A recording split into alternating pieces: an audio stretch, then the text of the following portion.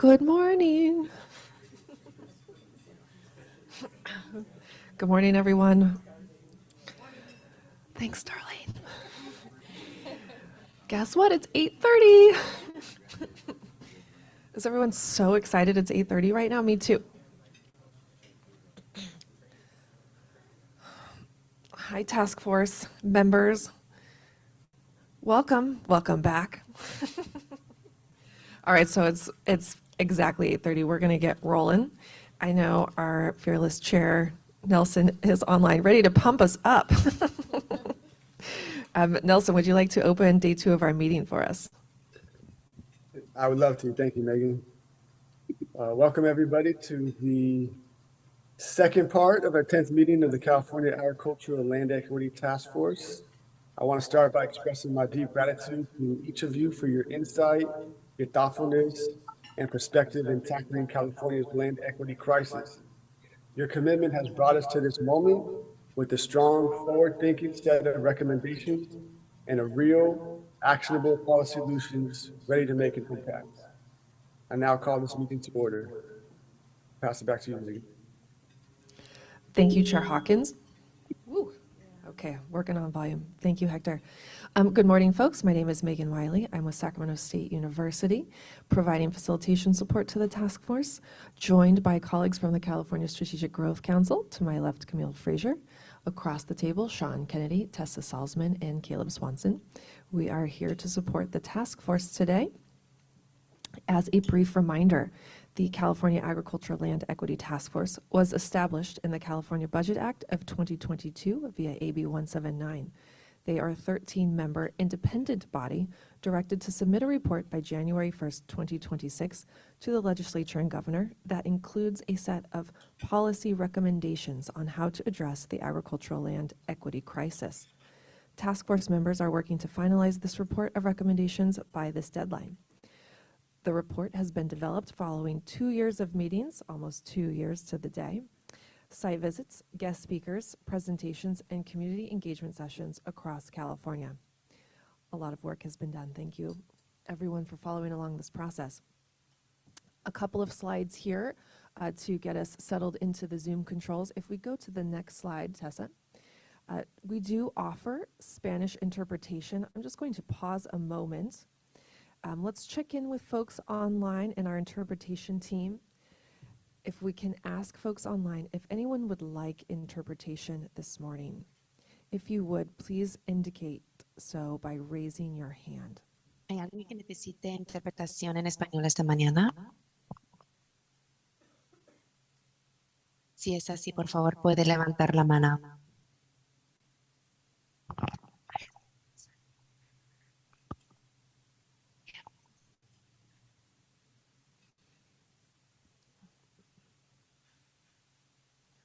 Okay, we'll check back periodically.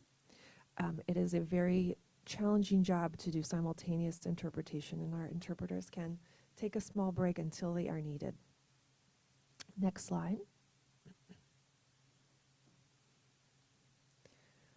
A quick review of Zoom controls. You can find your raised hand feature if you are a panelist or a task force member at the bottom of your Zoom screen.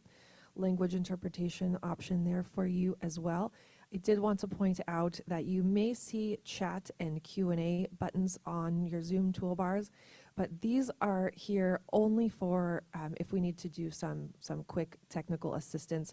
All of the conversation needs to be kept in our room here, so just a friendly reminder to task force members just to please engage in dialogue and only use the chat if you need to. Let us know you're having audio issues or you need to step away for a quick moment. Next slide. Public comment. We have a few opportunities for public comment today following the conclusion of each agenda item and also a general public comment session before we close out. If you're joining us in person, there are comment cards on the back table along with the materials, and you're welcome to fill out a comment card associated with each agenda item. Online, if you would like to complete a form, the website to find those at is sgc.ca.gov/meetings-events. Again, you can complete a separate form for each item you wish to speak to. We can review these instructions when we get to those sessions as well, and then we'll ask you to raise your hand on the Zoom just so it's easy to find you and let you know when to unmute your microphone. And we do ask that folks adhere to a 2-minute time limit for your comments, and we'll help you keep track of that as well. Next slide. Participation guidelines. Standard across all of our meetings here for task force members, staff, and any members of the public joining us. We create a space of mutual respect. There is a lot of differing viewpoints, interests, expertise around the table. And so we all work together in order to share and listen and learn and build the most productive and impactful recommendations reports together. We do that by agreeing to use respectful and courteous language. We avoid judgments and editorials, meaning trying to ascribe motives to someone else's comments. And we need to stay on point, so keeping our conversations related to the topic at hand. So thank you, everyone, for agreeing to those participation guidelines, both in the room and during comment sessions. All right, let's do a quick roll call to establish quorum. Let's start with our online contingency this morning. Chair Nelson Hawkins. I am here. Member Leah Schwartzman. Here. Member Ruth Dahlquist Willard. Here. Great, and I see Vice Chair Emily Bergenio as an attendee online this morning. We'll move you over to a panelist, Emily, so that you can unmute and freely and connect with us. Let's turn to folks in the room, starting with my left, Member Darlene Franco. Here. Member Irene De Baracua. Here. Member Thea Rittenhouse. Member Doria Robinson. Member Nathaniel Brown. Here. Member Dorian Payan. Here. Member James Nakahara. Here. Member Chizel. Here. Fabulous. Quorum is established. Oh, and Emily, you're a panelist. If you would like to unmute yourself and say good morning. Morning. Here. I'll be there soon. Fantastic. Let's make sure, Nathaniel, Dorian, you have your comment or your tent cards in case you got to get in the queue? Oh, you do. Great. Sorry, they were flat and hiding. Okay, perfect. Thank you. We're ready to rock here. Let's go to a quick agenda review. Today we are going to, this morning, continue discussions on the report. Working session continued. We have a plan for that. We'll talk about it in a second. We have a break in the morning. We have a lunch scheduled as 12:30 today. So please, task force members, stack up on breakfast if you like. Breakfast will be out for another, 20 minutes or so. Lunch will be at 12:30 to 1. It is a shorter lunch break today. I think it's a sandwich bar so that we can return more quickly and then continue on with work planning and next steps after the lunch break, and then general public comment, and we conclude at 2:30 today. So what we would like to do in terms of our working session, staff did some work last night following our meeting per our conversation. So we've got some new ideas to share, but what we would like to do is first start the conversation with what we used to call Goal 5. We're calling them recommendations related to secure land tenure, otherwise listed as items 5.1, etc. So it's just acknowledgement that we might accidentally use the word goal, but they will no longer be called goals in the report moving forward. Okay? So let's start with items 5, and then appendix, and then come back around and re-engage in conversations related to topics 2, and they're connected to, then they'll have impacts on a little bit of 3, and then bringing back conversation on 4. So that's the plan, because we didn't want to get stalled up. Everyone is very aware of our time crunch today and for our process overall. So just want to encourage us to be thoughtful and concise with our comments. If you have an idea on how to improve something, or if you're not in support or in alignment with an idea, what is most helpful is if you can propose a concrete proposal to move forward, a direct text edit. We might be forced to kind of put ourselves in a place where we need to make some decisions today on how to move an idea forward. We might need to dust off those menu of options that we prepared for you yesterday, look at that and kind of call the question. So let's just keep that in mind. We might have some spaces where we have to look at different options to move forward. Okay. Let's hit it. Starting with number Megan, 5. I have a question. Oh, go ahead, Emily. After hearing from the public yesterday, are we going to add a policy recommendation around land consolidation? Yeah, thanks for that question, Emily. I believe that that would be something important to bring up when we get to goal 4. If you feel differently about that, please share it now. But I believe that right now goal 4 is where the current recommendations are sitting related to land consolidation. So Okay. if we can, does that sound good to you? Yeah, no, Okay. as long as we're addressing, because we did get a lot of feedback yesterday. Okay, thanks for bringing that up, Emily. So holding that discussion, let's, if we can, turn to page 52 in your printout. This set of recommendations 5 related to secure land tenure. The reason why, as Megan said, we're starting here this morning is that this text has not changed based on the discussion yesterday. So we just wanted to move through these ideas as they are printed here in front of you, and then we'll come back to that 2, 3, and 4 to bring up some of those ideas, Emily, as you just mentioned. So starting on page 52 with secure land tenure, we're going to start that process exactly as we did it yesterday for goal 1, for example, recommendations 1, and ask whether there are any flags related to this context section in goal 5 that anyone would like to bring up before we call the question of support. So is there anything in this text that anyone would like to discuss, address, that would impact your support for this goal? So let's start with that context section.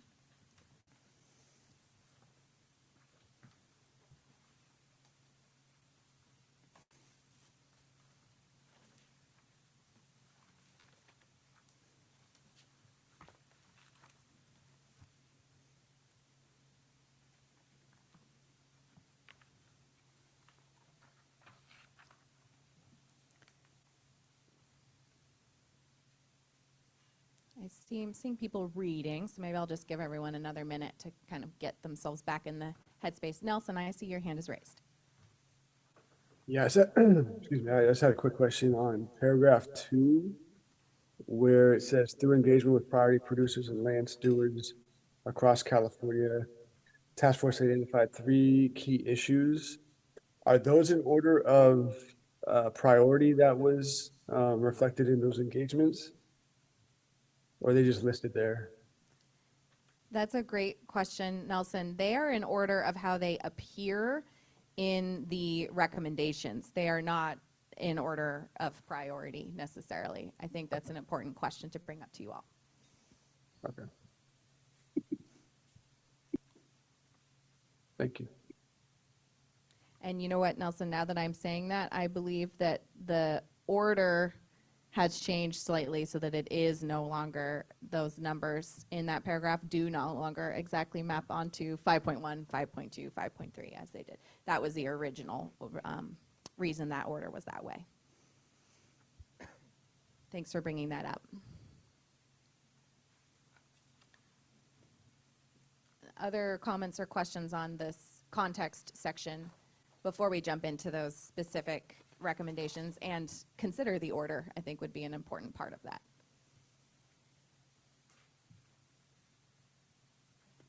Seeing none, so I'm going to ask for level of support as we do. So asking for support, if you could indicate your level of support, either green, support, blue, I can live with, red, I do not support for this intro section in goal 5.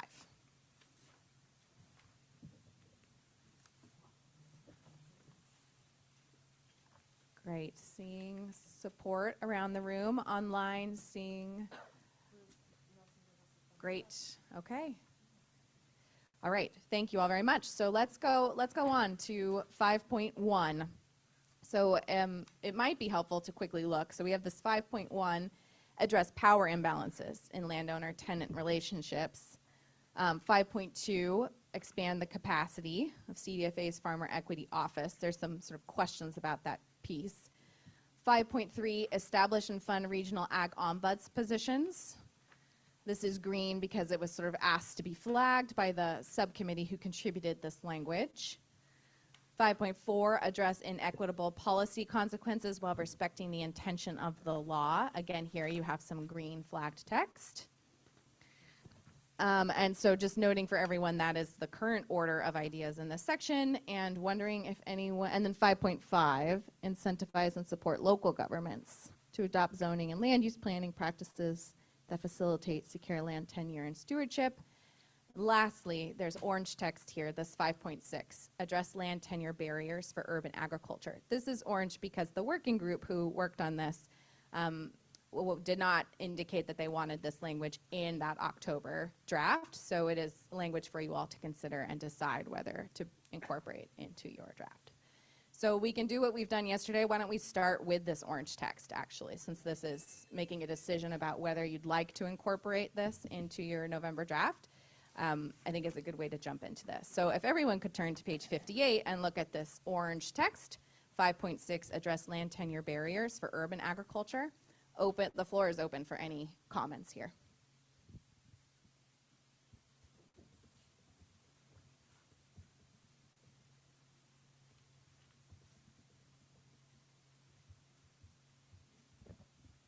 The question is whether to turn this text black and bring it into your draft. Oh, Thea, go ahead, sorry.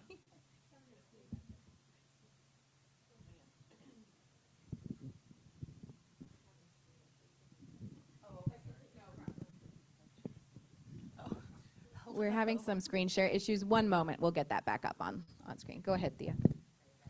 Thanks. No, I support this addition in here. My comment is just on C, because I think that this could actually be more suited to be practices within existing grant programs. It's certainly an area where some of CDFA's own programs, incentive, climate smart ag programs, could be expanded to include those types of incentives or those types of practices.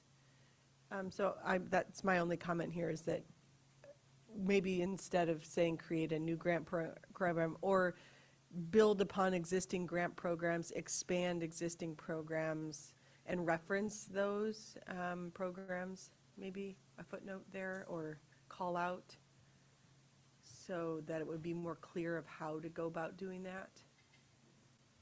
There have been some barriers as to why urban meters in urban spaces haven't been done in the past, but it doesn't mean it can't, happen. And this would help to raise that issue. Go ahead, Doria.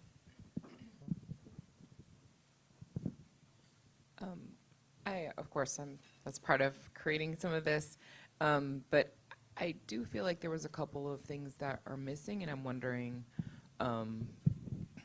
if there's room to add. So we also had a recommendation to provide example zoning code, so that jurisdictions that wanted to make urban agriculture legal in their jurisdiction had an example of where it was done in other places.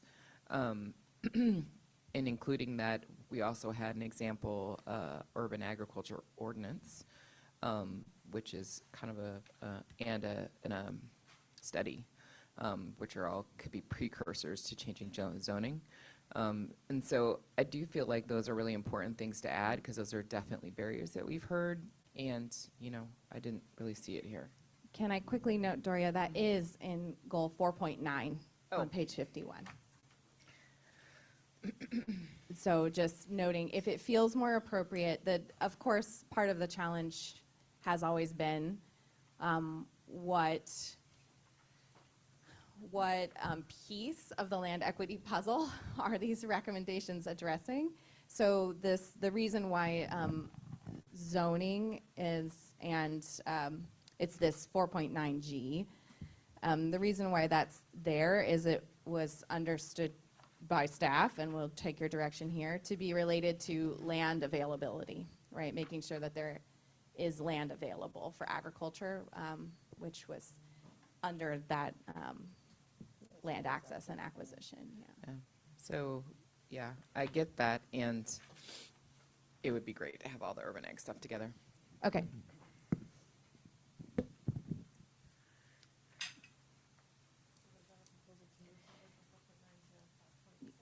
Confirming that that's a proposal to make all of these urban agriculture recommendations clustered in one space that are currently listed in this 5.6 and 4.9.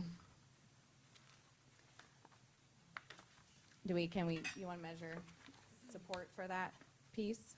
Yes. Wait, go ahead, James. Oh, and the camera,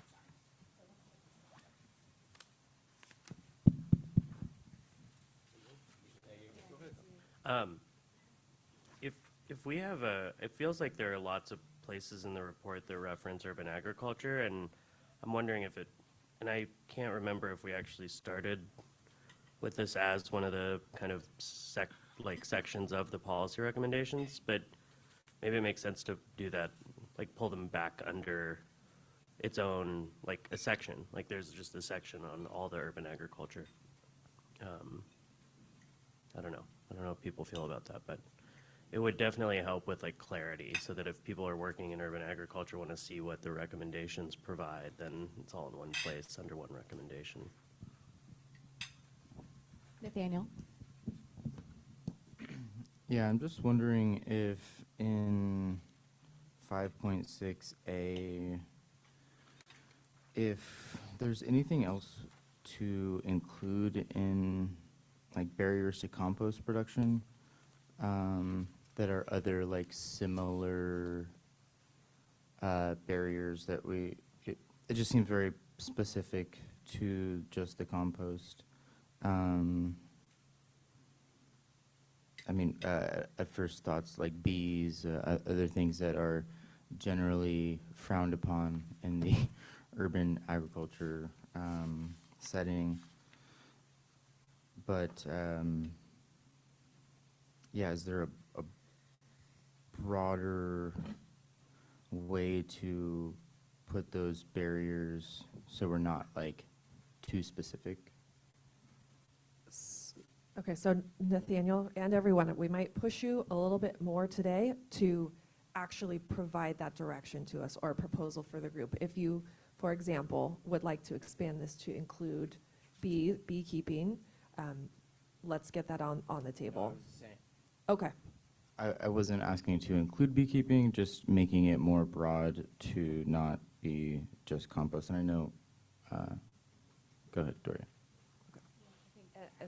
I think Doria would like to respond. Ruth, if you're okay, Doria would like to respond to this idea from Nathaniel, then we'll turn to you. So in 409G, it refers to general plan amendments. And in the example general plan amendments, there's a whole table of adjustments to rules around things like chickens and bees and all these things. Compost is a little bit different because there's a whole other kind of world of restrictions around it. That's why it was kind of called out. But in that example for general plan amendments, it actually gives a lot of different ways you can adjust permitting, make things administratively permitted or not need a permit at all, or reduce the barriers to conditional permitting, increasing the amount of bees or chickens or whatever so that it can support an urban agriculture practice. So it's in there. It's just it's in the weeds. It's in the details because there's so many things to address. Ruth, go ahead. I support pulling this out as its own section, and I wonder if it would also strengthen it to note in the other sections where the content is kind of cross-connecting. Maybe we could add bullet points that say, as described in section 5.6 or something like that, like just refer to it so that it's clear, because there's a lot of things in here that also connect to the other sections, and I wonder if that would strengthen it to note where those connections are. So there's a proposal here to take this urban agriculture that is currently in 5.6 as well as in that new language in 4 make that its own section. So to make sure I understand the proposal, and then let's all go around and get support. This would be basically a section 6, prioritize and promote urban agriculture, or something like that, that is focused, a section focused on urban agriculture. So I think that's the proposal on the table. I'd like to see, if I've got that right, I'd like to see support for that idea. So reiterating, the proposal is to create a section specific to urban agriculture, and as Ruth suggested, I think in other spaces, flagging the kind of cross relevance there where necessary. So please indicate support.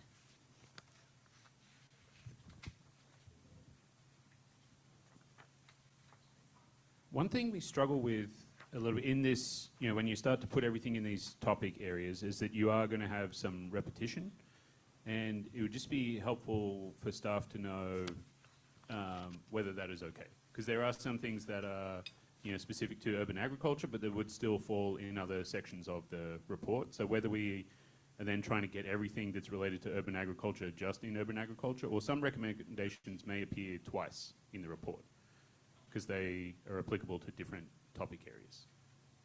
I will say that it makes our life much easier if we go in the direction of these are all the things that relate to that topic, and there may be some repetition throughout, rather than nitpicking, is this really urban ag or is this really this? So if there is general support for us to take that approach, then we can go forward and do that. I'm seeing a lot of head nodding, so I'm going to take that as yes.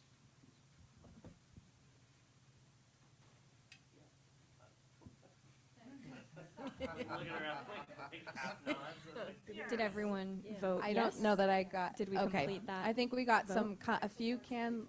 Okay. A few can live with, and all. Okay. And the so rest we'll support. create a new section for urban ag.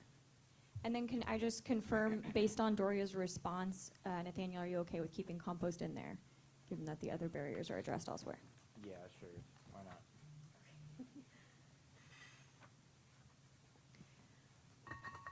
Okay, so that language will be compiled for your review in November. All right, so thank you all for reviewing this. I know we will come back to that language that we see in 4 as well, but let's go back to, now that we've reviewed that orange text, let's go back to 5.1. I think we should take this sub-goal, or not recommendation by recommendation. There we go. If we can start with 5.1. Oh, Nelson, go ahead, Real sorry. quick, are we going to move on from 5.6 then, if we're restructuring that urban ag as its own section?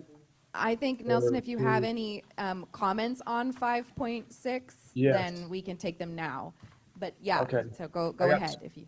Yeah, 2 comments. So on 5.6B, I think we need to take out fund research and just say reduce water rate more directly, stronger language. And I don't necessarily know what fund research to reduce water rates means. I feel like we just need to be more direct in like reducing water rates because they are higher in urban municipal areas. And then the other thing I wanted to mention, I guess since we're going in a direction of urban ag as its own section, it might make more sense to talk about it then, but I wanted education to be a part of that conversation and to be listed here, maybe as, D, maybe the 4th point, education for folks in the urban, that live in urban areas to engage with agriculture through urban agriculture production and spaces, as well as education on all the nuances that come with urban agriculture in general. Thanks, Nelson. Tessa's, I think, looking at that right now. Ruth, go ahead. Well, just looking at the water rates part, I mean, to both support urban ag to conserve water and kind of reward water conservation efforts, I wonder if B could be expanded to include research, education, and policy changes, because it's more comprehensive. And I mean, I'm okay keeping research in there. I'm interested to hear from the subcommittee that put this together if they had specific research interests in mind. Because sometimes research can inform policy, like if you can show that those parcels of land are using water efficiently, that can help argue for the lower rates or the, you know, that this is not someone's front yard, or what's the benefits to the community of having this food produced. That can help make arguments for a policy that would benefit them. But I'm interested to hear what others thought. I think our thinking, and you can help me on this because you were in that group, our thinking was twofold. It was the benefits, like you just said, you know, that there's a bigger benefit to urban agriculture than just personal use, that you're feeding community and it has a community benefit and health benefit. But then also we were unsure of the jurisdiction, whose jurisdiction it would be to change water rates and what kind of, you know, it's kind of depends on where you are, what kind of water you have access to. You know, there's recycled water, there's, you know, there's all kinds of different things. And so we're like, we actually need to understand this better. And that's why I think the research was there, is just because, you know, whose jurisdiction is it? How do you make that policy change if it's a private entity? What kind of water lines exist that you could access? Because some communities have recycled water and whatnot, which may or may not be usable depending on what you're growing. Like if you have an orchard, you could use that, but if you're growing, you know, crops, you can't. Anyway, it just feels like there would need to be more thought. So that's why the research was there. And just to go a little bit more off that, I know this is going to be unpopular opinion, but the research would be needed to really determine that, and kind of based on what Ruth said, to show that there's avenues and a too high of a cost. Because if we looked at like paying your monthly water bill versus, you know, installing a well, it would be probably cheaper to keep paying the municipal rates. Nelson, and then I think we should, if we can, move on from here. It's got a lot more content. Go ahead, Nelson.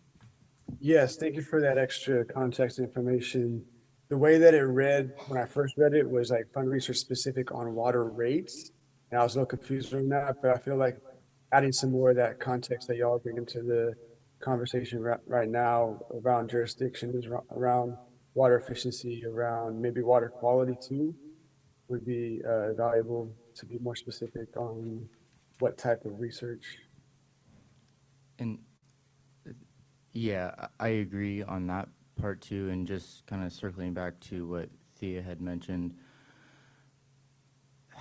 I do feel like there needs to be new programs, because urban agriculture is not going, well, if we can expand on existing grant programs to include urban agriculture, because the measurements, and you know, Nelson and I have talked about this extensively, it's when you're on an urban agriculture, you're not able to show the benefits, and that's where that research should come in and show that your water usage, although it's not over hundreds of acres or acres, it's still reducing and adding value to how you're practicing.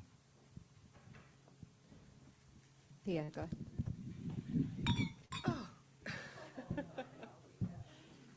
My document here. Sorry, just a quick note. It's okay, Ruth. Just a quick note that I think that this is, that we do, CDFI does have an urban agriculture grant program that was just funded through Prop 4, and so this recommendation could directly inform that program. So I think it's really important that we get this right here, because, you know, that funding is coming in the next year.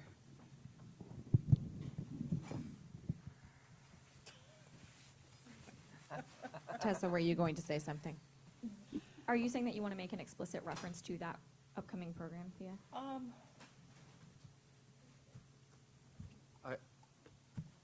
I don't know. I mean, we could. Or maybe it's like expand existing grant programs. Yeah. For example, CDFA's urban agriculture grant program I mean, I understand what you're saying, Nathaniel. It's definitely, I agree 100%. It's like there's a whole different set of, factors and research and policy changes that specifically for urban ag. I 100% agree with that. My only comment was, we could reference the urban ag program here to make sure that gets traction, you know, in the next year when that program is getting stood up, because it will include infrastructure.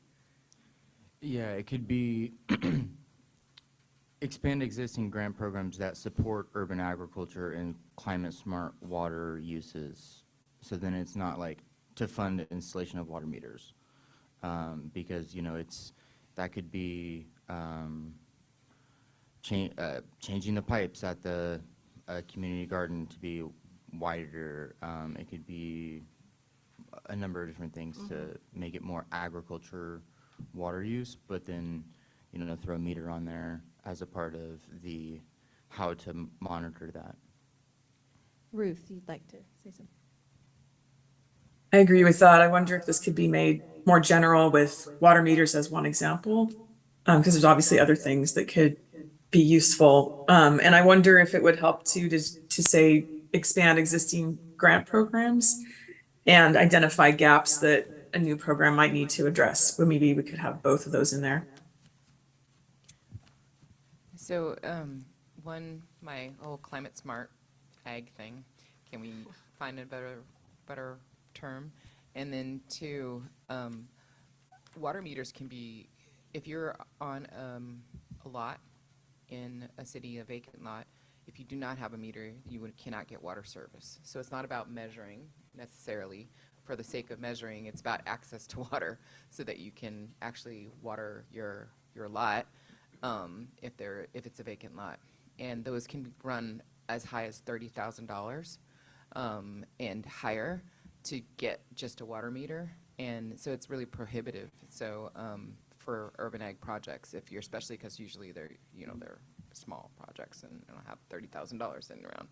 So I just wanted to call that out. It's a major barrier to people accessing vacant land and being able to actually grow on the site. If not, people are running hoses from neighbors' houses, right? So I just wanted to make that clear and why it's called out. Thea, is that still a card no, up there? sorry. Okay. So thanks for this conversation. I think what staff can do from here is when we're consolidating these points about urban agriculture into a new section, just make sure all of these places where it says fund something, model other structures we have in this report that will say including these costs, and then what you all have talked about will be mirrored there for you. So again, in November, let's make sure everyone reviews this language carefully to ensure that it was captured correctly. All right. Thank you all for that conversation. I think there were a lot of helpful details there. If we can we come to 5.1? Please, everyone ready to head back? So this is page 53. Address power imbalances in landowner-tenant relationships. Page 53 of your print out. It looks like it's 54. We're good, yeah, you're good. Asking for flags, anything that needs to be changed before we call the question of support. Leah, please, go ahead. Hey, everybody. Good morning. I would love for some of the experts in urban agriculture to just take a closer look at the Agricultural Tenant Bill of Rights. I feel like it does a decent job, but I know that it's not addressing everything. I don't know how much more time we have to add edits to it, though. I defer to SGC staff. But I just would love to have that urban ag lens on these proposals.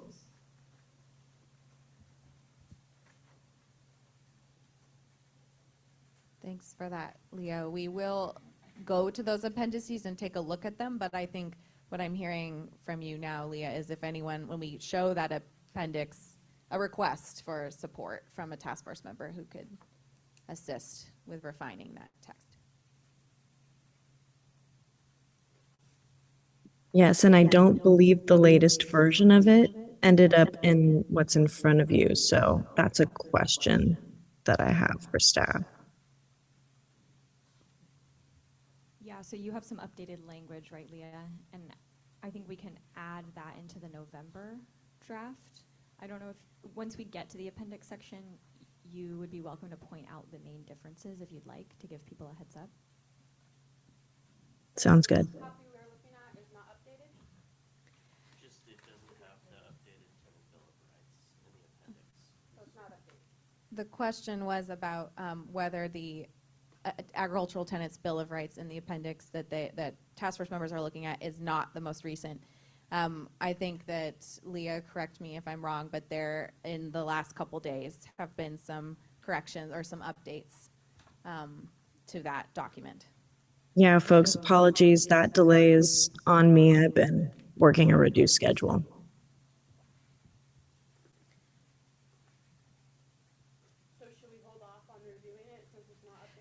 Emily is asking whether a review of that appendix piece should be done in this meeting, or if we should wait on review of that until the updated language is being reviewed. Task force member, I mean, this isn't just for Leah, this is a question for everyone.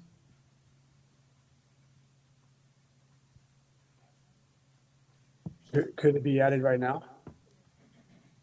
Do we have the text available to add it right now? Yeah, staff do not have this document to show you right now. Well, so that's a question, Leah, when we get to the appendix section, do you want to pull up the document that you were working in, and then we could actually review it in place of the appendix in this current document that we're looking at? That could be an option. We could definitely review it together like that. Great. I shared it with you. Yeah, so I could pull it up. Do we want to finish 5.1 Yeah, and then we're get to the finishing, appendix? yes. So we have a plan for that appendix piece. So I'm not hearing any other flags for 5.1. I know we need to review that appendix piece, but I'd like, Dorian. Just a quick point. I know that we added trying to expand the lease length from 51 to 100 years, and I'd be curious, especially with folks who have worked with long-term ground leases, if that's presented a limit, and in what way, if farmers are wanting to lease more than 51 years. I'm just curious because California does offer one of the longest lease terms for agricultural lease, and I know that when you read like the legislative intent behind those terms, it was so as to not promote feudalism, and so I know that it's especially now when we have a lot of institutional landowners, like I'm just wondering, would that be an intended barrier where an institutional landowner can just have a 100-year lease, you know, and we're not actually addressing land equity more intentionally? So I'd just be curious, yeah, folks who have worked with long-term ground leases, I've worked with a few, but not many. Leah and then James. Yeah, when this came up, I was really interested to have a robust conversation. I think it's a fascinating topic, and I don't fall on either side of it. I do note, though, that actually when I'm working with agricultural producers who want to develop a ground lease, it's actually tax assessment that ends up limiting the term that they choose, because property taxes are assessed if you have a lease of 34 or more years. So no one's chosen to go above that barrier, even if they were given the opportunity to. That's only a handful of opportunities that I see. Typically, ground leases that I am seeing are structured with institutional landholders. So it's like an ag commons and a land trust relationship. So I haven't seen it utilized between, just a single independent farmer and a landholder. But the history of it is fascinating, and I'd love to chat with you more about it.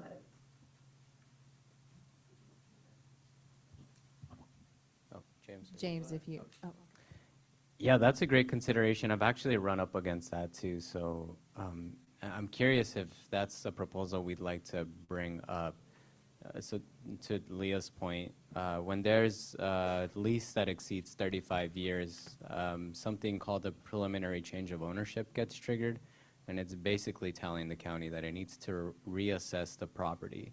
So that might also jack up the taxes. It might be a recommendation that a preliminary change of ownership doesn't get triggered so that those taxes don't get increased, especially with a long-term lease.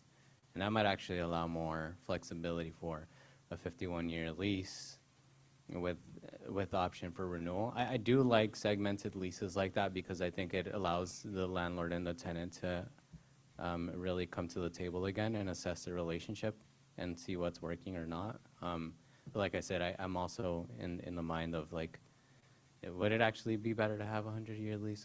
I'm not sure. So I don't have the information to form that opinion, but I do like the idea of possibly changing that when the preliminary change of ownership gets triggered. Can I ask, Tessa, if you will put that like as a draft recommendation, because we just can't read that. Thank you very much. And then I had James and then Nathaniel. Thank you. Hello? I had a comment, I was gonna pull it, but I'll say it real quick, just that maybe we can be more specific to address the issue about like, I'm just thinking about, like, maybe we should be specific and see, increase the maximum allowable length of leases in California for priority producers, and just be like explicit about who, to prevent like other, types of entities from utilizing this tool of a 100-year lease to preclude other people from getting access to land. But I have nothing to say about that robust conversation that just happened that was entirely over my head. Tessa's working on some language now. I'm making a note about that proposed addition so we can also get that in the draft. So this increased maximum allowed for priority producers and land stewards. Could we just, sorry, Dorian, if we could like sort out, just to make sure we captured what you had proposed in there. That worked. Oh. Yeah, I think you were doing a good job. Yeah, that worked. Sorry. Preliminary change of ownership, or they call it P-Core too.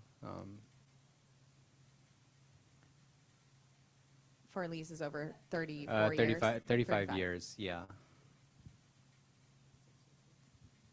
Preliminary change of ownership report. It's a sub-bullet of C, or is this a separate bullet to kind of accommodate for the issues that you guys were discussing in C? I think it could be a sub section of C, and then add, I think, the caveat that maybe James brought up of, who has access to extended leases.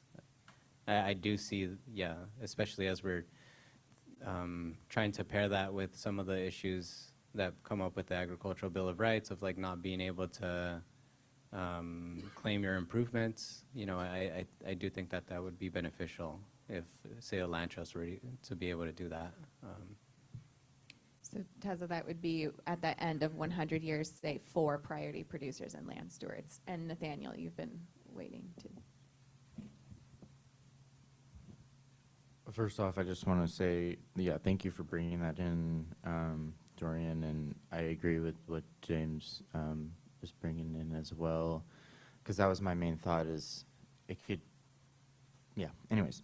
I just wanted to jump back to, I know it's not fully updated, but it's kind of a main part of Appendix B, the Tenant Bill of Rights.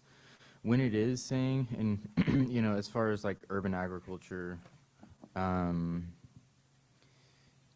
an agreement with whoever, whether it's a landlord or the city or, access to a community plot, I don't think they're going to be looked at as like agricultural leases, and how to address that or put in different wording there for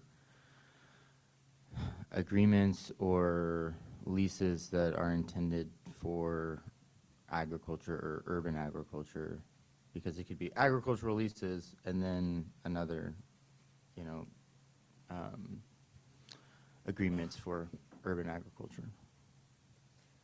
Dorian, and then we're going to need to advance. Just to address that quickly, so leases that are made on city lots can go up to 99 years, and they're not considered agricultural leases. So that might solve for that already. Yeah, just wanted to add that. Can I ask whether so we're going to actually review the updated appendix. So let's not work in the appendix right now. Did anything that just you mentioned there change this 5.1? Let's hold that, right? I just want to make sure that there wasn't anything that needed to change. No. Okay, we will come back to that appendix. I don't want to lose what you said, but just noting.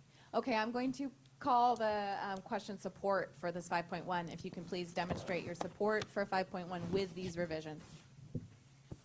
Thank you all. I'm seeing support. We have a live with online, and okay, thank you all. Appreciate that. Let's move to 5.2. Noting that there was a question here for 5.2, at this point, the conversation about expanding the capacity of the Farmer Equity Office, if you read through these sub-recommendations, right, these specific actions, you'll note that they are really focused on regulatory coordination and compliance. So just noting that if that is the direction this office, you'd like to recommend this office be expanded, that is currently represented. But just wanted to flag for everyone the scope of this recommendation at this point.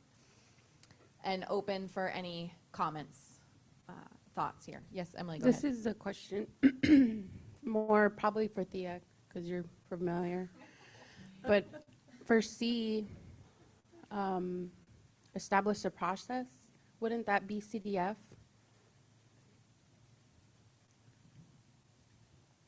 To do that, not. I just want to make sure what recommendations. I would say that's already happening. I mean, we've already established that through our communities, one of which you're a member of. Right. So yes, I do think C is already established. I think it needs The to be process is enhanced for sure. established. I know I've But vocalized it. Well, we could say enhance then. Yeah. Instead of establish a process, enhance the process. Yeah. That one didn't make sense to me because at first I was like, who are we? Are we recommending the governor to establish a process when it's already established? So Enhance the process. yeah, shifting that language to enhance or support or advance. Probably advance would be best rather than enhance. Advance. Mhm. I just wanted to comment that both 5.2 and 5.3, the new establishment, those are both recommendations in the recently released regulatory alignment study. One was to specifically fund a regulatory alignment position within the Farm Equity Office, which it seems like that is, and I didn't propose that. I feel like I don't know if I should be I'm trying to, I support this clearly, but I think it has also been proposed, 5.2 generally, like the position related to regulatory alignment has also been proposed within the regulatory alignment study. If we want to reinforce that, we could, or be more specific and align with that specific language, also an option. Currently, there's no funding to do that, but it would be, if that's the need for related to the task force, maybe we should align with that position as it was already published in the other study. And for 5.2A, that officer is already seeing loss of staff due to funding. So I think we need to update that language and say like prioritize staff or something like that. So would you say prioritize funding to the California Yeah. to increase staff? Okay. Yeah, because they intentionally, removed funding. Or didn't fund any. Permanent positions have not been funded, that's correct. We lost funding for a federal grant. And we're not able to keep that additional position, but that is the intention now, is to have permanent funding for the office, yes. I see Ruth, is that a hand up to jump in? Did we add permanent, oh, there it is, permanent funding. And then I think on the regulatory alignment study, there's other places where we reference this also in the regulatory section. I think it would strengthen it to add that here, just to reference the study and implementing the recommendations in the study. And I think that it boosts it, because none of this is actually funded when it's just recommended. The other thing I would say is on C, although that process already exists within CDFA, I'm not sure what exists within other regulatory agencies that would encourage them to work with CDFA's Farmer Equity Office on these things. So when it says ensure that their feedback is provided to regulatory agencies, is there a way to say something about their, obligation to respond to the feedback, or a process where they meet and discuss the feedback, not just providing the feedback, but actually facilitating more discussion around the feedback and leading to policy recommendations? I agree. It should be like a required review rather than a optional feedback.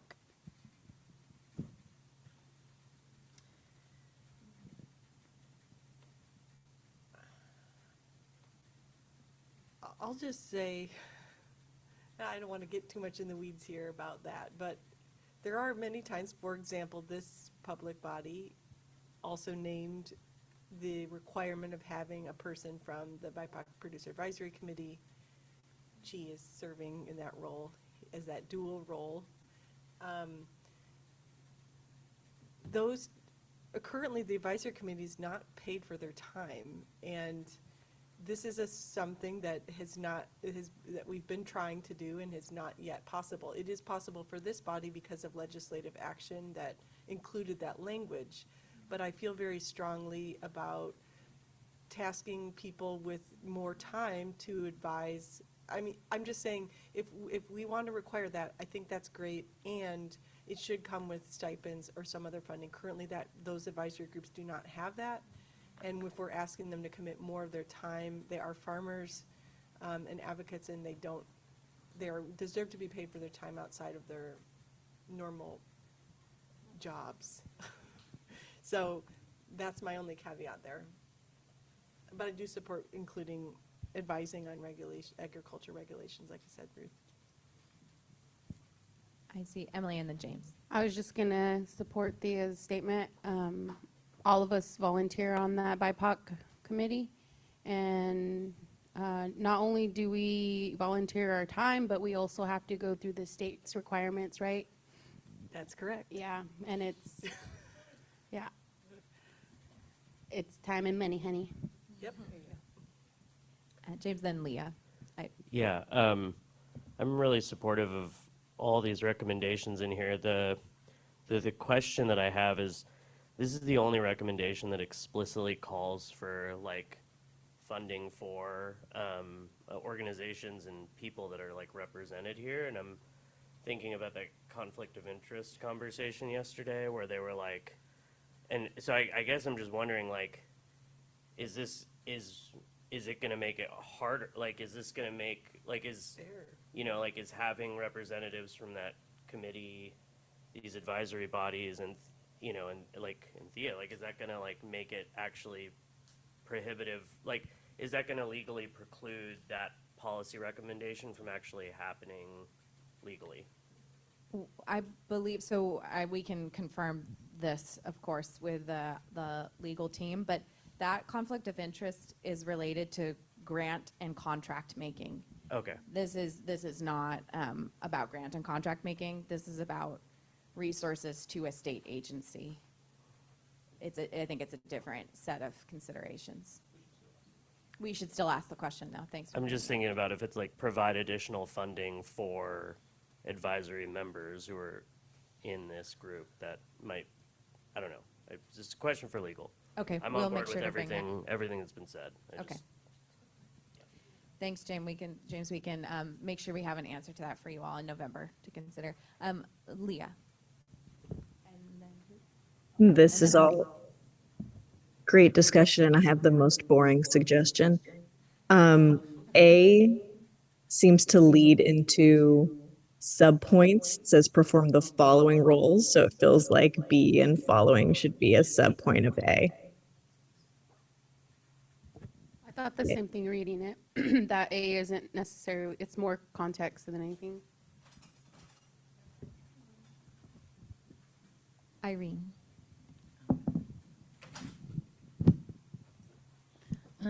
So this might be a little extreme, I don't know, but I know we've been talking about like more of also a local office of agricultural equity, especially here in Ventura County. And I wonder if maybe that can fall under this, where it's like a satellite office of the equity office that's piloted in a county. But that might be too much to ask right now on this, right? If we're talking about expanding, like maybe trying. Could you frame a recommendation there, Irene, so that task force members can see it, what it would look like? Can you, I know you're putting you on the spot. Oh, like but right is now? there- Yeah, Oh. is there like a proposal basically on the table? Yeah, I mean, just sort of like how the Farm Worker Resource Center, there's a bill that, well, that began here in Ventura County, the Farm Worker Resource Center. So I'm just looking at something like that. Later, another bill came out to establish, I think, 3 or 4 more. So maybe just a satellite, when we're talking about expanding the Office of Equity, Farmer Equity Office, which I would love if it was called Agricultural Equity Office, but that, I don't know if that can be changed. So anyways, just, I would just say an extension, and to be honest, I don't know. I need to think about that, how to word it, but maybe someone could. Were you going to say something, Tessa? Or- Well, just how does this look based on what you were just describing? I know these letters are off now, don't mind that. And then are you making a proposal to change the name of that office to the Agricultural Equity Office? Or you can frame that as a proposal if you are. Sure. Yeah. So let's just take that proposal and do a really quick support check. Who would like to, the proposal that recommend that CDFA's Farmer Equity Office name be changed to Agricultural Equity Office? If people can just quickly support on that small proposal, do you want to include that recommendation? Just so that we can either table that or move forward.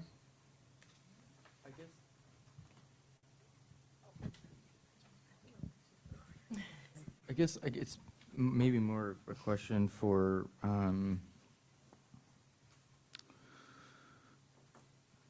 CDFA in general, like that. They do.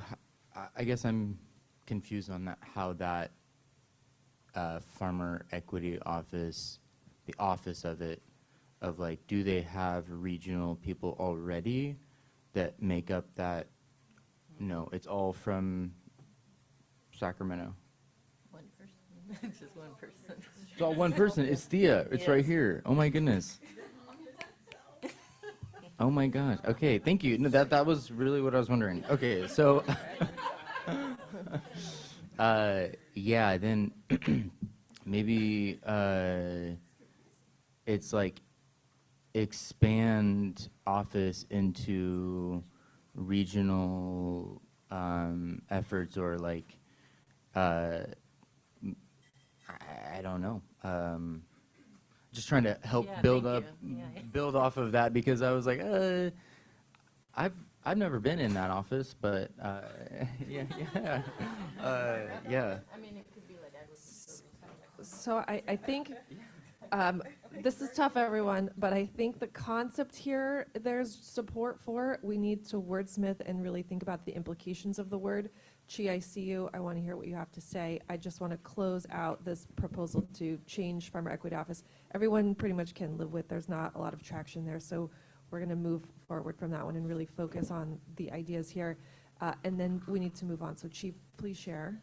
Yeah, I'm just curious what these regional offices of the Farmer Equity Office will be tasked for. What is the role and what is the main purpose of creating these? Because in the next bullet point, we are creating these agriculture ombuds positions, and are we duplicating all those kind of positions?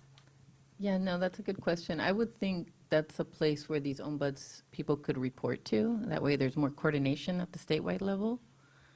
And I don't know about the regulatory part, if that would be considered ombuds people reporting to a regulatory body, but because I know that's something we don't want. But I do think like a they would be the ones in charge of outreach, education about what the equity office, offers to an extent. That's what I see the satellite office doing, and maybe being a place for these ombuds people to sort of coordinate with and report to as well. Ruth, James, then we'll need to call the question. I'll be quick, just to agree that the ombuds should not be placed within a regulatory agency. But I think the concept of liaison makes a lot of sense, of just a coordination. And to Chi's point, I think it is really important to define what the scope of that would be. I support any expansion of CDFA's Farmer Equity Office, given that, there is only one person permanently funded there. So I think whatever has traction, I support expanding. Nelson's in support. James, please. Yeah, super quick. Agree, increased permanent staff capacity, and I know it's jumping a little bit, but I agree with what Ruth shared. Like, I think it's important that they're part of a non-regulatory agency, but I think that there could be a liaison function to the equity office from the, that could be the functional kind of outreach component that is embedded in counties or, series of counties where there's mixed UC cooperative extension or RCD jurisdiction or something like that. And then that could be the feedback up to CDFA's equity office around B and C and D. Thank you for the additional context. Very helpful. Let's please call the question as to the concept here, knowing that we need to wordsmith it in order to accurately reflect the details just discussed. How are folks feeling? Support, can live with, do not support. Okay, around the room, supports, 2 can live with. Support online. Okay, support. So we're going to work on this and further develop 5.2 in alignment with the discussion. As a time check, folks, we need to get through 5.3, 5.4, 5.5, and ideally at least one item in the appendix before 10:15. It is now 9:38. Let's move right along to that 5.3. This conversation already began a bit, right, related to this proposal for an ag ombuds position. Anyone would like to flag any language here that needs to be addressed before we can call the question? Chi, go ahead. I see there is name tagging, like providing examples for those ombuds positions. And you see is there, I think one of the agriculture ombuds position is hosted by RCDs. So I think RCDs should be mentioned here. So such as UC Cooperative Extension and Resource Conservation Districts.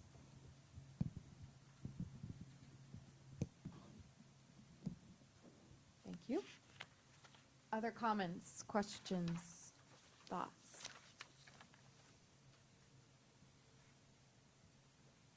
I will say this was workshopped extensively by the Goal 4 subcommittee, just to note that to the rest of the task force, and I almost want to just call the question after Yeah, Ruth that's goes. fine. James, go ahead, and then let's. No, I got nothing. Oh, okay. Oh, Ruth, I'm sorry. Just real quick, I do agree with Chi's comment to add the RCDs. I wonder what everyone would think of in B. Could the statewide coordinator be named as within UC Cooperative Extension? Or would you like to leave it open-ended?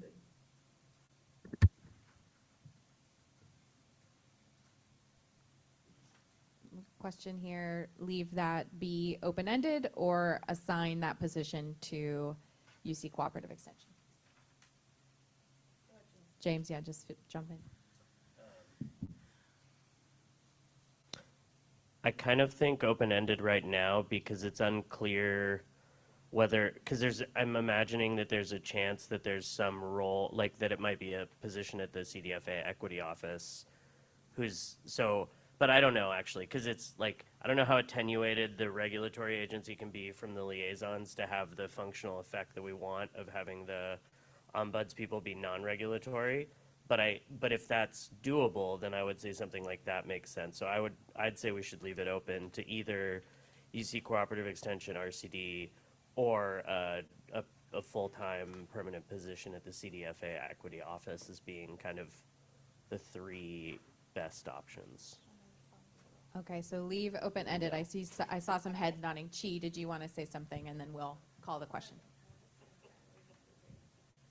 Totally agree with what James just said. I think it's better to leave it open because every region is different, and in some regions UC has a strong representative, and then some region RCDs are very strong. All right, so far that language is going to remain the same. Let's call the question on the language as written here. Please indicate your level of support. I'm sorry, can I add just one suggestion? Yeah. Could we at least say in Part B, within a non-regulatory agency? I'm talking about the coordinator, not the ombuds positions, but the statewide coordinator. Establish a statewide ag ombuds coordinator position. Within a public non-regulatory agency, That's my main concern. I don't think I think this would be a separate position from a farmer equity office liaison. Okay, so now we're showing our level of support for the language as written here. So just note if everyone will, if anyone needs to change, but I'm seeing support around the room online. Sorry to have you do it again, but if you could show, yep. Okay, that received support, unanimous. Thank you all very much. 5.4. Please take a look. Again, this is language that has been reviewed and workshopped extensively through subcommittees, through processes leading up to August and then an interim. Noting that. So I will leave it open if anyone would like to flag anything that would impact your support of this item, and then we will call the question.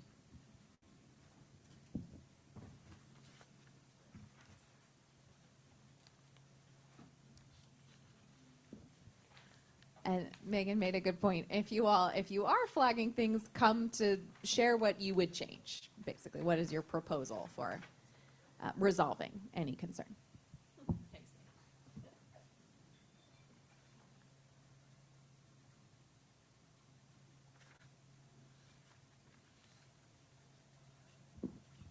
Ruth.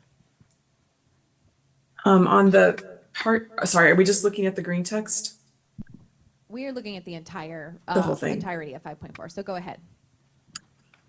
On point A, I or 1, the one-time fee waiver option, I think that needs to be defined separately for each regulatory program. I can't imagine that there would be a sort of a general process for that. Or maybe there's other ideas about how to do that, but is there a way to add something about, coordinate with each regulatory program to establish or something like that?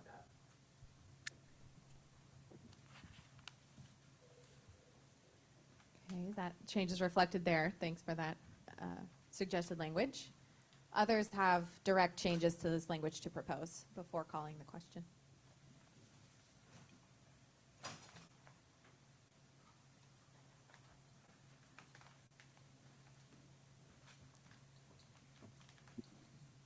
Ruth, is that a legacy hand up That's not a legacy. Oh, okay, go ahead, just jump in. On that same section, I wonder, is there anything else that it's important to specifically name for technical assistance? Because those 2 points are very specific, and I think they're important to include, but I wonder if there's anything else that needs to be specifically named about the technical assistance being provided. You're, to be clear, you're talking about 5.4A, Roman numeral That's right. 2. Correct, okay. Doria, did you want to say something? Yeah, I wasn't in this group, so I want to propose language, but I don't have all the information. So on the on the pest management policies and regulations, I feel like there should be a 3 that addresses small-scale farms, the use of kind of, I'm sorry. DV. Yeah, sorry. Yeah. So even if you are a organic producer or on the road to being an organic producer, if you use certain things, you have to, my understanding is you have to go through the full process of getting licensed as a pesticide manager, even if you have planned to use no intense pesticides. Even neem would fall under that. And that is like, difficult for small producers who don't even have a plan to use those kinds of chemicals. So I wondered if there could be a scaled approach to licensing where there's still a process where you need to make sure you're using things properly and whatnot, but to the scale that you're working at, and not that you would be, have to be licensed at a scale that would apply to a large commercial operation.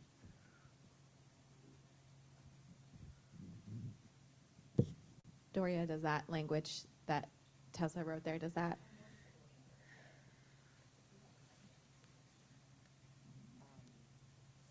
Unfortunately, I didn't spend a whole lot of time on this because I wasn't in this group, but if someone else who knows more could help, I appreciate it. Oh, James, is that where you would, yeah, go ahead. I think I was in this group.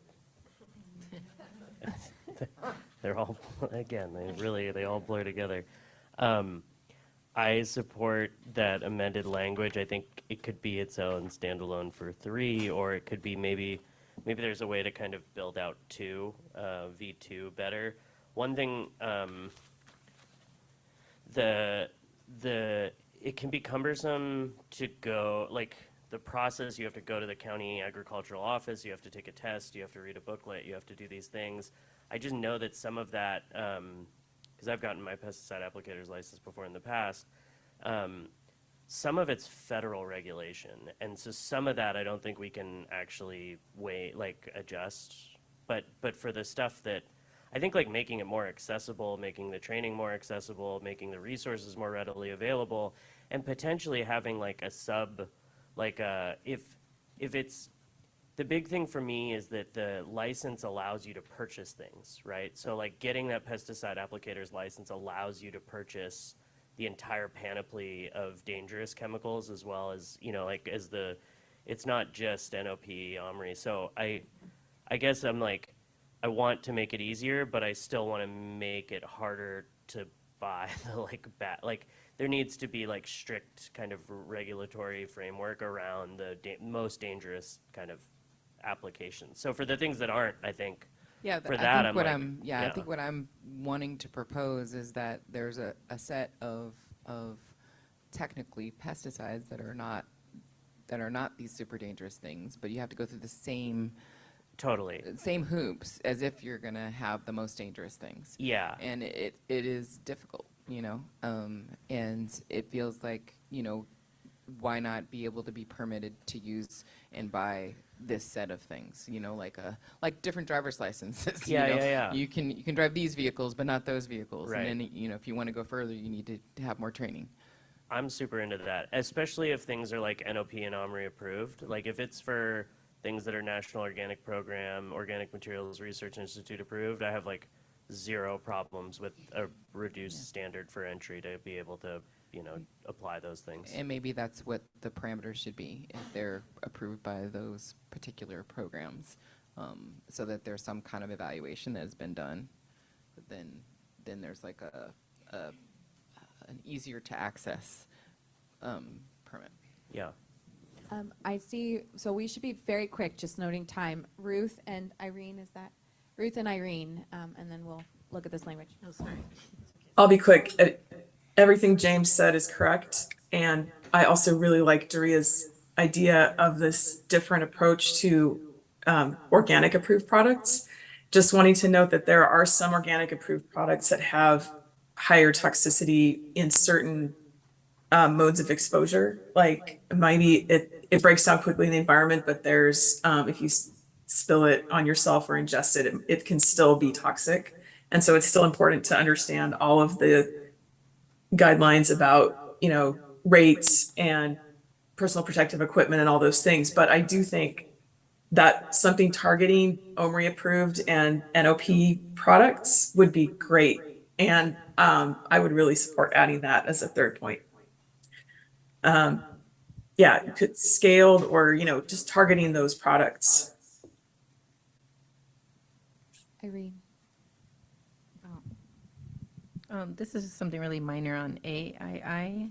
I didn't catch this before, but maybe just changing to farm worker-led cooperatives, if that is okay. Yeah, thank you. Emily, were you hoping to?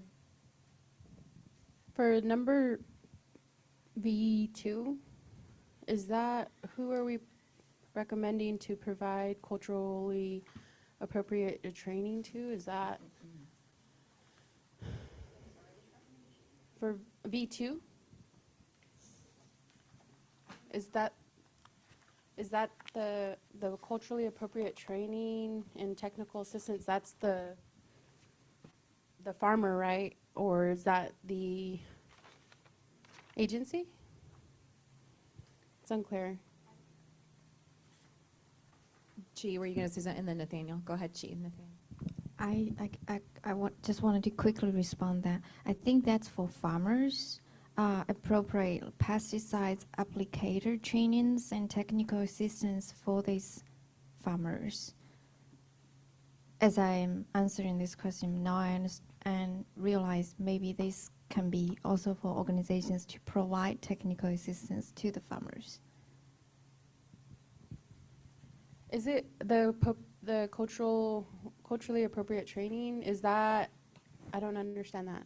So in the Santa Clara County, the Central Coast, California, there are lots of Latino farmers and Asian farmers. They need to get the pesticides applicator certification, but they couldn't get it because all the trainings, all the exams for that certificate is in English. So a lot of farmers, when they farm, they can't get that certificate, so they can't buy the pesticides. So it really affects their farm growth. So that's it. So it's the service provider that needs the training, then not the farmer, right? That's what it sounds like. It's the farmer. I think maybe the confusion here is that it's not providing culturally appropriate training as in training on how to be culturally appropriate. It's providing training that is attuned to cultural and linguistic difference. So training in culturally relevant, appropriate. The farmers need to get training and then take the exam. The training needs to be in Chinese or Korean and Spanish, and then the exam needs to be in Spanish, Korean, Chinese. And then we need also That need makes sense. Yeah, we also need to fund like UCCE their employees so that they can provide technical assistance and provide those kind of training to the farmers. Okay, I'm sorry, I was misinterpreting it, but that totally makes sense. It was ambiguous, so thank you for correcting that. And Nathaniel, you wanted to. Yeah, I just want to go off what she's saying. With the UCCE, they will provide trainings to like nursery people and workers. So I feel like there is like a lower NOP and OMRI approved product that we could get out of them for smaller applicators or farmers that are not applicating as much, but it is extremely important.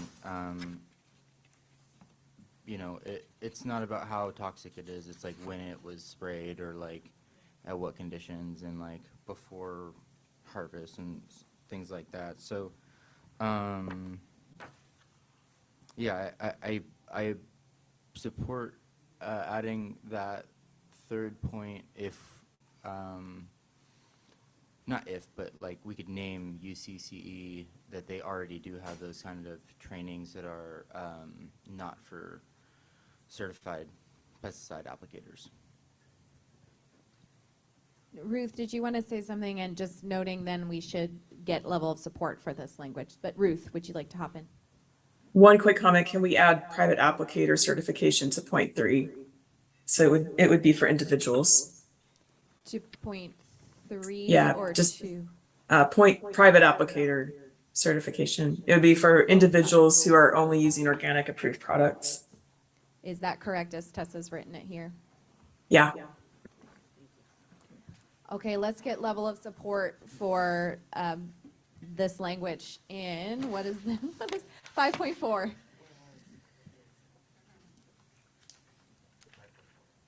Yes, please indicate support for the language as revised in 5.4.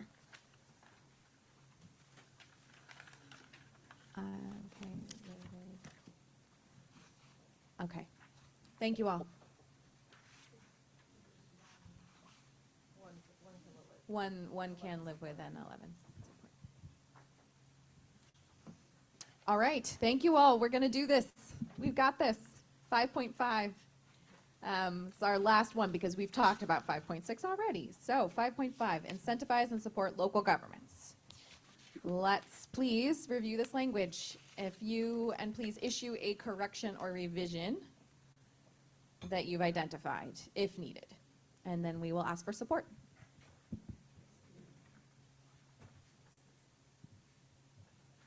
Leah, go ahead.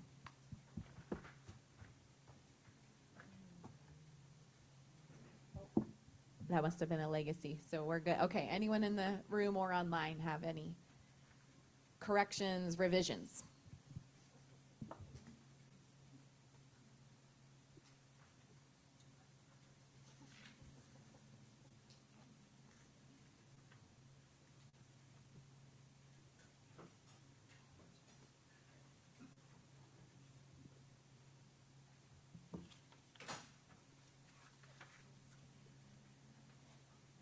I like this. I'm seeing some people are starting to put up people are starting to indicate their support. That is helpful, actually. I like this method as you've read it and feel. This is just 5.5, right? Just 5.5.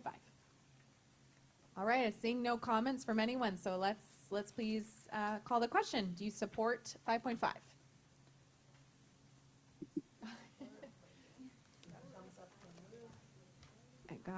I think it's unanimous. Amazing. Nice work, everyone. All right, so Megan, I'm gonna ask you about time, what you want to do. 15 minutes, go into the appendix, go. Okay, we're going right into that appendix. The very first part of the appendix, so I know we're going to be pulling up Leah's new language, but first let's start with Appendix A, this glossary of terms. We already talked about 5.6, right? Because We did. that was the early. Okay, all right. Now it's all coming back. We started there, yeah. Oh, apologies for the. I am on page 59. Leah, is that a hand up? Okay. Let's start with this glossary of terms here. I know Tessa's going to be retrieving, I believe, what Leah had shared. But before we get to that revised language to review together, please do take a moment and look at this glossary. And if there are any revisions, corrections that need to be issued, please, let's do that now.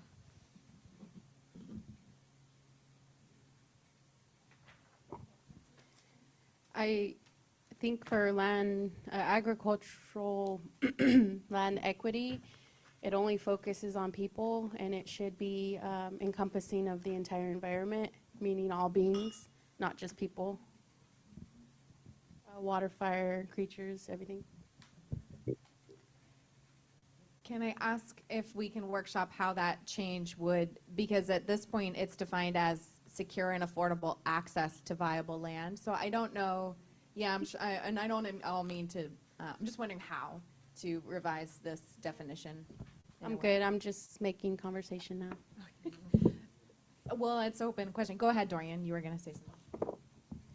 I don't have feedback on that, but I would like to add exploitation to agricultural land equity, I think. So it's like systemic barriers, disparities, or exploitation. Agricultural land equity.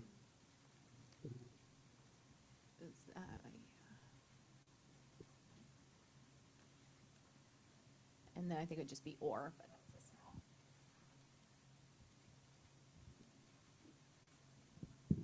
Go ahead, Irene. Oh. Or were you going to go ahead? Well, I was thinking of what Emily said. Maybe it could be kind of added onto the fiber medicine, I mean, the environment. Well, I don't know, because I like that point. Anyways, that's all. Here's what I wrote when you said that, Emily. Is this something that you all want to include?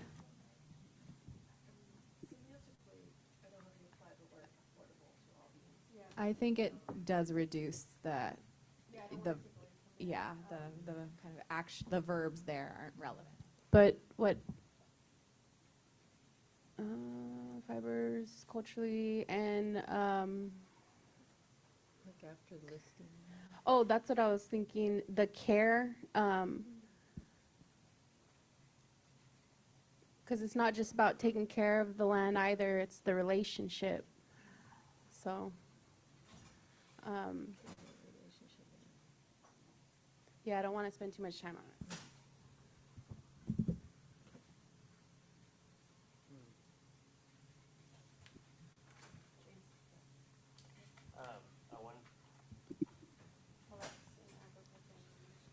I wonder if maybe we can just bolster in the what is agricultural land equity at the front of the report to kind of reflect the language that Emily mentioned. I do, and Dorian, you've said this before too, around like, it's not the land's fault. And I think some kind of sentiment around that being included somewhere would make sense. But yeah, again, we got a lot to get through.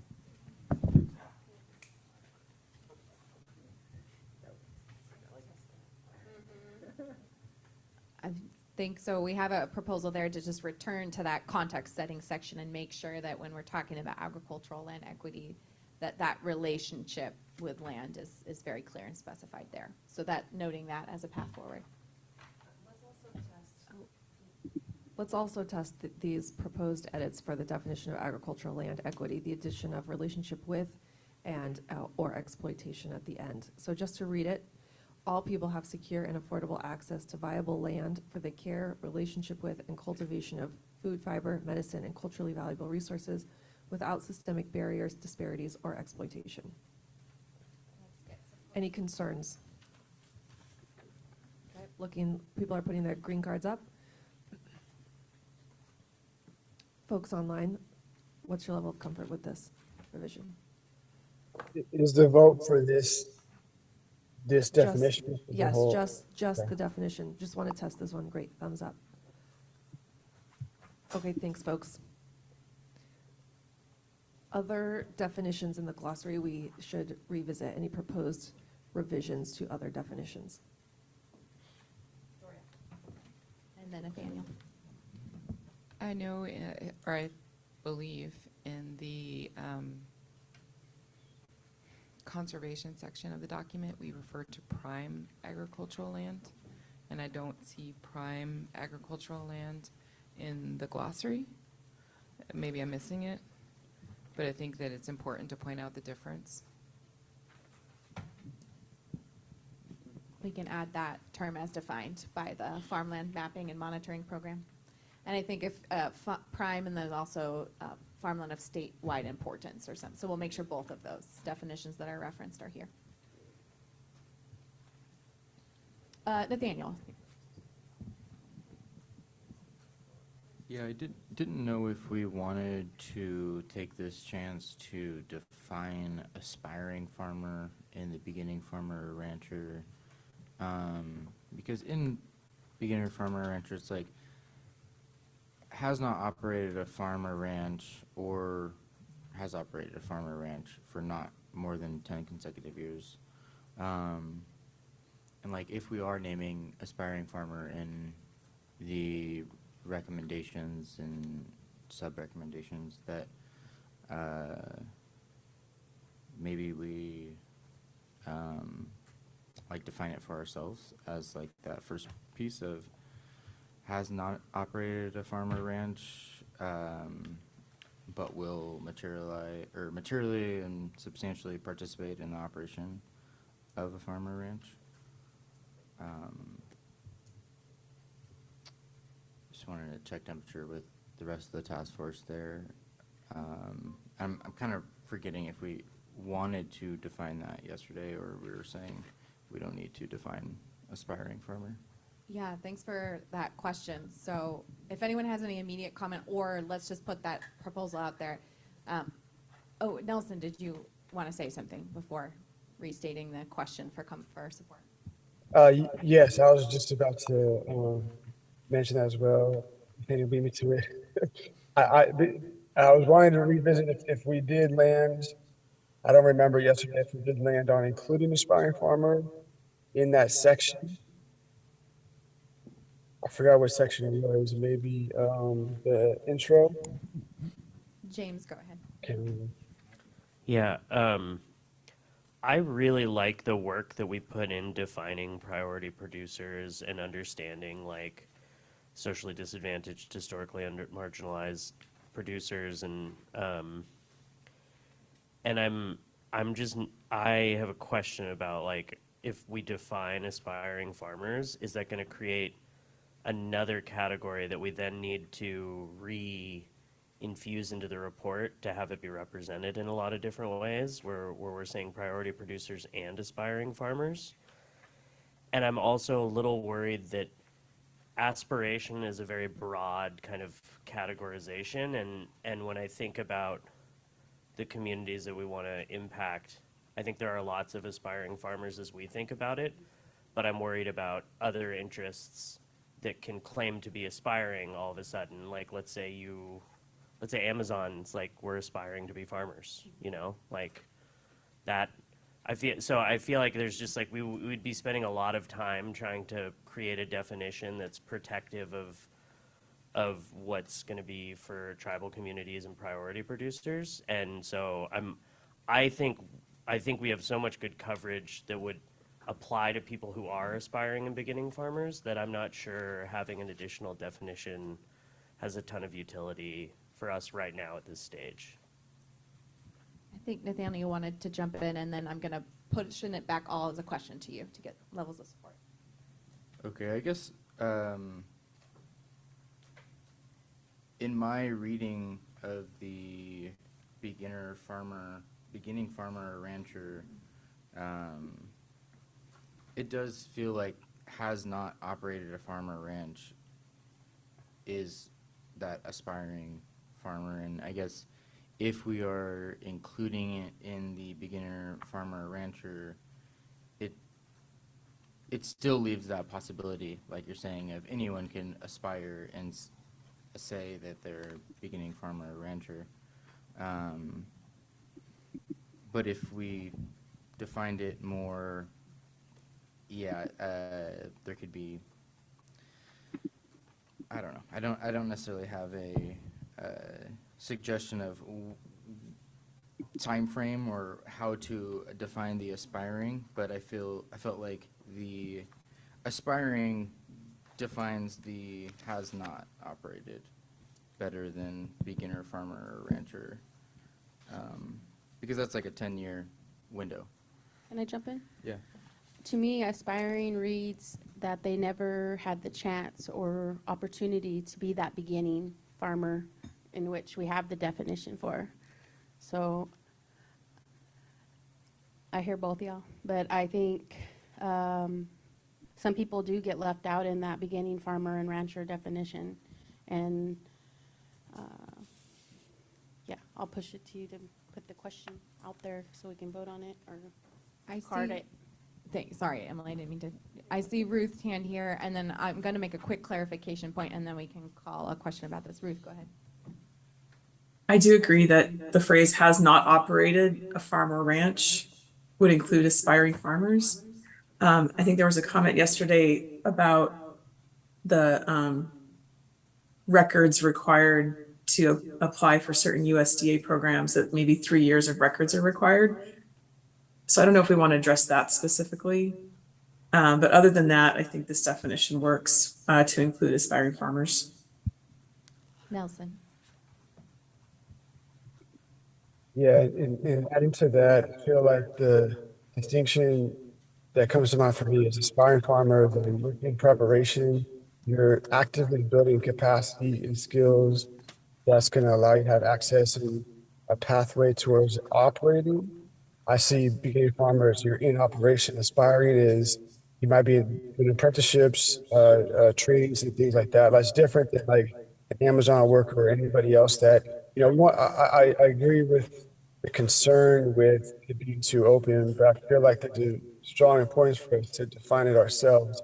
Not saying that it needs to be a official definition under regulatory agencies, but as far as us defining what that is, I remember our conversation yesterday about farm workers having a pathway to ownership of land, and I feel like they would definitely fit within that category and not beginning farmer based on how we discussed it yesterday. I have a suggestion. Yeah, go ahead, Nelson. I pulled up a definition here. I could just send it in a text if that's easier. We can look at it. Is it, if you put it in the chat, Nelson, I can read it aloud, if that would Okay. work for you. I wanted to make one very quick, just kind of clarification point, that right now, your definition of priority producers and land stewards is inclusive of beginning farmer or ranchers, because that is defined within that bill that you all are referencing. If you want to include aspiring, I think you then need to also adjust your definition of priority producers and land stewards to include aspiring farmers as you define it in this glossary. So I'm just noting there's like several layers of change that would happen. Just wanted to make sure everyone was aware of that. Nelson, I'm going to read aloud what you have here. An aspiring farmer is an individual who is actively exploring, preparing for, or taking early steps toward starting a farm enterprise, but has not yet established independent farm operations or met the production or income thresholds that define a beginning farmer under USDA standards. Aspiring farmers may be engaged in training programs, apprenticeships, land searches, or small-scale trials as they develop the skills, resources, and networks necessary to launch a viable farm business. So the proposal, do you have something to say there, James? Or I think that the proposal on the table is level of support for adding a definition of aspiring farmer using this language drafted here. And then if I would then adjust, we need to adjust our definition of priority producers and land stewards to reference said definition.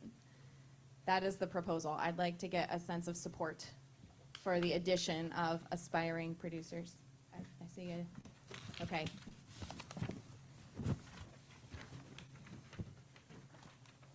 Okay, we have a couple do not support, as well as some can live with and support. Megan, I'm still having Megan deal with this one. James, did you want to say something? Yeah, I guess I'm not opposed to the intention of any of this. I just think we're supposed to be focused on land access and tenure, and aspiring feels like this whole spectrum of things that happens before. And I understand that there are barriers there too. Like there are barriers to everybody, like almost all the time in a bunch of different ways, especially if you're coming from a marginalized community. But it just feels like we're adding, I guess, yeah, it feels like we're adding more verbiage to say that, to encompass the same thing. And I guess, yeah, I could probably shift mine to like I can live with it. but I'm also worried about, like, we've really built a lot of this around people who are farming and ranching, or who are either already in operation and land stewards, and like, I don't know, is this going to have an unintended, well, I don't know. Yeah. I'm like totally into the idea of, I'm talking myself back to the other side. Like, I'm not opposed. I'm opposed. I think our definitions are good. I think the report's clean there. Nathaniel, go ahead. Emily, and then Sean wanted to say something. I guess my thoughts would be like, if we're taking has not operated a farm or ranch out of the beginning farmer or rancher, is that really discluding people that are aspiring and trying to get into it from doing that, or from accessing these things? Because in some ways, I feel like it waters down the beginning farmer or rancher to also include the aspiring. That's why I was thinking, like, being able to define it doesn't leave it as this loophole within beginner farmer or rancher. Well, I guess my question back would be like, what does the definition of beginning farmer or rancher not do that the definition of aspiring farmer would do? Sean, let's let Sean say something really quick in response, and Emily. Well, I was just wondering if this was a two-step, like the way that you framed it. There's the definition of aspiring farmer on the table, but which could be included in the glossary as a standalone definition. It doesn't necessarily then have to be incorporated into the priority producers definition as well. Option B is to just use the term aspiring as an adjective in the report without a definition.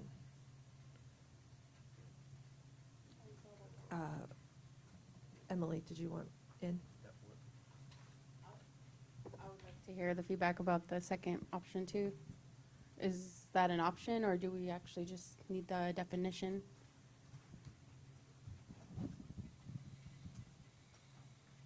I'm into either one of those. Like, they'd both work for me.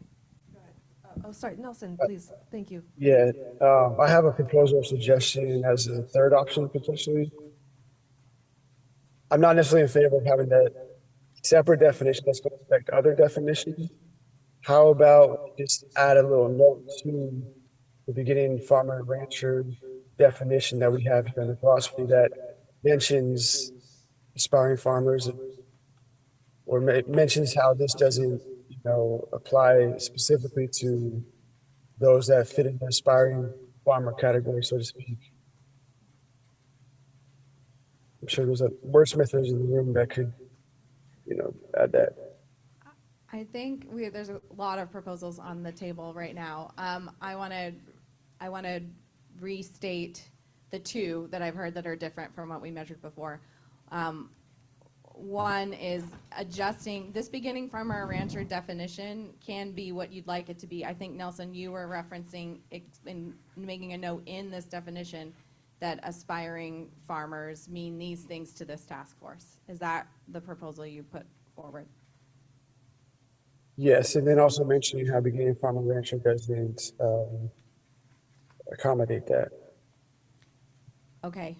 That's why Let's just start with that proposal, level of support for that way forward. Adjusting the definition of beginning farmer or rancher to, what? No. But that's the USDA's definition. I know. Yeah, well, right, you would, but because we're saying as defined by, but you can add as many words to this as you'd like. This is your glossary. So I think what Nelson is proposing is. Yeah, because our definition of beginning farmer rancher might be different. I feel like I'm hearing it differently than what USDA is saying here rigidly. It seems like there's not support for that in the room, Nelson. I think that people would like to keep this USDA definition of beginning farmer rancher. Let's turn to the other proposal on the table, which is defining aspiring farmer rancher using Nelson's words. That is it. That there is a term in the glossary that is aspiring farmer or rancher, and then no other sort of definitions are changed. That is the other proposal on the table. The words on the screen, Yeah, Tessa's going to put those words. You've got the chat, right, Tessa?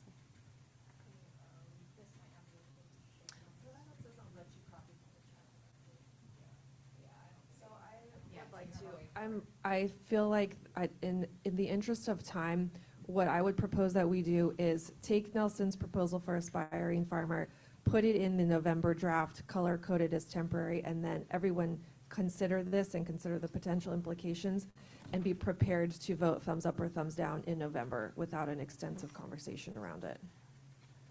I agree. Sorry. Can't we just put a beginning aspiring farmer / aspiring farmer? Well, I think that was vetoed by the group. That was not. I mean, not in the title, but in the little description, or is that vetoed? That was. Oh, sorry. No, it's fine.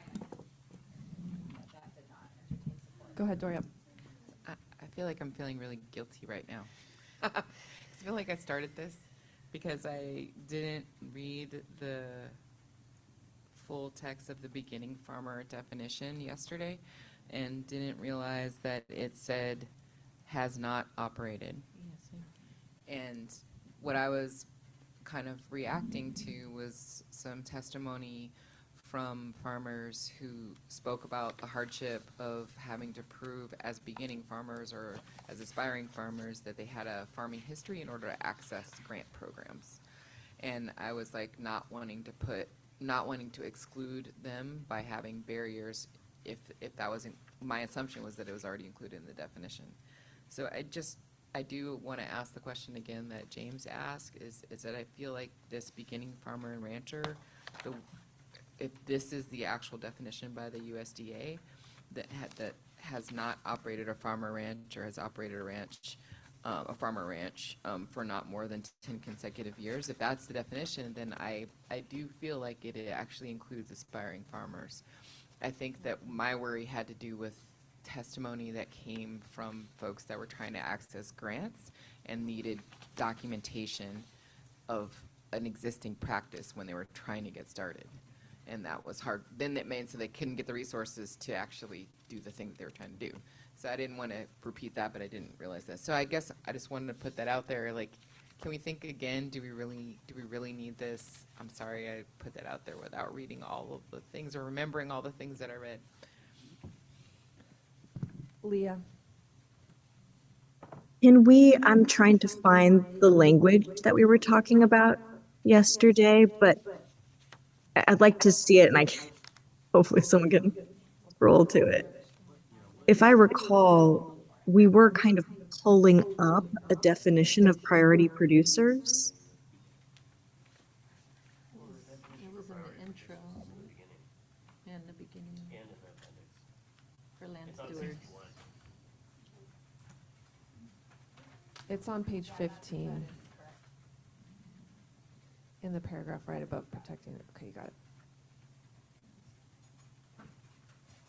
So correct me if I'm reading this incorrectly, but I'm reading this to mean that our definition of priority producers includes the language in red. Is that correct? That is where things were left yesterday, correct? Which is originally why we would need to change your definition of priority producers and land stewards to include the definition of aspiring if you add it, if this language stays the same here or it changes. But that does include beginning. It does include beginning. Yeah. But the beginning includes inspiring. So if we have it separate in here, this is kind of why I brought this up.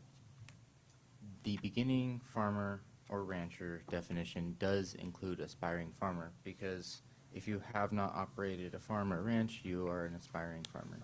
So if we name it two separately in here, my thoughts were defining, because this is our own glossary, not the USDA glossary, aspiring farmer. So we're not, I don't want to say watering down, but you know, a beginning farmer that's been doing it for 9 years and is still a beginning farmer versus someone who is not a producer of anything.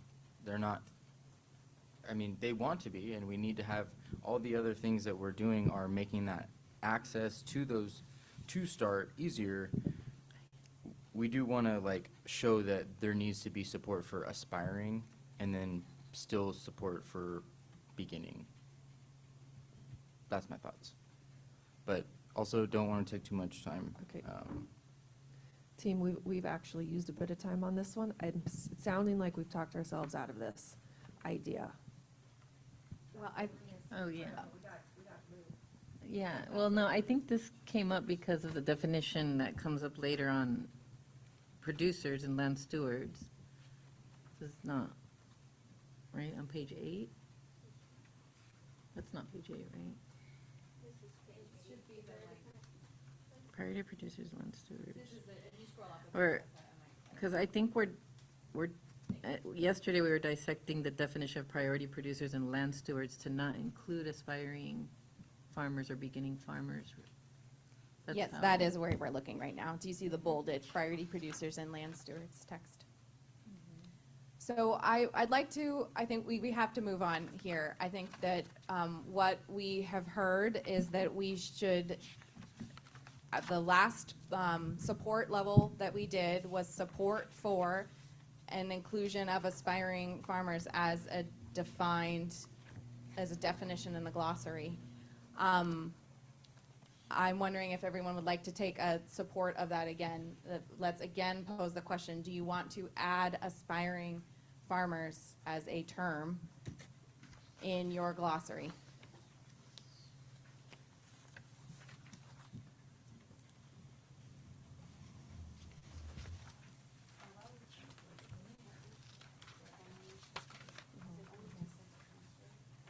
Okay, there's quite a few do not support. So I think what we need to do here is move on.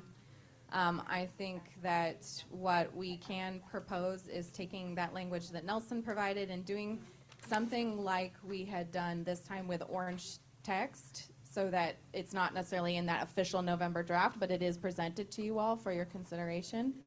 As of now, this language, we will not refer to aspiring farmers within that definition on the page we were just looking at. And Leah was asking if it's removed from the document, should we not need to define it? I think if you just leave the word aspiring in the document, you can just consider it an adjective, not something with a specific definition. Not if it's operationalized, but if it's descriptive in the introductory text. Currently, it's not operationalized. The term beginning farmer is. Okay, that was a lot. We're advancing, and as necessary, we'll revisit this in November.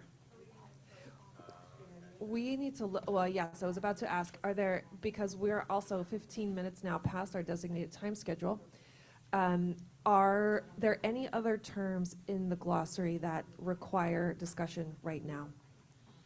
Other proposed revisions? Darlene and Irene. It's just under the definitions of I'm looking at priority producers and land stewards. Number 2 says Native Indians, and I know it refers back to the Farm Equity Act, so does that need to stay there, or should it be like Native American, like, in context? Thanks for that question, Darlene. So that is directly referencing the language in the act, but if you would like to either bracket some recognition there of it, or, if there's some. I agree, it needs to be corrected. It's Okay. inappropriate, no matter whose definition it is. So is the proposal to then make a note that says this language is I a believe direct? the correct term is American Indians, right? Like the federal term, whenever we have to check our little box, it's American Indian. This is a citation of the bill. So how would you like to? So I think, like you're saying, in parentheses, the correct term. Okay. Either American Indian or what we're describing, American. California, yeah. Does that look appropriate for you, Darlene and Emily, or anyone? Yeah. Okay, thank you for that correction. It might be also true in the USDA, so we can refer also to that definition and make sure that wherever we're using those terms, we're bracketing. The socially disadvantaged. Okay. Irene, did you want to add something? There's one more. Oh, sorry, first Darlene. So underserved producer, it says including a member of an Indian tribe. I didn't know why that was there. Underserved producer. It's again quoting the. Okay, that's fine. Do you want to bracket there as well? Yeah.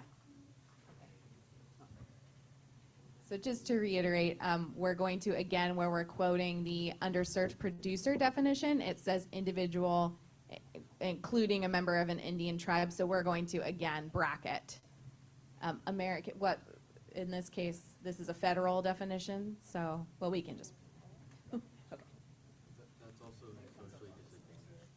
Okay, we'll review all instances in the glossary where we're quoting, you know, other uses and just ensure that we're always bracketing that.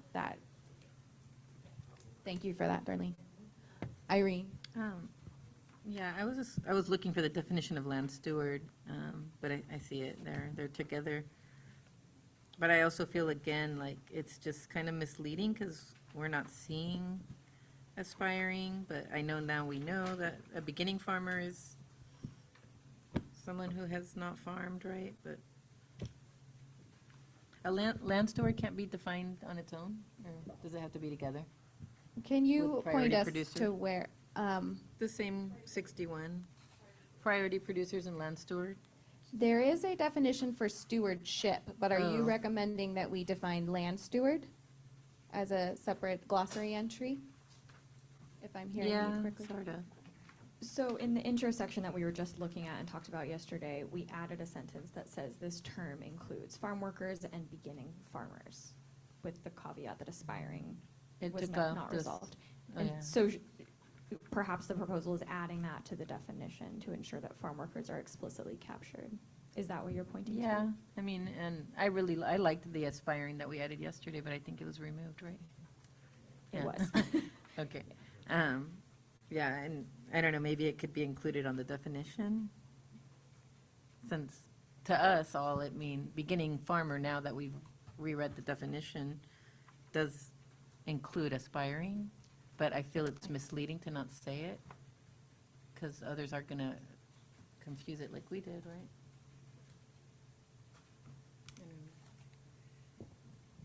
I heard two different things there, Irene. I heard you recommend we define land steward, and then I heard you recommend a change to the definition of priority producer and land steward. No? Just that line 1 under 2. I mean, I would like to see a separate definition of land steward, but that's not a huge deal, because, I mean, Okay. it's there, right? But I do think 2.1, it would be nice to clarify a beginning farmer, because we're all reading that as someone who already is like a registered farmer. We're not thinking of like farm workers that are a part of a co-op or that are already farming without, access. I think to what the- might clarify here, because that is again quoting that HR2, and then it refers to the definition of beginning that is as it's defined here. I'm wondering whether, because I'm really hearing that if we just use the word beginning farmer, there's a lot of confusion about who is or is not included in that category. I'd like to bring to you all, as proposed language in November, some context in our description where we're saying priority producers include these things. Note that we are using the USDA definition of beginning farmer. That includes those who are not yet farming. That is understood by this body to include aspiring farmers, and use some of Nelson's language. So I'm thinking, why don't we use this in the context to clarify the tensions that you all have addressed here, and then explain why everyone ended up where they did. Sure. Dorian, did you want to jump in, or are you just giving support? Because I think, Irene, you're pointing to a confusion that term produces. So if we can just get ahead of that confusion and be explicit in the introduction, that might help. Yeah, and I do think we clarified that yesterday, but then we reversed it. But yeah, that makes sense. Thank you. We'll give it a try, All and then right. you can let us know whether, Emily, did you? I agree, Irene. Priority producer and land stewards are two different things. They should be separate definitions. Oh, good. Two different people. They can probably be one at some point, but it is two different definitions. Okay, that is actually, so we need to now, the reason why they're lumped together at this point is because that is the operative term that is used throughout this report. Yeah, that's fine. But they're still two different people. I understand. It's not a term. Okay. I mean, those two terms, like how beginning farmer or rancher, right? That's a one compass. That's a for you. Yeah, I like that. I think similar. I would be in favor of keeping it together, but then adding more context within the definition, because I appreciate it, the benefit of it being an operative term, as in like who is it that we're trying to, who is it that we're speaking of, and I also know that this is meant to be able to encompass both market producers and other stewards. So while they are different, I do think it is important in the way that we're addressing who it is that is meant to be benefited by these recommendations. Absolutely, I agree, but we don't have to lump people into the same definition. And I know my community doesn't like being lumped into terms like BIPOC, or that's just one example. So I think a pathway forward here would be if there is a proposal to have a priority producer definition and then a priority land steward definition, we need those to be written by you task force members, because that needs to be written by you all. The way that they're lumped together right now is lumped because the definitions it reference include like all of the different categories you've talked about: beginning farmers, farmers who self-identify under these race and ethnicities, Native Americans. So we would need help being able to disentangle who's a priority producer and who's a priority land steward. Staff can't do that without you giving us that language. And we need that language by next week. I mean, honestly, like, not to freak you out, but we do. Well, I just feel like it's as we were talking about aspiring, you know, and I know that we all, even still, have all different definitions in our own heads of like, does the farmer mean that they are the owner of the business? Yes and no. But land stewards and aspiring farmers seems more like a group to throw together. Because land stewards does not mean you're like farming and actively selling that stuff, but you are tending to the land, you're becoming more acquainted, and you're growing things. Same with aspiring farmers. I imagine every aspiring farmer starts out as a gardener, right? And they're tending things, and it's growing. And then priority producers, to me, is you know, folks that self-identify from these groups. They're actively engaged in farming or ranching, but they might not own their business. And they are producing things, they're a part of production, they're farming or ranching. And then beginner farmer or rancher, when you say beginning, for a number of years, it's not just how long you have been actively farming, but you've begun your own farm and farm enterprise and whatever the case is. So that's just my thought of listening to all this and like being able to divvy out. I don't think that it will make too much of a difference when we're naming priority. We want to fund this for priority producers and land stewards. It's not going to make a difference that we're now defining who is a priority producer and who is a land steward in the glossary.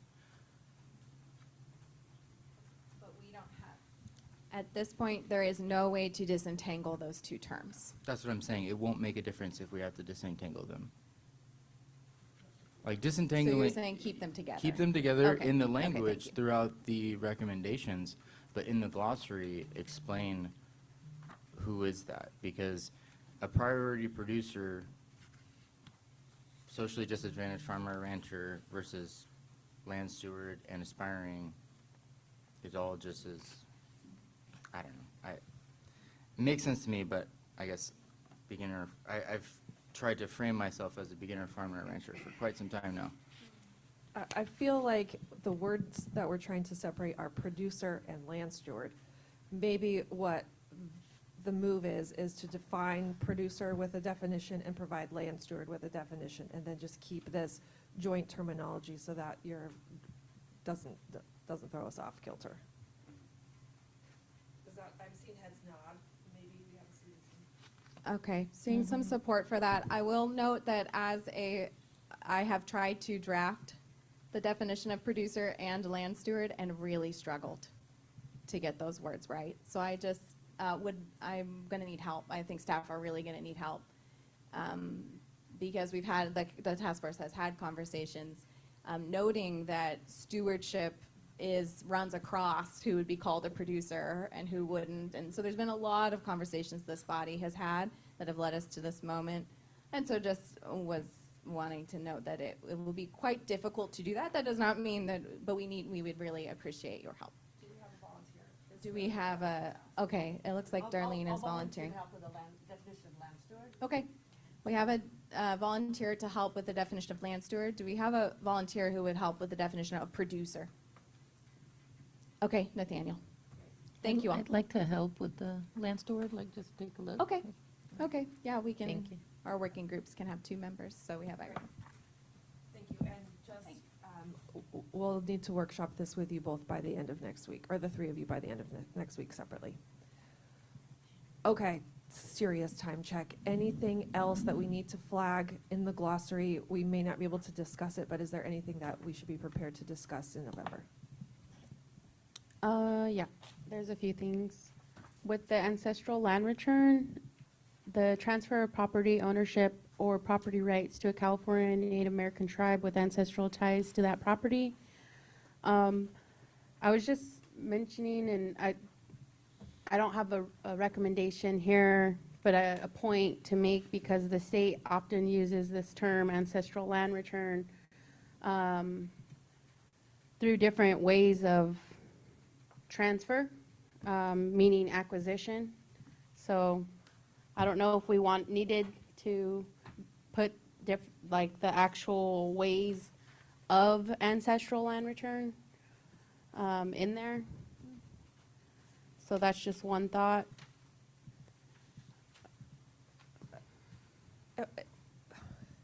Is there, if there's no feedback, sounds like California Native American tribe. My tribe goes beyond the California borders, so just putting kind of like a note in there that there are several tribes that go beyond the colonial boundaries of the statehood of California. I think that's important to acknowledge. Got that. And then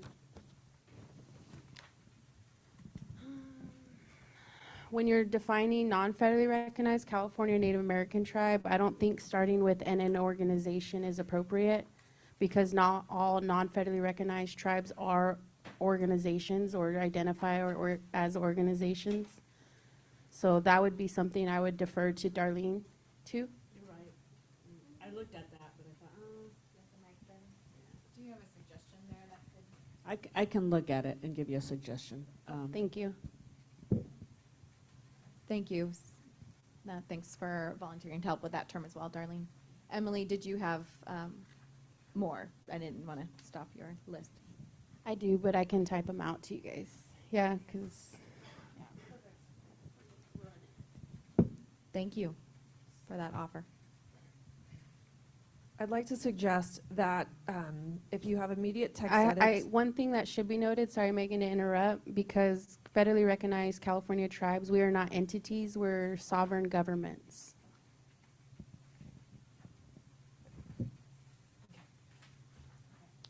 Thank you. For the glossary of terms, if folks have immediate suggested tracked changes, edits to any of these between now and the end of next week, next Friday, please send those to staff. We will work on updates. We will work on these 2 new definitions with Darlene and Irene and Nathaniel and incorporate those into the November draft. Then, I'm going to say this again at the end of our working session here, but when you have the November draft available to you on the 3rd of November, we will ask that you please take a very fine-tooth comb look at all of these things and track your own track changes if there are specific text edits that remain necessary, right? Okay, that was, So you that said was by- completely ineloquent. But if you have immediate, so beyond the stuff that you just shared with us, if there are other changes that you would like to see made in the glossary, let's get those ASAP. By the 24th, you said, right? By the 24th.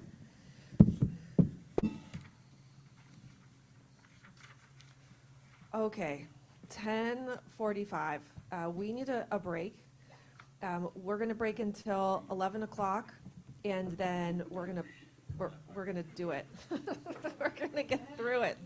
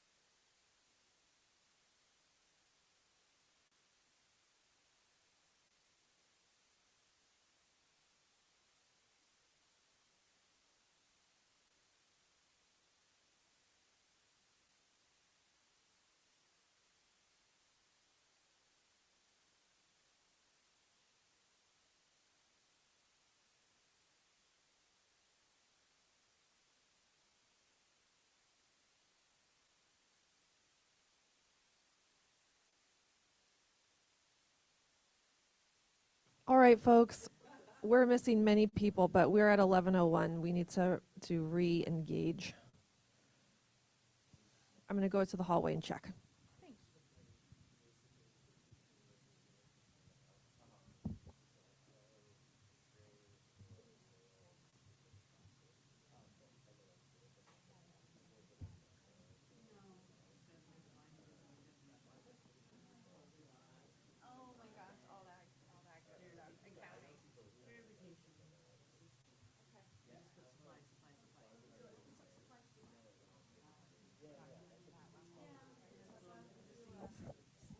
Transition us off of the break slide. We are going to recommence our working session. Thank you, everyone, for being punctual. Thanks, everyone. So staff were talking during the break, and given that it's really important in this meeting to return to the conversation about Goal 2 and review that new language, as well as look at Goal 4 again and really work through those ideas, we're proposing that the new Tenants' Bill of Rights language that we received but was not received in time to be included in this draft be sent to you all for your review within, and then if there are any immediate comments on that text, that they be received by next Friday, the 24th. So that since there is some new text there that people have not reviewed, taking the time now seems like it would detract from some of the other conversations that we need to have today to finish. So that's the proposal there. I'm seeing some nodding here. Leah, just making sure you're registering that as well. Everyone online, making sure you're registering. That we will send that language immediately following this meeting. Request that if any task force member has immediate thoughts on that, to send it to us by next Friday, the 24th, and then ensuring that that is part of the November discussion. I'm fine with that. I'm just making the extra request for those familiar with urban ag that they do take the time to take a look at that and make any recommendations to the document. Greatly appreciated. Thanks for that, Leah. Thanks for that work. And also thanks in advance to those familiar with urban ag for taking an extra close look at that language. All right. So our thought too was that Appendix C, we thought it would be good to review that quickly so that there is if there are any immediate flags, anything, there's an issue there that someone would like to bring up, let's close that conversation. And then we're going to go right back up to Goal 2, which was the subject of yesterday's discussion. Appendix C, it starts on page 68. We want 5 minutes for this. So if there are big flags that people have, what we're going to do is request that that be part of your review for the appendix that will be sent to you immediately following this meeting.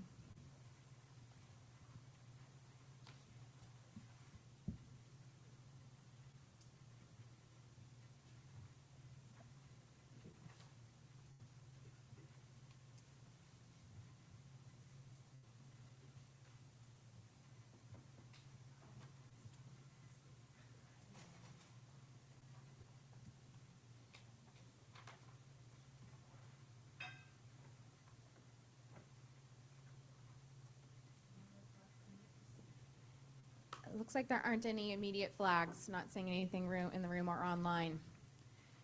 Let's see if people are ready to show level of support. Acknowledging this language will remain the same for your review again in November, but just trying to get first eyes on this, make sure everyone's had a chance to measure support.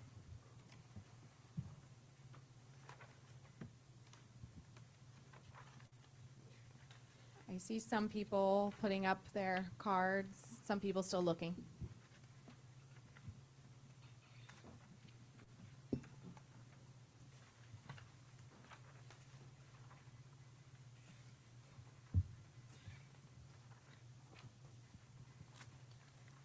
Online, if you too, when you have the chance, if you'll indicate support somehow. Thank you.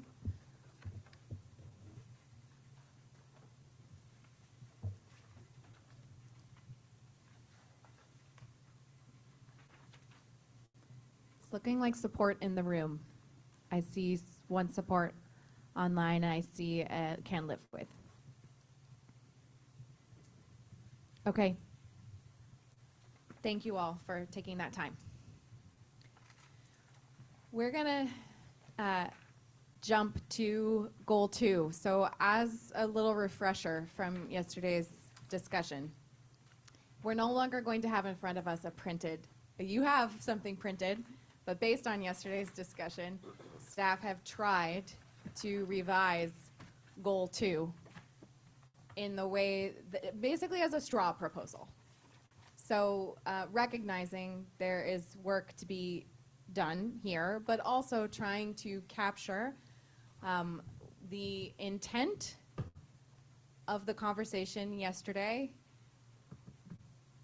This is a place to start, we're hoping. I think, Tessa, is there a way, because the problem is people can't see this whole, this is going to be kind of a tough thing to facilitate. I'm hoping maybe there's a way that could you maybe get rid of comments, actually, Tessa? That might be just thank you, might just help us to get a little closer. Just the text bigger too. Yeah, we'll get in there.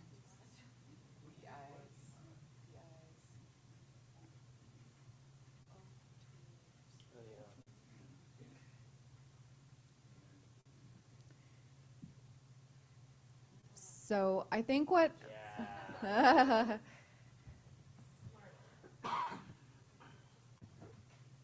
what I'd like to, I guess, overarching description, able to email the drafted task force member. Yes, Ruth has recommended that's a great idea. Ruth, I love it.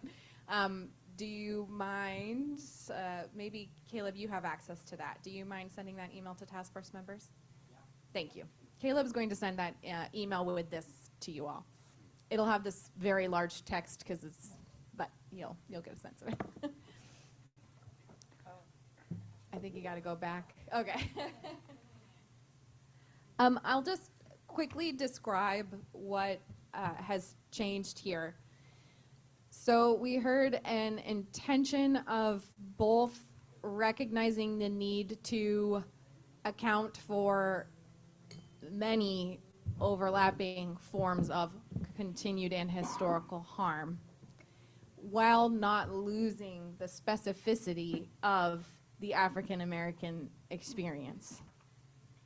But at the same time, recognizing the need for restitution for many communities who experienced harm. So I'm thinking, I'm just trying to think the best way to share this with you all.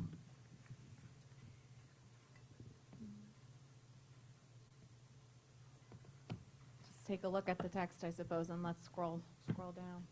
We're not getting it as an email? You are. Oh, no? Oh, Bagley Keene. Is that? Why would? We're all here, though. Can we just read it out loud? Yeah. Like, can somebody just start from the top and just read it, and we can read along? Yeah. I'll do that. It is easy to track now that the font's bigger. Yeah, the font's bigger. It helps. Would it be helpful for me to read aloud, or will that distract from everyone reading on your own? I personally would appreciate it. You like I'd the, okay. to hear it as well, but I don't know if it's distracting. Is everyone okay with me reading aloud? Okay. We don't have it anywhere else. No, because it's brand new from yesterday. Okay. This is goal 2, fund land acquisition for priority producers and land stewards. The introduction outlines the complex historical and continuing harms that have led to the current inequities in land access and ownership in California. This goal establishes targeted funding pathways and associated outreach and education campaigns as restitution for communities in California who have experienced specific historic harms. This includes, but is not limited to, people who themselves experienced or are descendants of individuals who experienced enslavement, racially motivated land takings, or exploitative labor conditions. Maybe I'll just pause right there because I wanted to see if that captured. Can we go back to the text so you can see that? Doria. So I understand why we're using the word restitution, but I also feel like not everyone is really ready for that. And I wonder if we can really think about this in a forward-focused way of, in my mind, this effort, these recommendations are an effort to kind of heal the wounds of the past and create, kind of a stronger platform for how we are today, how we want to be in the world today, how we want to be Californians today. So maybe a word that has more not referring to what is owed, but rather how we want to kind of acknowledge that and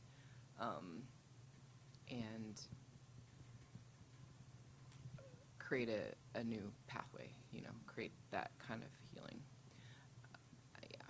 I feel like there's another, I would hate for this to be in people's minds a stand-in for true restitution. Okay. Yeah. If we deleted the phrase right in this instance as restitution, does that, in this, I think we'll see that word again, Doria, so let's hold that. But Tessa, if you just get rid of that, does that, or does it need another for description there? No, just delete for now. Okay. So let's keep moving. This text I kept is from the original goal 2, not this next paragraph, but following. I'll continue reading. In particular, African Americans in California face continued exclusion and erasure, even from efforts meant to advance equity. For this reason, it is critical to ensure that this fund offers specific outreach and pathways for African Americans living in California. Should I keep reading? Yes, okay. Although California entered, Doria, did you? Do we want a qualifier there to say that we want specific outreach and pathways for African Americans, but not exclusive, right? Okay. I don't know how we say that, but we want it to be specific, but Alongside other outreach, targeted outreach efforts or something like that? Yeah, Okay. to reach the other population. Okay. These next 2 paragraphs are the context from the old goal 2, which was focused on descendants of previously enslaved African Americans. I can read them aloud here if it still feels helpful. Should I read them aloud? I would like to make a proposal that there's a preamble to the whole report that goes over historical wrongs. I wonder if we should keep this information there. One thing I did when I was just reading this earlier is that we said yesterday that we wanted to explicitly make it clear that the first slavery that was practiced in the state was the enslavement of Native Americans, and I don't think that that's included. So I feel like we should make that addition and make sure that's clear. But then I propose that we focus on the remedies and the recommendations here and move the context to the preamble. I don't know what we're calling that. Yeah, the introduction section. Okay, so hearing a proposal here, first, a flag to ensure recognition of first forms of enslavement in the state being through the mission system and related to California and Native American tribes. And then second, move this historic context to that existing section where those harms are described. Wasn't only limited to missions, because even in the early 1900s, late 1800s, there was indentured servitude laws for natives. Thank you, Darlene. Yeah, thank you, Darlene. Darlene will be helping with authoring in the coming week. I want to, make sure we get the right references there. So if you will scroll down, Tessa, I think what I want to just note, so please do keep going. This is, I believe, the suggestion will be to include these kinds of details in the intro section. I wanted to know. Can I add one more thing? Maybe we could do is a footnote at the end of that reference, in particular, whatever, that refers to the introduction for more information about the historical context, so people know where they can, read the why. Thank you. I wanted to note once Tessa adds that comment that we had heard a request yesterday to really kind of adopt or at least reference. We should not probably plagiarize exactly the sentence as it was in the letter that was sent to you all, but here is that text plagiarized from the letter to remind you all. Was yesterday a few people referenced this as important reasons why, or sort of other ways of describing the harm that this fund would be meant to. Is James, I see yours. So I just wanted to put this text up there. I can read it aloud, but go ahead, James. Yeah, I agree with everything that's been shared, and I do like the majority of the language in this text. The one thing I'll add is that it wasn't just land being stripped, it was forced incarceration of 120,000 U.S. citizens for the duration of the war, too. I think that's important to put that in there. And yeah, and importantly, like the language of forced incarceration, the Japanese American Citizens League has a really great resource document called The Power of Words that kind of speaks to how euphemisms can obfuscate the reality of people. And this was like barbed wire fences, if you leave, you get shot, people were beaten and abused. I want to make sure we don't lose that. But I also will just say that I don't know where the best place for this to live, this like part, like how Doria mentioned, moving some things to the preamble or flagging where people can do a deeper dive. So I'm a little agnostic there, but I do like this language.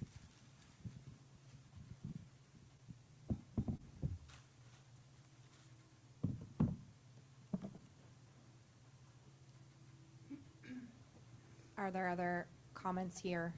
Would you like me to read this paragraph aloud and the next one maybe, and then we'll transition to the specific goals? There are many other documented harms in California related to agricultural land and labor that I think, here's the word restitution, so I think that was raised. Let's look at that. State and state-backed federal immigration laws and exclusion acts have worked to maintain a low-cost supply of agricultural labor while denying property rights on the basis of race, ethnicity, or national origin. That language comes from your introduction. These include harmful labor policies which impacted, oh sorry, my computer is, impacted Filipino, Mexican, and many other communities as a result of the Bracero program, Chinese Exclusion Act, coolie trade, as well as the laws which stripped land from and forced incarceration of Japanese communities, such as Executive Order 9066 and the California Alien Land Law. As with Goal 1, Goal 2 offers a specific pathway by which to address past harms and current disparities through facilitating land access and ownership for agricultural and cultural use. Is there any piece of this that feels important? I know the word restitution was flagged. Does anyone want to, we can start there to get that word better, or any ideas on this language?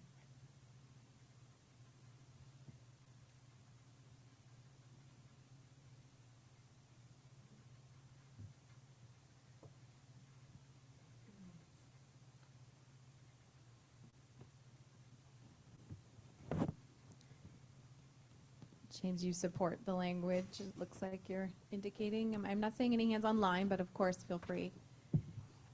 Supporting Yeah, with the. I would Sorry, suggest go ahead. I would suggest maybe remedy instead of healed. So land and labor that must be remedied. I'm seeing support in the room. Can we indicate support for this? Yes? Support? Okay, seeing support and seeing one do not support. Yeah, the land needs to heal. I'm big on using strong language. You can't remedy colonization, but you can maybe heal in a sense. That includes the land, not just our physical bodies. But yeah, I was listening on the call. I wasn't super late or anything. I was packing my bags for the room checkout, all that good stuff. But I was listening to you guys. And I'll wait for my comments at the end, because I do want this process to be productive. Okay, Emily, whenever those comments, whenever you'd like to share them. let's move down then to how I want to take a look, if we can, at a landscape level of how then this goal, sorry, keep using the word goal, how this section of the report establishes specific recommendations. So maybe if we can just really quickly, Tessa, I'm going to just highlight, there's now a 2.1, establish a restorative land fund. We'll look at the specifics of that in just a moment to see whether this is representative. There's a 2.2, develop and implement a public education campaign. So you'll recognize some of these things as leftovers from yesterday's conversation. And then there's a 2.3. If we can go, sorry, one second, everyone. Thank you, Tessa. Fund organizations to purchase and lease or transition agricultural land to priority producers and land stewards. So if you remember the discussion yesterday, there was a flag. This language had come from that goal 3, which is about preserved and thriving agricultural land. And there was a note, well, actually, this is just about getting people on the land. Like, this is, again, about funding the ability for priority producers and land stewards to be on land. So this was an attempt to reflect that conversation. Again, all of this is proposed. This is a straw proposal here. So I wanted to give that landscape overview, and then let's dig into the specifics. Did anyone have any immediate response? I just want to look at 2.3 a little bit. Okay. Let's start with 2.3.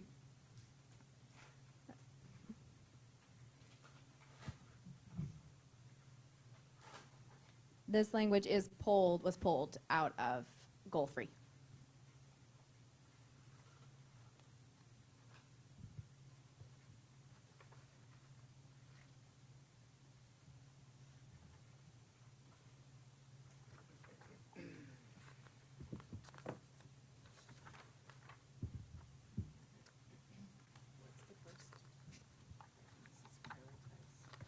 Prioritize community agricultural projects, including cooperatives that facilitate long-term stewardship and tenure of the land by priority producers and land stewards.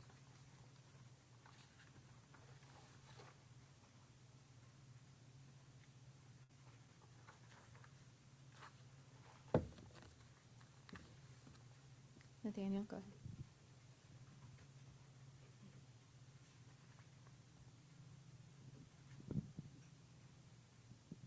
Can you scroll back up to, yeah, there we go. Lease or transfer, sorry, yeah, that's all I wanted to see is it is lease or transfer. If there was a California Native American tribe, a land trust, or an RCD or a nonprofit that was able to get the funding to purchase land and then lease and or transfer, whether that's through long-term lease or sale.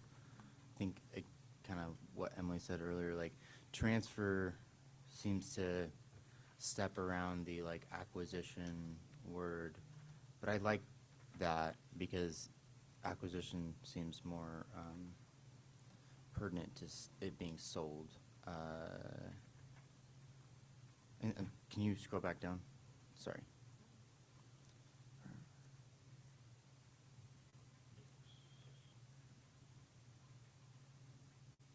Yeah.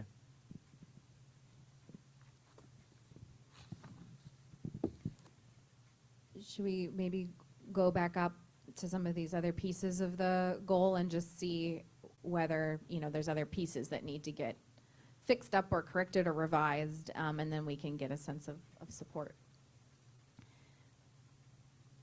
I can read this aloud. So this 2.1, establish a restorative land fund. I want to note that what we did is, yesterday in the conversation, there was the recognition that we had another place where funding was suggested in goal 4. So what we did was look at the way that funding program was described and looked at it in relation to how goal 2, or the restorative land fund, had been described, and they were very, very closely matched. It was just actually that language in 2 was more clear and well articulated. So right now, what this means is that piece of 4 is now incorporated into this language so that nothing was lost in it. It is sort of fully representative of that piece. So let me read this aloud. A, develop and fund through continuous appropriation a restorative land fund that is accessible to people living in California who wish to acquire land in California for agricultural use and who themselves experience or who are descendants of people who experience documented harm, including enslavement, racially motivated land takings, or exploitative labor conditions.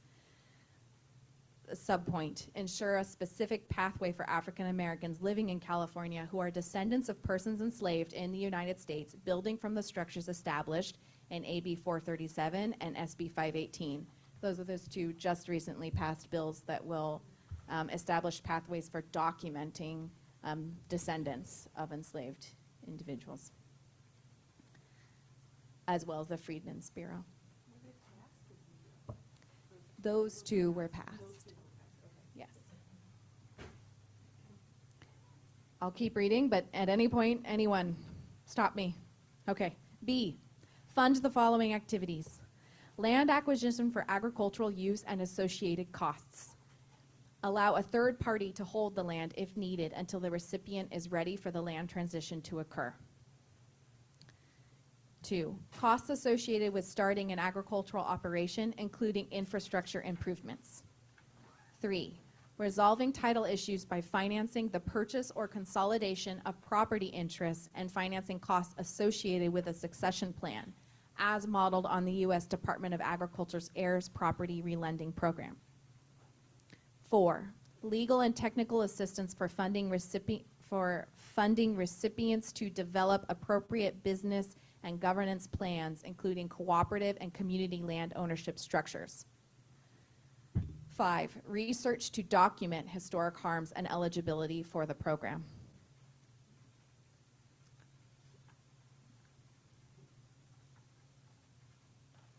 I'm pausing. Oh, Nelson, go ahead. Yes, can you scroll up to I one more time?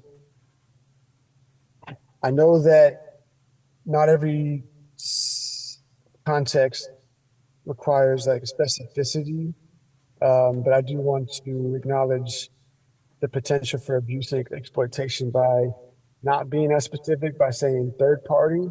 I feel like that can be misused in certain transactions unless we say, I mean, land trusts are typically the third party in a lot of these situations, but just saying third party, I have some concerns with that. I'm not trying to be too specific with it, but I feel like we need to, third party just seems a little too open for me. Nelson, this came up during the Yeah. Golden Eagle session when we use vague language like that. It's not if, but it is used against us. Right. I remember this coming up. Yeah, that I was having the same concerns of even, throughout this document, we name land trusts in doing such thing when that's not really what they're doing.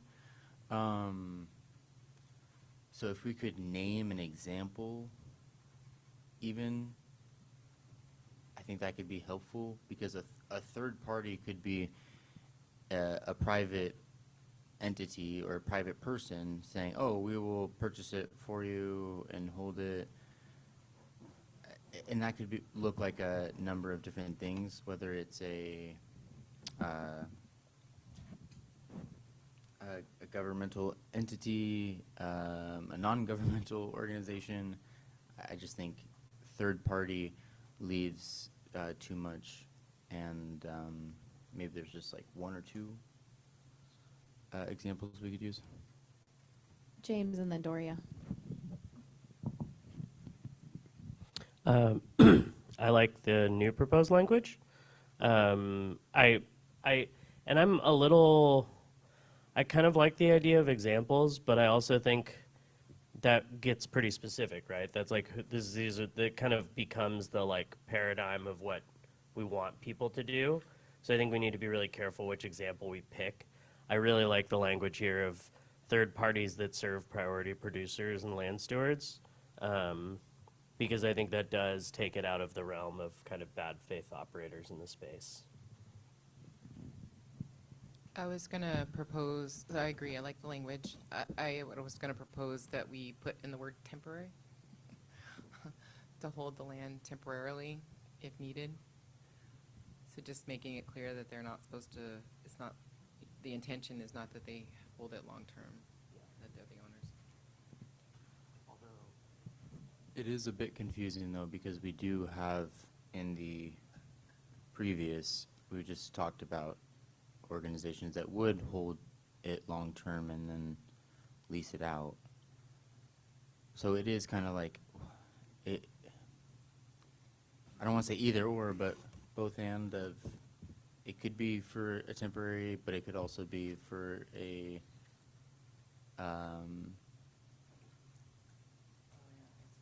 yeah, because the organization that might hold the land and lease the land is not a priority producer, but they might, you know, lease to. Yeah.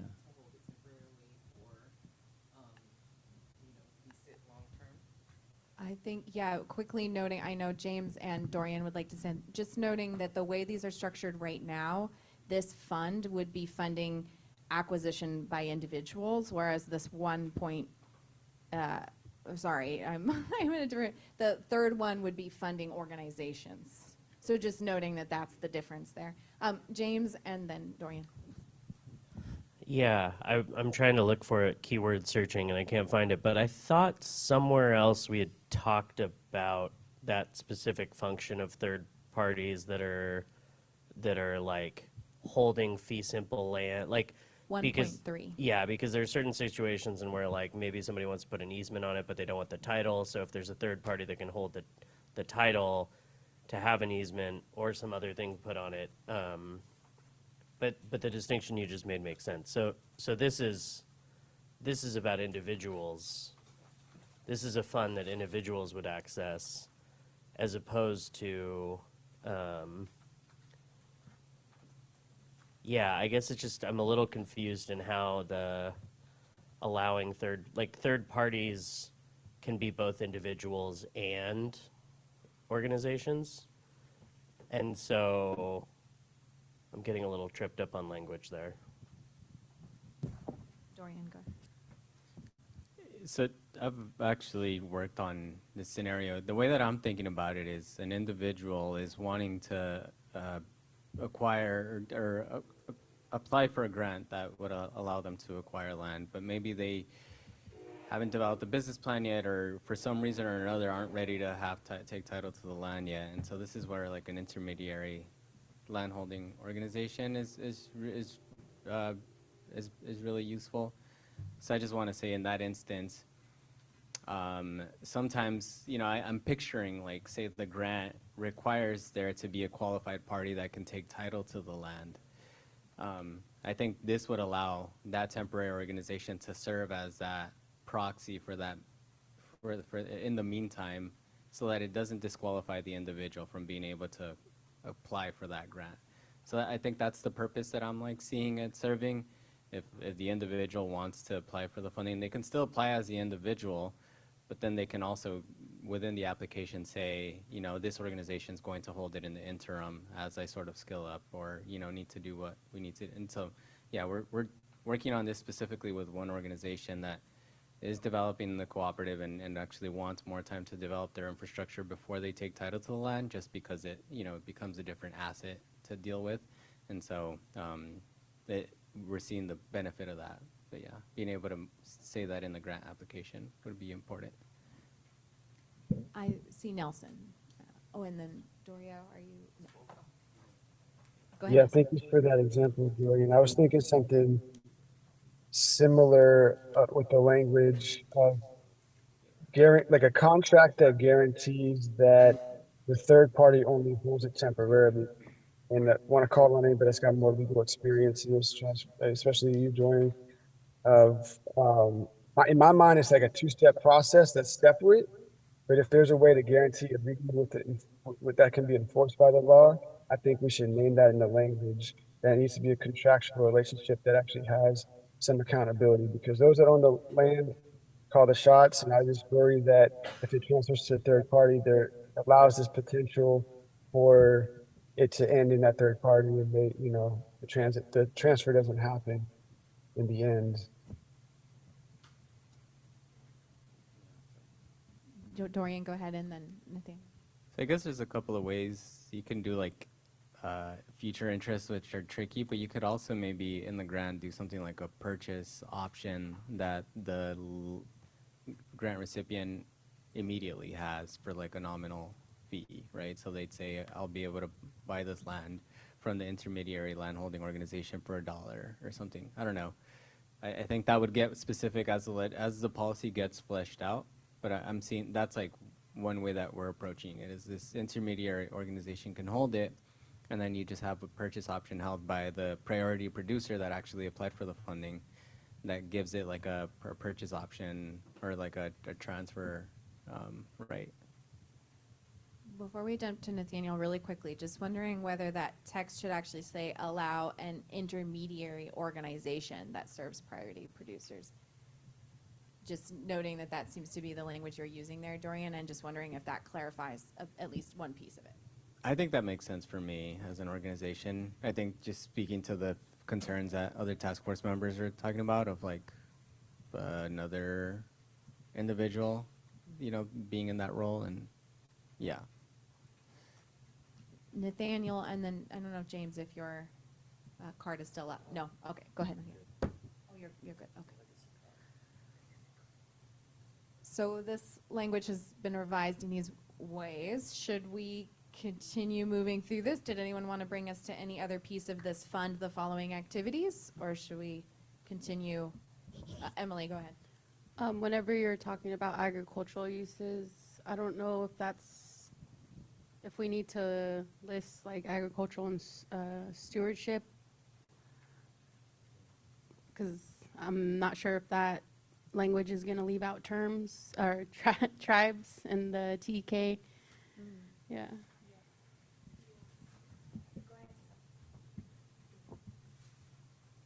Just wondering if we should use the language that's already in the rest of the report, which is agricultural and traditional tribal agriculture, tribal uses. Yeah, we use that too. So traditional tribal uses, Emily, does that work? They just pointed out the term agriculture in the definition includes TK, so yeah. Never mind. Always good to make sure it's explicit, though. Thank you. So we've read those aloud. Let's look at this. So okay, we've looked at the fund the following activities. Okay, so now we're out of that. We're back at, this was an idea that was in your draft. Tessa, this came from, I know you had flagged it. It doesn't really matter. This was an idea that was in orange text. So it had come from one of the subcommittees, I believe. It was not in your October draft. So this is something to consider. Established a set aside of total grant funds to be spent on land tenure needs, including water and infrastructure projects. So this originally had been part of that goal 4 fund. So noting that there, wondering whether people want to include. Nathaniel, you were going to say something? Yeah, I just don't know if we could somehow add that into the funding of, like, fund the following activities, and naming that, land acquisition is, it's not just the sale, and to get into production or onto the land, there could be a number of different things needed. I know we somewhat had that somewhere, but my thoughts is just adding it to the rest of B.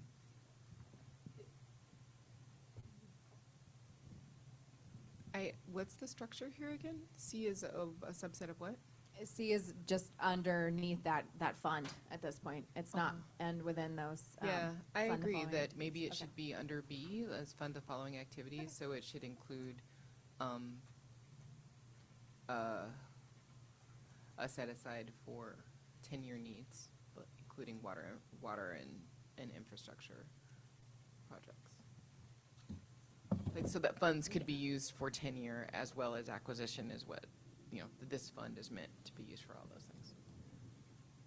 Okay. Okay, so we'll embed that there. Looking on, Leah, go ahead. Sorry, I'm agreeing with both the comments just made. Can you scroll back up though? I feel like infrastructure was called out, and I just would like to see the words. It's in 2. I think the unique thing in that language would be a set aside. So maybe what we can do is look at this 2 and see whether there is a desire to ensure that those funds have a specific kind of pocket of money, those activities. James and then Nathaniel. Can you go back up again? Sorry. When you can. I realize you're doing a lot of texting while driving. A little further, please.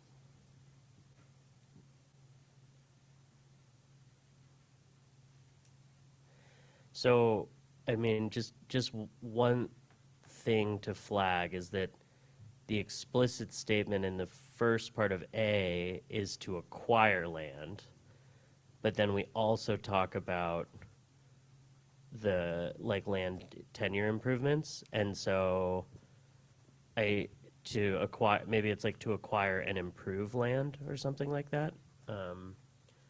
Otherwise, it just feels a little confused. Like, I think there's a little discontinuity there if it's like acquire and then underneath that it's like, but part of the fund to acquire land includes a carve out for improvements that are enumerated. So I think we'd Acquire and establish tenure.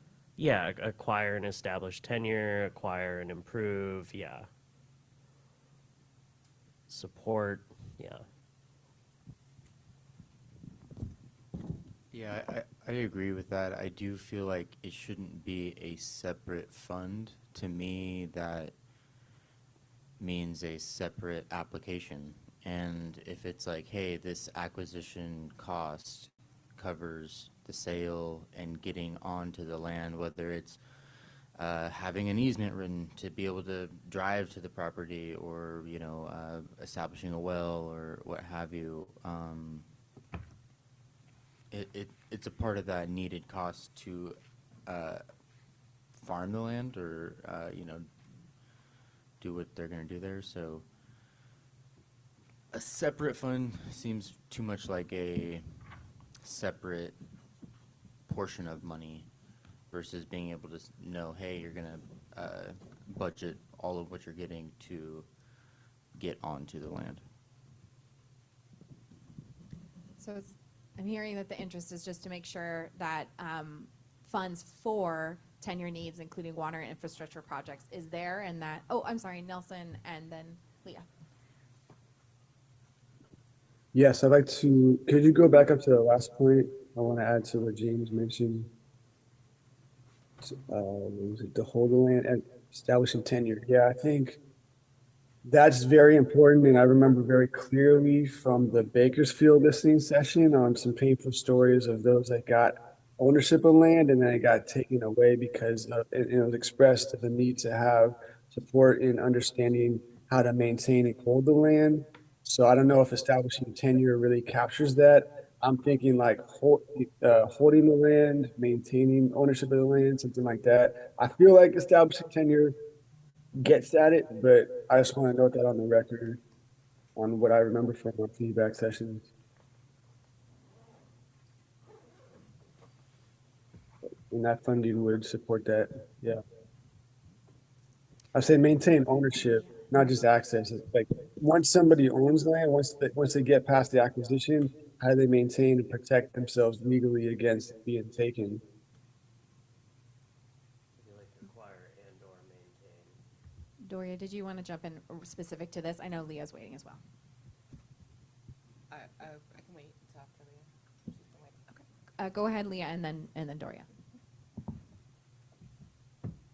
Apologies, I feel like I got a little bit lost when we reorganized this section.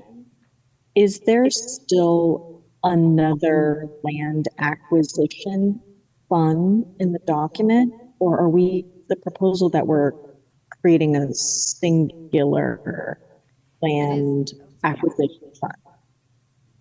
It is singular. There is still a loan program that is in goal 4, a loan and debt forgiveness program. But at this point with this restructure, you're looking at a singular fund. Okay. And in that case, I think maybe another rework of section 2.1 might be in order to clarify that there is still a portion of this fund that is for all priority producers. And then there is a restorative land fund that has specific set asides that are specifically targeting those who have experienced or are descendants of people who experienced harm.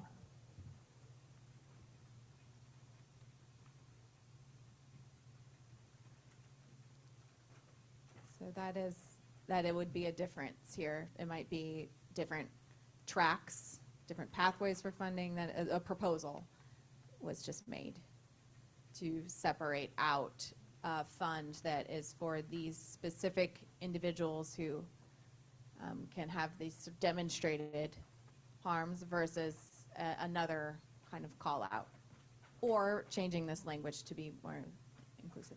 I know, Doria, you wanted to say something. It wasn't on that point. I'm still just thinking about that proposal, but I was thinking of, we had another section that was around technical assistance, funding technical assistance that was specific to deeds and kind of property ownership. And I wonder if this is another thing that we could pull into this that you could apply to the fund, because we're naming and above as a use of or purpose of the fund to maintain ownership. And so this actually goes right back to what Nelson was saying, that people have deeds to property but haven't been able to actually access that property for various reasons because of issues with legal issues, and they don't have funds for a lawyer, and so they haven't been able to farm. They've lost their farmland even though they have the deed. And so I wonder if we can add in the fund. Yeah, scroll down, Tessa. It is there. Fund the Just give phone. us It's a there? moment. Well, 3, resolving title issues by financing the purchase or consolidation of property interests. That might be different from what It's this is the slightly only place. different. Okay. It's I think it's spelled out well in another section under the technical assistance, but maybe if we can duplicate it here, I think that would be good, because it was actually a good thing. We'll make a note to look back through that language and ensure it's reflected here as well. Was that from goal 4, Doria? Was that your memory? If you don't mind finding which one you're referring to, that'd be great, since there are a lot of TA recs. Oh, and Nathaniel. Yeah, just responding to Leah's comment, I feel like, and a bit to Camille, it's like if we're looking at this as one fund, A seems like naming that is a tract or a group, a percentage of the fund needs to go towards sorry, I'm looking down and then looking up, and it's totally different.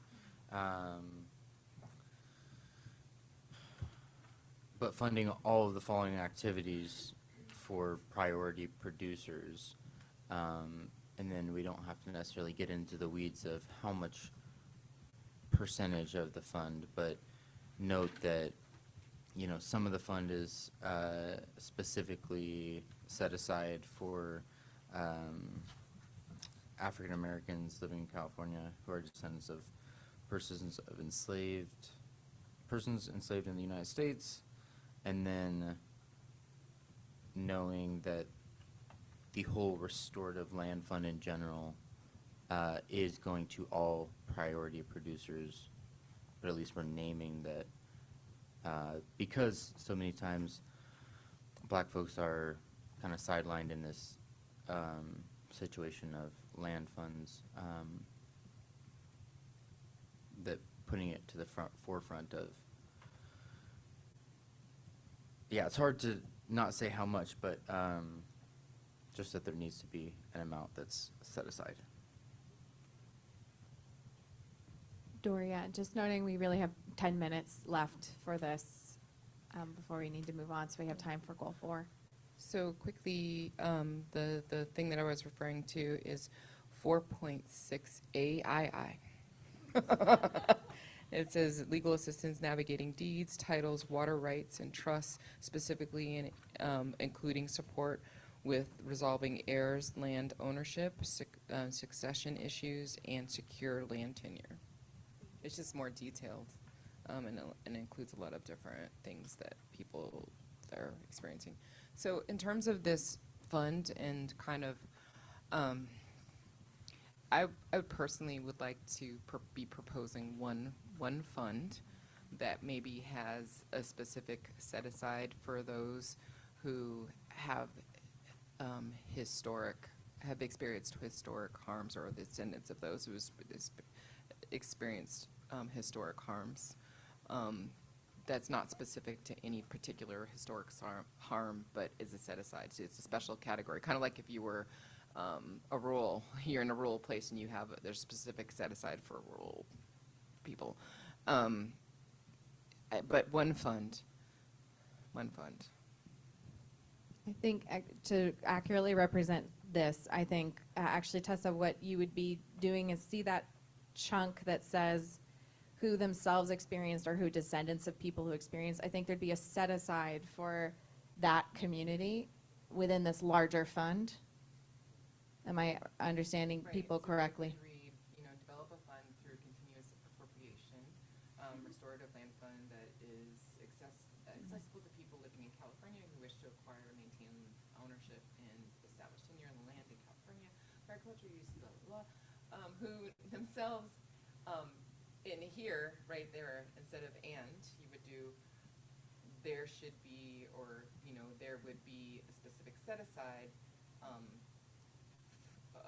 for those who themselves, set aside within the fund, for those themselves who have experienced, or who are the descendants of people who have experienced documented harm. And then I think the other correction would just be, it wouldn't be accessible to people living in California, but it would be priority producers and land stewards living in California. Correct, is the intention of the fund was for that category. Emily, you wanted to say something?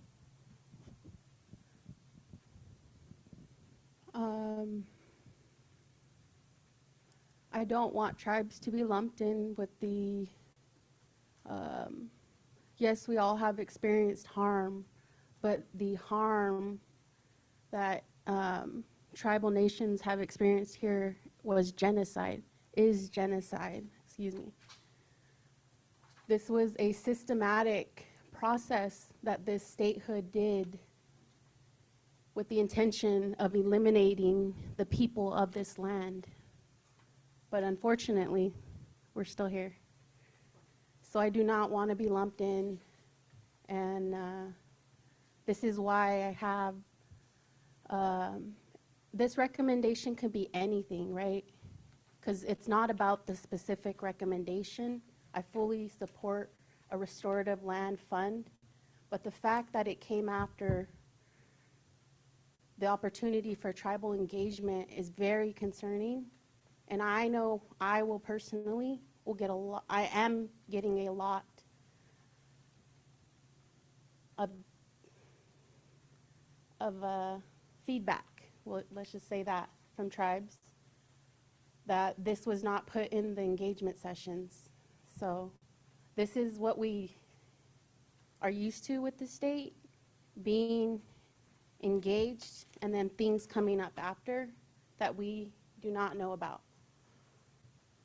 So I do want, my original comment was about not being lumped in with the same narrative of harm, because yes, it is harm that the people we're trying to serve here,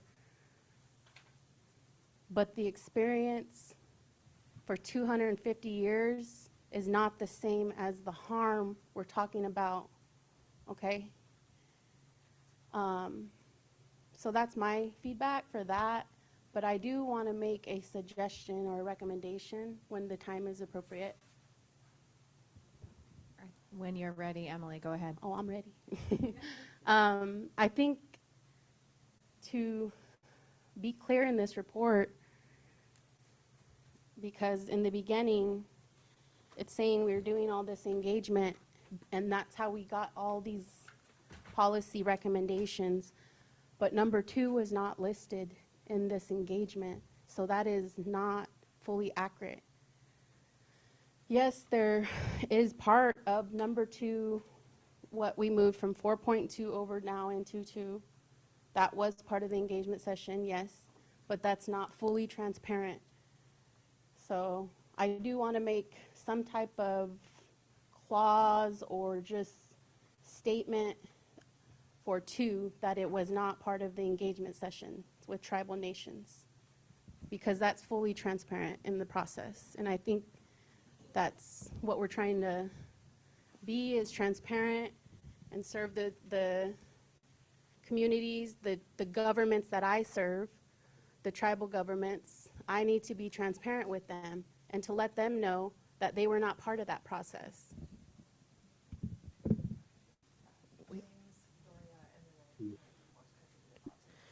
Yeah, very quickly. I think that one way to maybe show that where it's clear is some kind of attached to the goal/policy recommendations, some kind of visual icon of like what sources were derived for that, like whether it came straight from the task force or a working group or from a listening session or a combination of all of them. Or in the executive summary, we just say explicitly, like, some of these recommendations came through listening sessions and engagements. Some of them came from working groups. Some of them came from committees. Some of them came from the advisory. Some of them came from interagency review. But I do think being able to like have transparency around which of those were part of each recommendation, insofar as we can retroactively do that, which is hard. But like for this one, we know. Then I don't have a problem with And I that. believe that's what it mentions in the engagement, that this is how we did things. So we don't really need to reaffirm that because it lists that. And I still stand on my requests for that clause because it's important for transparency. It would have been a really beneficial thing if it was brought to tribal nations for everybody. So I feel like it's important to restate some things.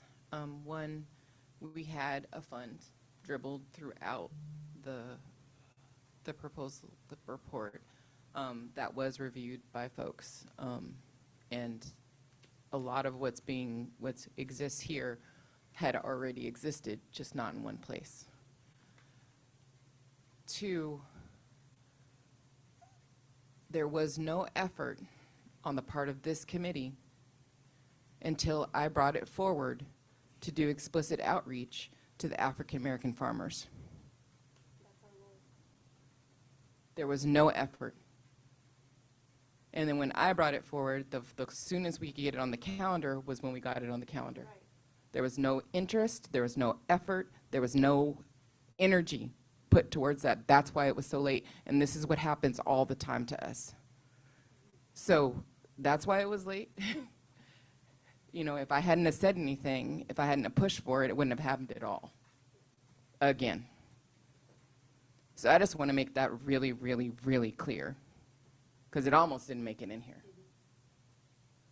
And then finally, I feel like one of the things that you pointed out yesterday, Emily, which I feel like is really powerful, really right on, is that in our section 1, maybe it should lead with a specific fund that serves California tribal communities and has the language that you want to, in order to clearly represent what's the situation there, you know? Because I think that this might be a little triggering because we were able to get at some things that are not existing in that first opening recommendation that should be. Quite honestly, I think we should lead with that in that number 1, you know?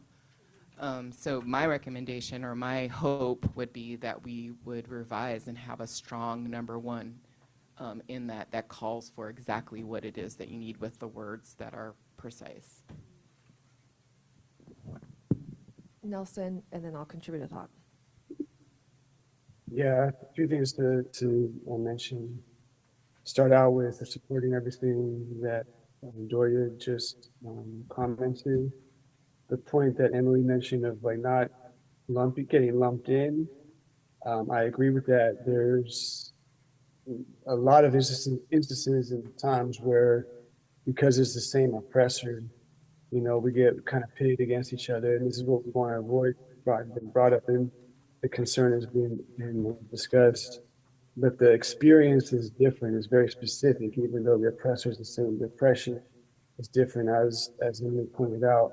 And with that said, I don't want this specific pathway for descendants of enslaved Africans and others harmed on this land to be pitted against in receiving the funding and land to be taken away from the tribal nations that deserve it first.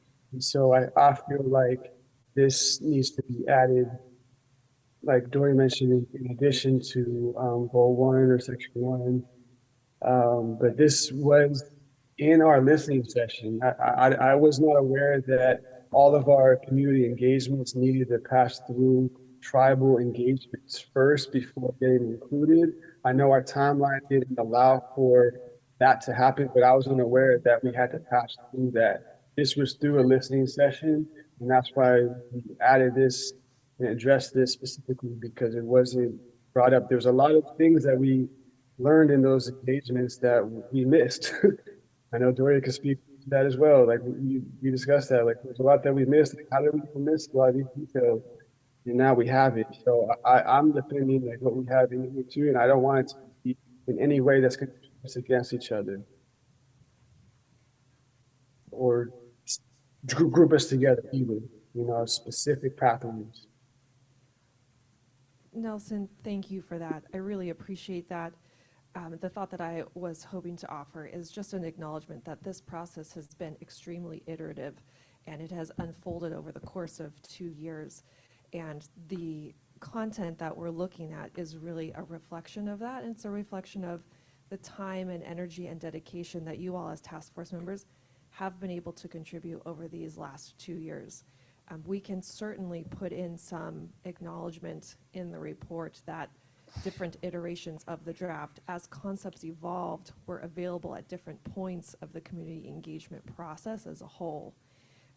And we have relied upon your expertise around the table to bring those ideas in. And any single one of these ideas, we could pick apart, expand, contract, refine, really kind of in perpetuity. So I also don't want you all to lose sight of the tremendous amount of outreach and knowledge gathering that has been accomplished in order to inform these recommendations that you have.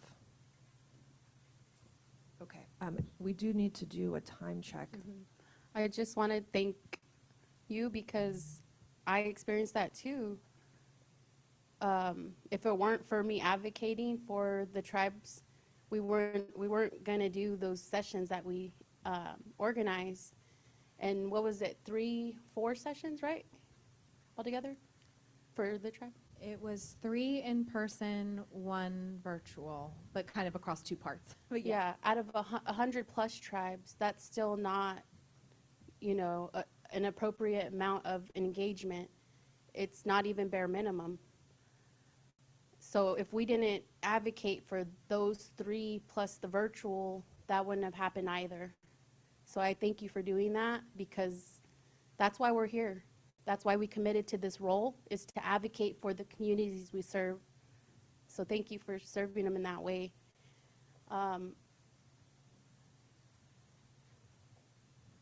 Yeah, I still stand by my recommendation. This specific goal wasn't presented to tribes. Part of the goal was, yes, but this establishing a fund, no.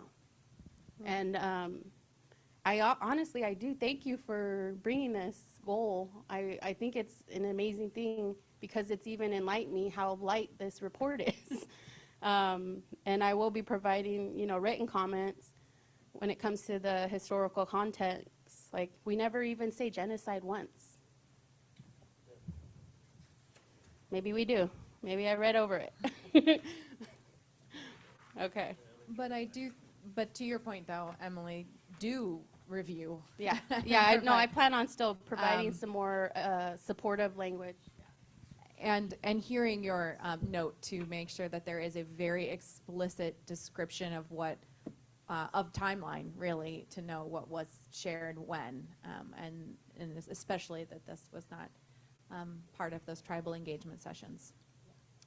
What I think we should do, given time, is ask whether this task force would like I want to get a sense of comfort with this goal 2 being included in your November draft.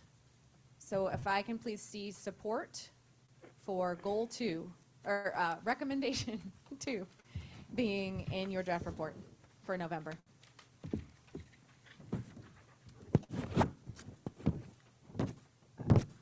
Seeing support and 1 do not support. Thank you all.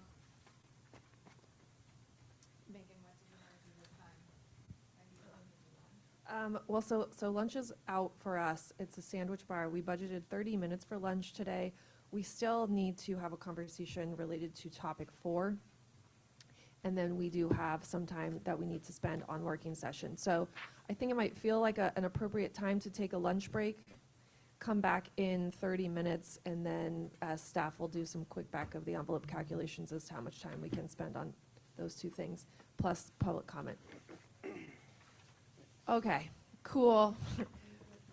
We do have a video from Irene that we'd like to share during lunch, but 12:09 now. We will start again at 12:40 sharp. So if you're joining us in the room, grab some lunch. You can bring your sandwiches back. You can continue to eat when we start again at 12:40 if you want to stretch your legs. But 12:40, starting sharp. 12:40. Cool. Thanks.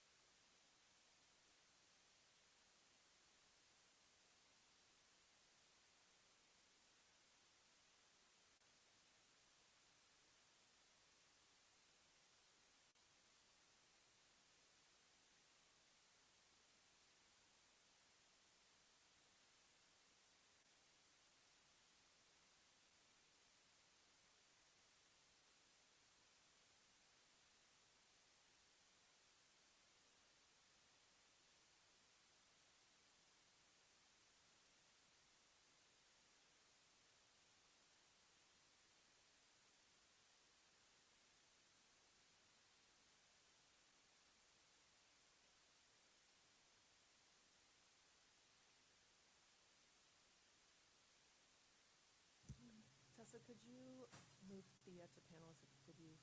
Oh, thank you. Alrighty.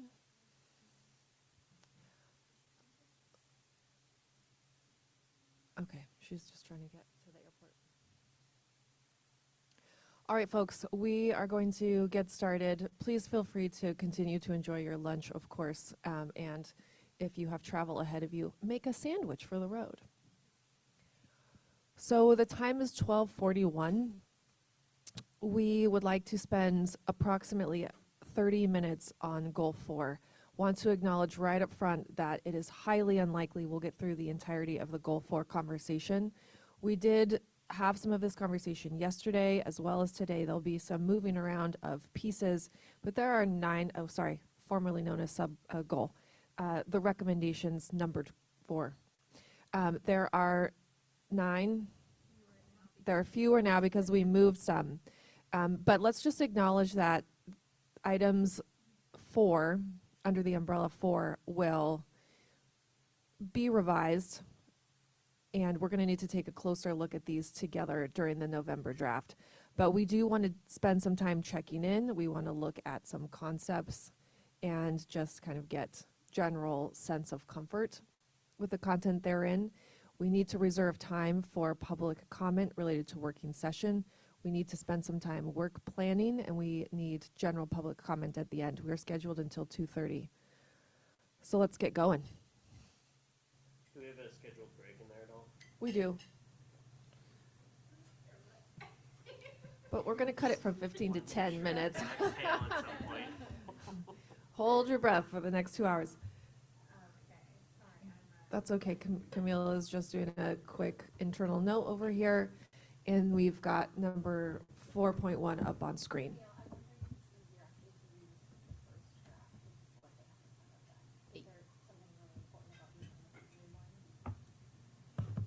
Well, they are different now because there's just a different order. Something's gone, and then the loan and debt forgiveness programs are now combined under one recommendation. It was like a full porting, right? Like there were. It was a full polling. Let's just see. If it gets confusing, I can go back to the other one. Okay. One really quick note for you guys. I did add when you get a chance. I have a slide that I added to the PowerPoint. Not for right this second, no, but it recaps conversations so far. So just wanted to note that. Thank you. Okay, so we did not get the chance to talk about very much of this set of recommendations under 4 recommendations related to equitable land transition and acquisition. And I believe that Emily had brought up earlier, after public comment, she might have some new ideas. I see you're here, Emily. Might have some new ideas, and I believe that this goal would be where the current recommendations related to land consolidation live. So just highlighting that for everyone. The goal did change slightly from what you have printed in front of you because we pulled out that what had been 4.2, that funding, and that is now included in 2. So I think if we can, most of the text has actually remained the same, but we're looking on the screen at what this would look like with that extraction having been executed. Does that make sense to everybody, what we're looking at here? James, yeah, go ahead. It does. I'm curious, was there any development of like the preamble to Goal 4? Because I would strongly be in support of kind of redefining the title from equitable land equitable land transition and acquisition to, well, I'm not sure what the best way to do this is, but I think it's really important that we have like stop, like yesterday, so many comments were about preventing. Like we talk a lot about what we want to add to things, and we don't really flag clearly what we want to stop happening that's going on right now. And so I just think, like, this is an important title. Like I don't want this to get disappeared under stopping, corporate and private equity kind of takeover of land. But I also, I'm just flagging that for consideration. Doria, go ahead.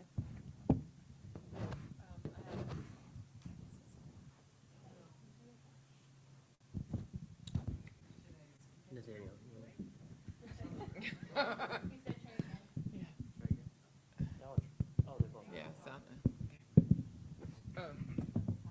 Okay, so after much thought yesterday, I do agree that 7 areas of recommendation might be called for so that we can highlight the consolidation issue. And, you know, to that end, I think that 4.8 and 4.7 in that order, 4.8 first, then 4.7 would be 2 things that would live underneath that new recommendation. And then the remaining of these are really in a different vein, and I think that they should stay under this title. The only other thing I'd like to put out there is that 4.1C. I think we should move it to 1 and build it out. 1-1.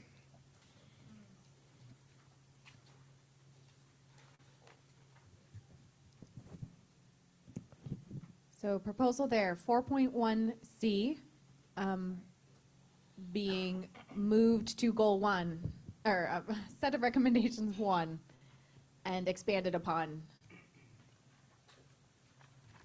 Let's just sit with that proposal. Let's see if there's agreement there. Oh, And maybe I just want to add to it, it's buried here. And I was talking to somebody yesterday, and they're like, here's how your legislatures are going to read it. If something is a 4, a 4.1, a 4.1C, they're going to be like, that's not a high priority for you. So, 1-1.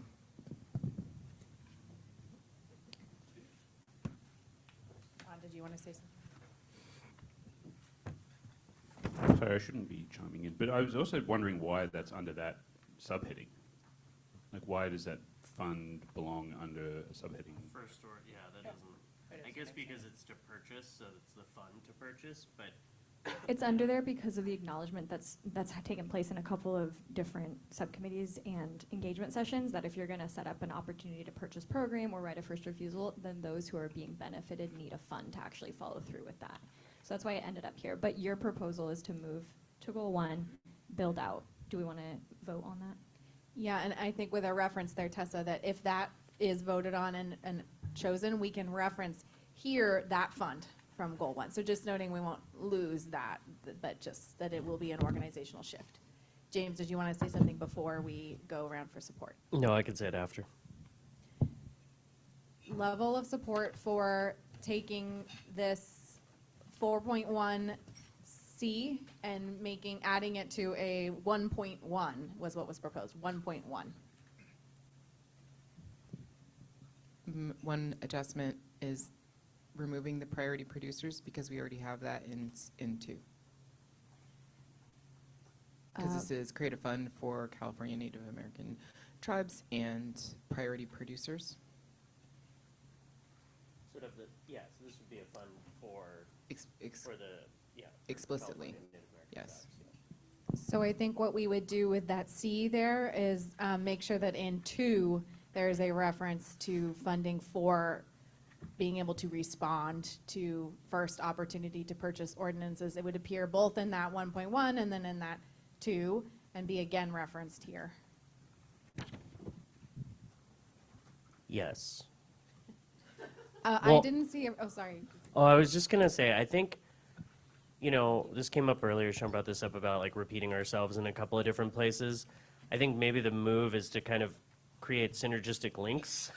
I don't love that in terms of like a 1-page, you know, like just being able to see everything, but I do think it's helpful to show that because this is like a holistic solution framework that we're trying to offer, there's a lot of synergies between parts of the report and other parts of the report, and being able to kind of either visually or some other way indicate that, I think would be helpful. Nelson, were you hoping to jump in and say something, or is that? Go ahead if so. I think that might have been a hand for support. I apologize, everyone. I don't think did we actually get a count of support for this one? No, well, kind of, everyone was watching. We were seeing support in the room. I've only seen support online as well. Okay. Those revisions will be made. So, oh, yeah. Just had a clarification question, Dory. So this, as it currently stands, this is funding specifically for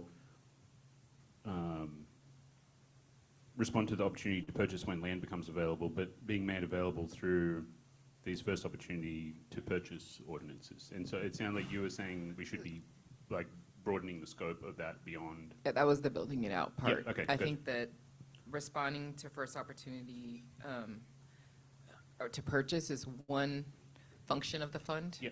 But the fund should have multiple functions. Okay. So again, so it is then to move this and then build it out as you said. Okay, thanks. Oh, Nathaniel, did you have something to say here?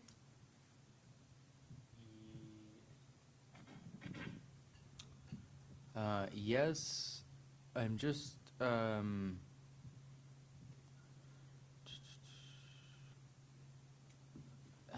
never mind. I'm just wanting to make sure we're properly defining this, not defining, but first opportunity to purchase ordinances versus the right of refusal. I know we had it a little mixed up before. I was kind of hoping Dorian would be able to weigh in on that, but maybe it's farther down, so I'll bring it back up when that comes up. Yeah, thanks, Nathaniel. We can, if there are still questions there, I think Dorian could probably help with that. So when they're back, we can ask them about that. Thank you for flagging.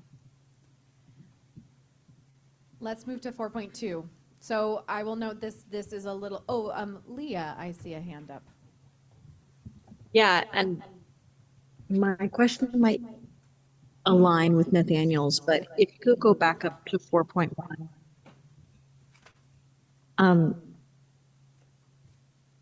Sorry, the document is starting to swirl in my brain. A is only for privately held land. Did we address rights of first refusal or first opportunity to purchase ordinances for public land somewhere, or has that been lost? That is included in Goal 1. It focuses on tribes. Okay, good. Great. I was just forgetting. It's also referenced in the Surplus Land Act amendments that were, recommended amendments that tribes would have be included in that sequence of publicly owned land. Yeah, so that would be for state and local. Yep. Can I ask a question? Would it be, I think you're trying to go in order, but would it be okay to take a vote on whether or not people agree about this new recommendation area?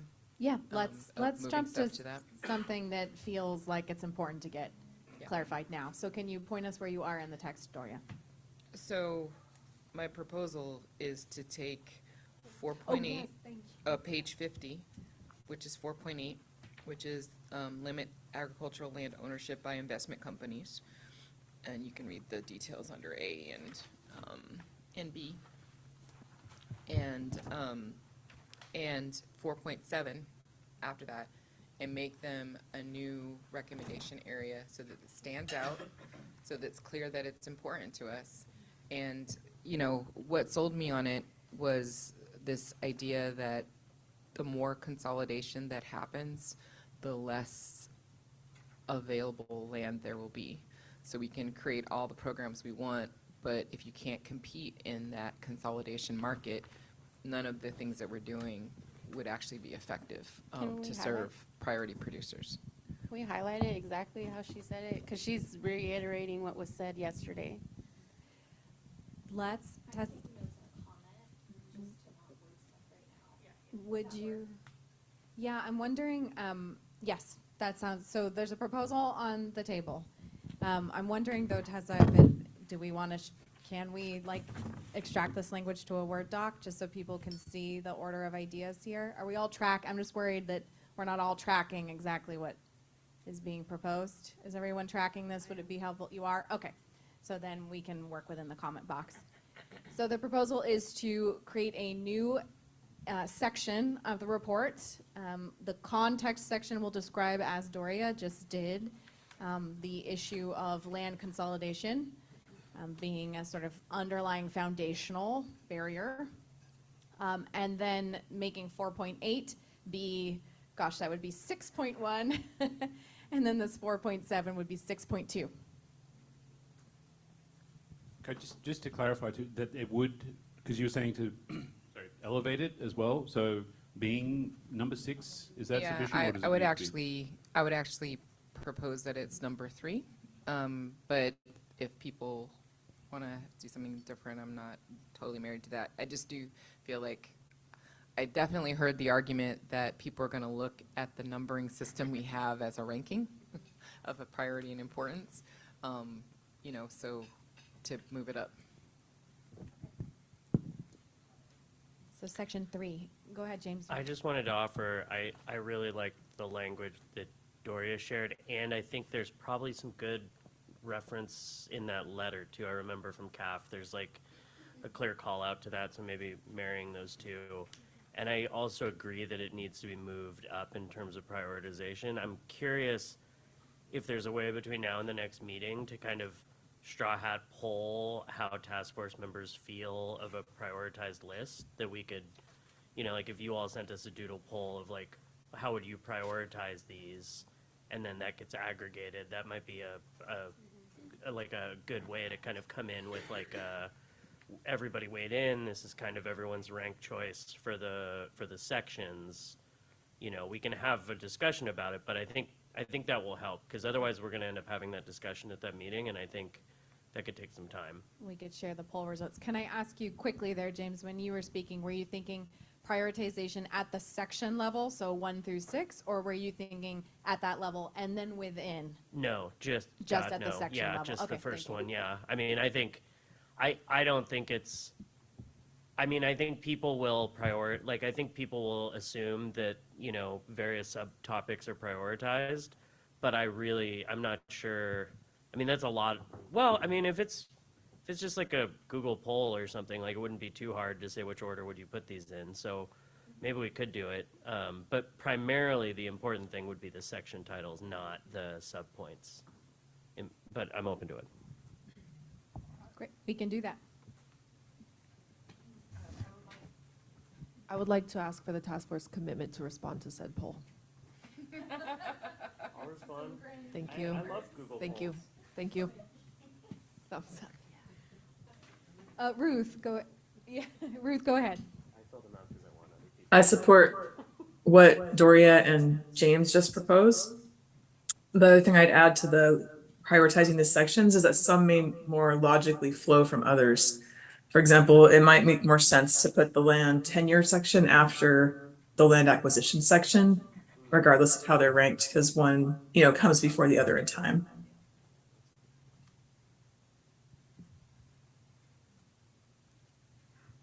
I see some nodding in the room. Ruth, just, I think as part of that poll, if task force members, you can assess for you what is the most logical sequence of these sections, however you're defining that. We can come back to you with those poll results and then confirm the path. I'm wondering if there's possibly 2 separate questions here. Is 1, what would you prioritize?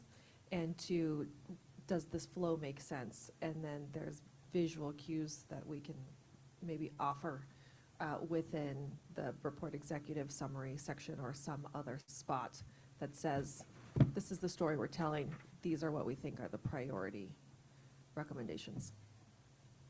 Okay, cool. So maybe you're going here, but we just approved a new section. Do we also now want to just do a poll on the language, 4.7 and 4.8? Okay. Yeah, that's a good idea. Why don't we stick with this language of 4.7 and 4.8, which will be created as a section 3, and note whether there are any changes to that language that will become section 3. Nathaniel, did I see a hand up? And then Doria, and then Emily. Yeah, I do think that this 4.7 is a bit only in here do we have a little subsection to explain what a land market monitoring program is, and I think that it's a bunch of great language that's really high level, but when it comes down to it, it's not that big of a it's not that big of an ask that we're doing here. It's a very affordable thing that can be done in a very quick manner. And just thinking, like, is there a way to put the idea of a land market monitoring program as a part of 4.8 of, like, this is how you can limit agricultural land, like, this is to help compete with large investment companies, because all this information is out there, public, information, and I wouldn't put that one in front of 4.8 because it's like a $5,000 investment. And to note, thanks for the, Nathaniel, that right now 3 will have this 4.8 will become 3.1, and then 4.7 would become 3.2 based on the proposal. Okay, and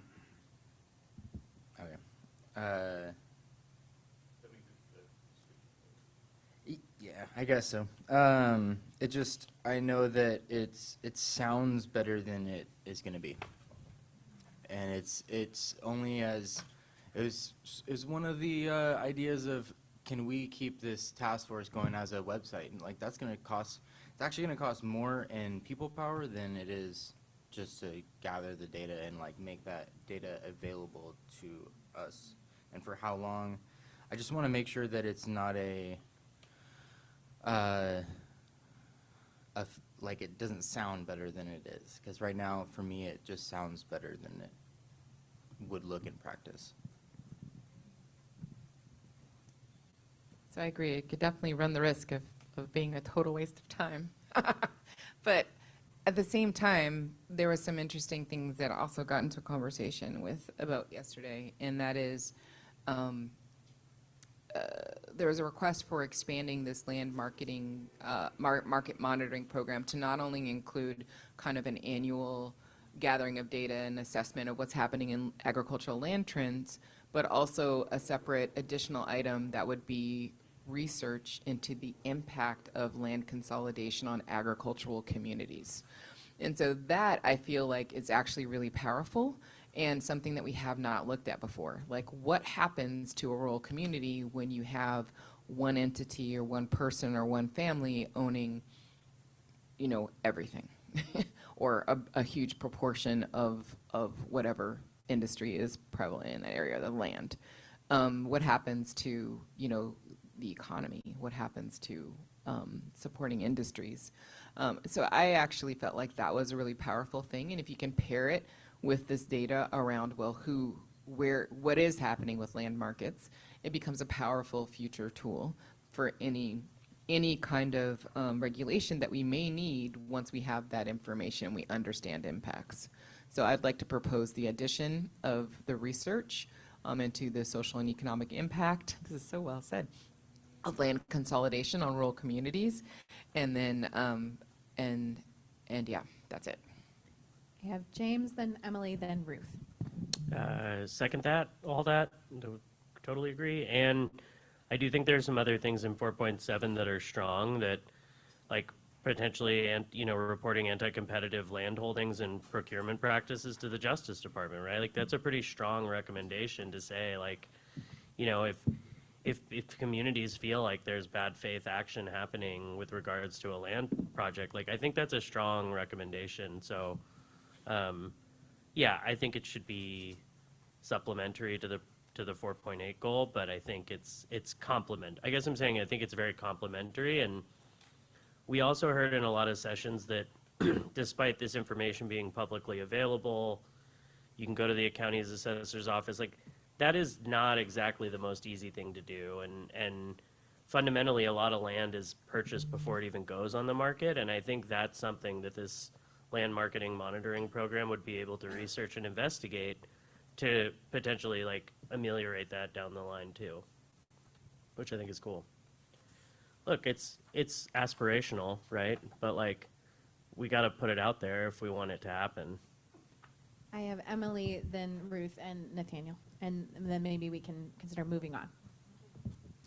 I support the additional recommendation. I think it's actually not only complimentary, but I'm just as interested in that data as much as, you know, what we're trying to talk about with the marketing monitoring program of knowing who owns the land. That's what I'm trying to say.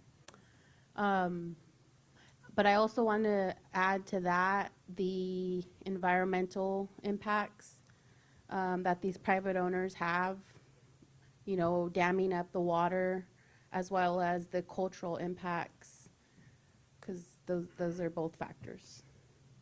Oh, and then to also complement the words spoken earlier about kind of the context of this new recommendation, which we created a new recommendation. Yeah. It should also acknowledge, like, the first consolidation was within the statehood of California, you know, wasn't with the state. It was multitude of things. So I can't give all the details right now. So maybe we can work on that language when I provide the other written comments.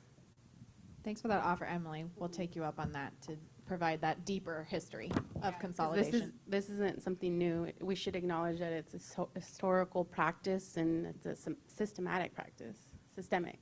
There we go. Thanks for your help with that language. Ruth. I agree with adding that point about research. And I also think another consequence is abandonment of land. That's been coming up in some policy discussions. If a hedge fund or other corporate or financialized entity buys land and then considers it like an idle asset and is not maintaining it anymore, it's another environmental impact. The other thing I was wondering is if 4.7 in the land market monitoring program, is there any way that this program can actually make data on available land more easily accessible to farmers who are trying to buy land? I know that's one thing we had talked about before, and I'm not sure if it got into any of our recommendations, but you know, the issue that James mentioned of land is already sold before people find out about it. Is there a way that this could be used to make it more publicly accessible to know what parcels of land are up for sale, like as soon as they come up and are available? Is that something that the land monitoring program could do, or is it more of a after the fact, you know, just researching the trends? So if I could, I'd love to chime in. We had a lot of back and forth in the, I don't remember if it was a working group or a subcommittee gathering about that. And we had also feedback from technical advisors. And we basically landed on that it was really hard to find a mechanism where people would be reporting the land before it was sold. In any amount of time that would be meaningful for people. It'd be really a heavy lift, and it would need enforcement, and it just seemed unwieldy.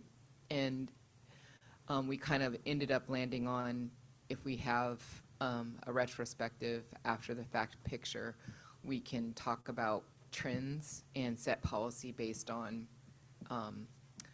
the past, you know, going forward in the future. Just because it was just hard to figure out some kind of a mechanism that could be enforced to do it before people sell property. Megan just noted 5 minutes. Nathaniel, I know you're. Yeah, I think that was my main point, is that this isn't actually going to be able to help a farmer that is looking to buy land. Like, it isn't going to be a exclusive, like, open market form, or like be able to see what is for sale and what is not. And there is not a lot of mechanisms to force people to put it onto any market if it's sold off of the market. I guess that's, if it didn't go to the market, is it going to be included in the monitoring program? And I think that's where the retrospect might not be as And I don't want to say it might not be as helpful. It's just helpful in a different way to look at this trends over a long time, but it's not going to help active farmers looking for land. Thanks for all those comments and discussion. We have just oh, Leah, I see your hand up. Maybe not too helpful because I don't have all the details, but my understanding is that there's a new real estate law in California that does require properties to list on MLS. And I can try to look more into the details of that to see how they might apply to agricultural properties before our next meeting. I was going to do that anyway, so. That would be very helpful, Leah. Doria. So I wanted to add one more thing to now our 6.1, and that would be some kind of mechanism for enforcement. Because it doesn't really clearly say that right now. Are you referring, just to and make sure we're in the same place, the develop first opportunity to purchase ordinances, which will become 6 No. point? Are we talking about 3? Oh, sorry, 3.1, 3.1. Okay. Getting my numbers wrong. No problem. So the farmland for farmers law that would limit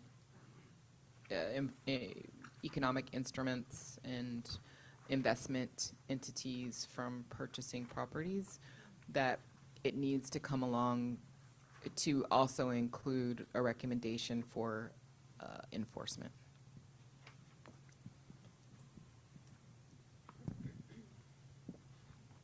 So we are out of time on this goal, and I'm wondering what people are holding so that we can make sure that when we come to that November meeting, you're looking at the material you need to see to make an approval, right? To make an approval choice. So I'm thinking if we can just get maybe a general measure of support, of comfort with the overarching ideas that are currently in this section 4, and maybe just noting if there's anything that someone is not ready to support that is currently listed as one of these item 4 recommendations. I think we need to know that now so that we can plan for November to address those pieces.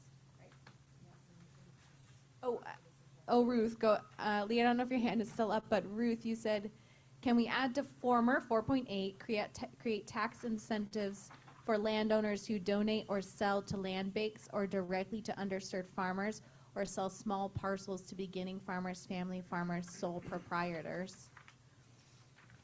Or whatever the right language that people might suggest would be, but the tax incentive idea. So And that's tax from incentives Kath's for letter. landowners to donate. We're Right. wondering whether that is.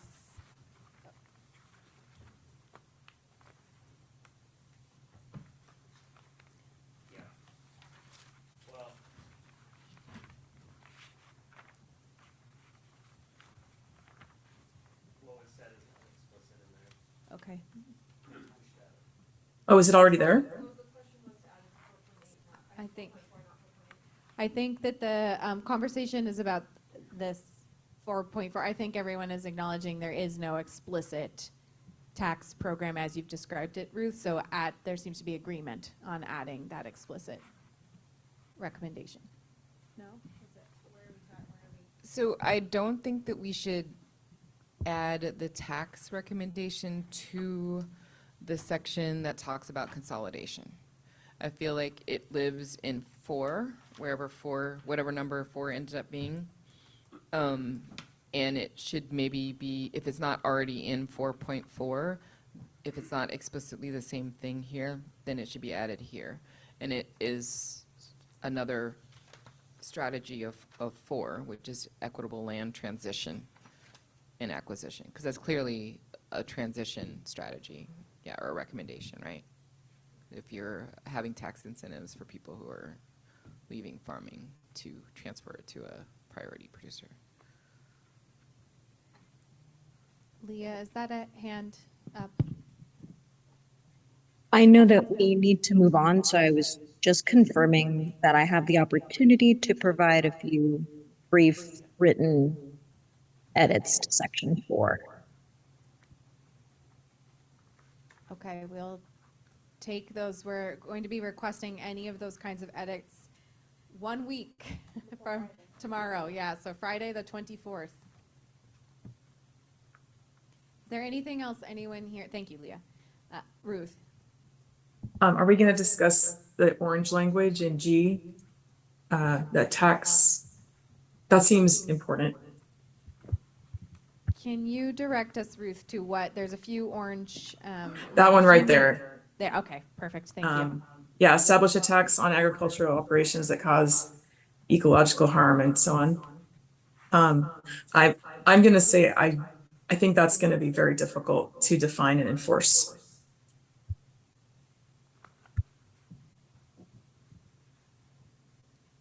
So this was proposed language that did not make it into your October report and was meant to be, discussed today. Did anyone else have any comment here? James? Yeah, I agree that it will be hard to enforce. I think there are many things in here that, well, maybe not many, but there are several things in here that will be hard to enforce also. But I still think wouldn't it be wonderful if somebody took 4.4F and said, we're going to turn this into a law at the state level to create an enforcement mechanism for it, to make sure that there's actually to prevent these harms from being done. I think that's great. So I think because these are policy recommendations, it's okay for us to kind of be bold and recognizing that it's also not, right, it's like a new language at the end. It's, somebody's going to have to really find it to see it, but I'm not opposed to adopting that, because I do think that's really directly responding to part of the causes that we're trying to prevent happening in the future.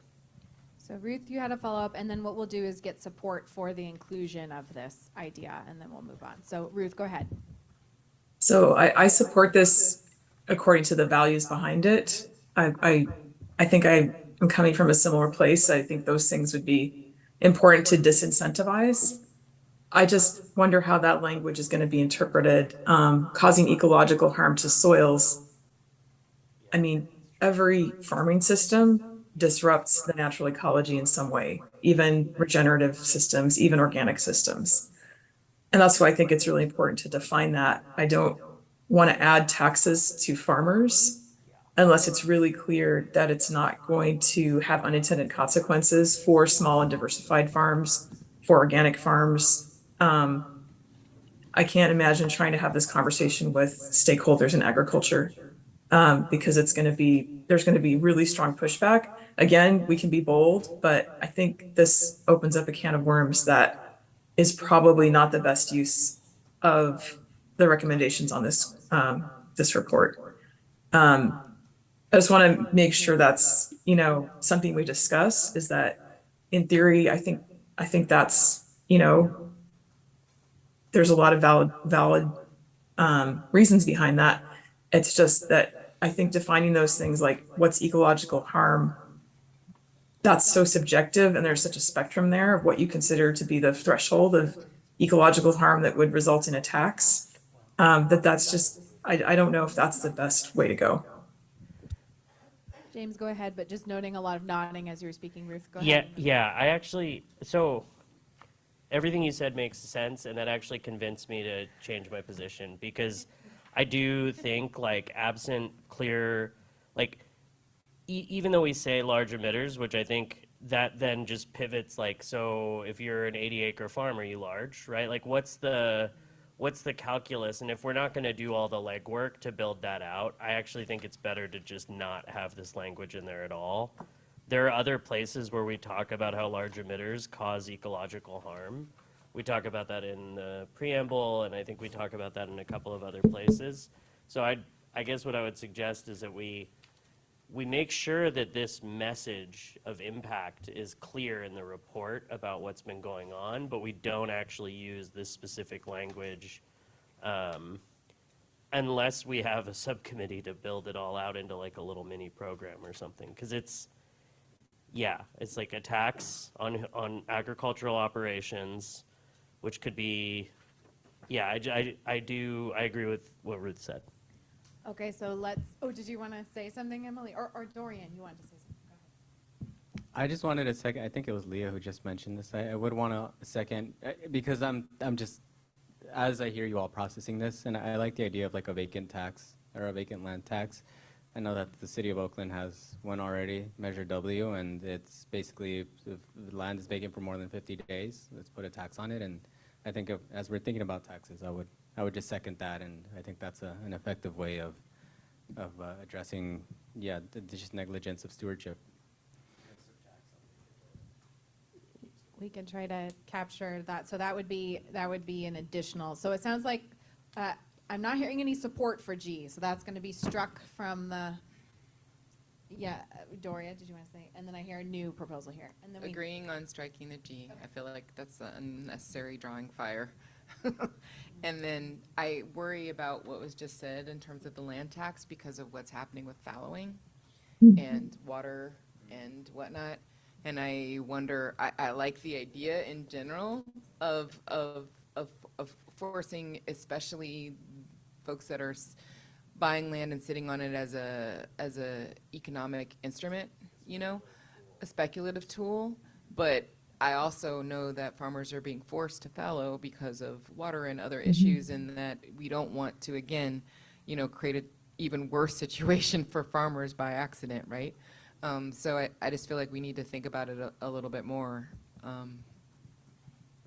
is it something that you all would be interested to move into ideas for further consideration, or does its inclusion there even maybe open up some potential repercussions? Emily? Either I agree with what Doria just said of like, that was my initial thought of, you know, whether it's a flood that came in, something happened to the land and you just hit that mark of 60 days and you're like, ah, crap, now my taxes are going up. And you are trying to actively farm it, or you're waiting on a well, whatever. I do agree with moving it to ideas for further consideration, because then it just gives us a little more time to look at it from a different perspective. You mentioned the word I wanted to bring up is that there are no repercussions to what we're trying to address. I don't know if a tax is the solution to, you know, identifying a repercussion, but that's kind of what we're getting at here, and I would like to talk about it more, how you said. Can we ask our technical advisors to look at this issue of a vacant land tax, and specifically in terms of the speculative land market, and how we would do it in a way where it wouldn't create a new, you know, debilitating tax for farmers? I see yeses on that, so we can go to the advisory committee and ask whether there's any language there. For now, that would not be moved into the. Ruth, you had a comment, and then Tessa has a comment. Just real quick, could we add potentially also abandoned land?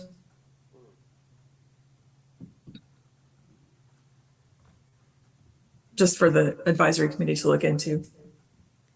Yes, thank you. Tessa, you are going to say something. Just noting that if the advisory committee members have time to look into this in the next 2 weeks, then we can do that. And that it would, I guess the question is then, would it still be in the ideas for future consideration, or is there a desire to bring that into the report?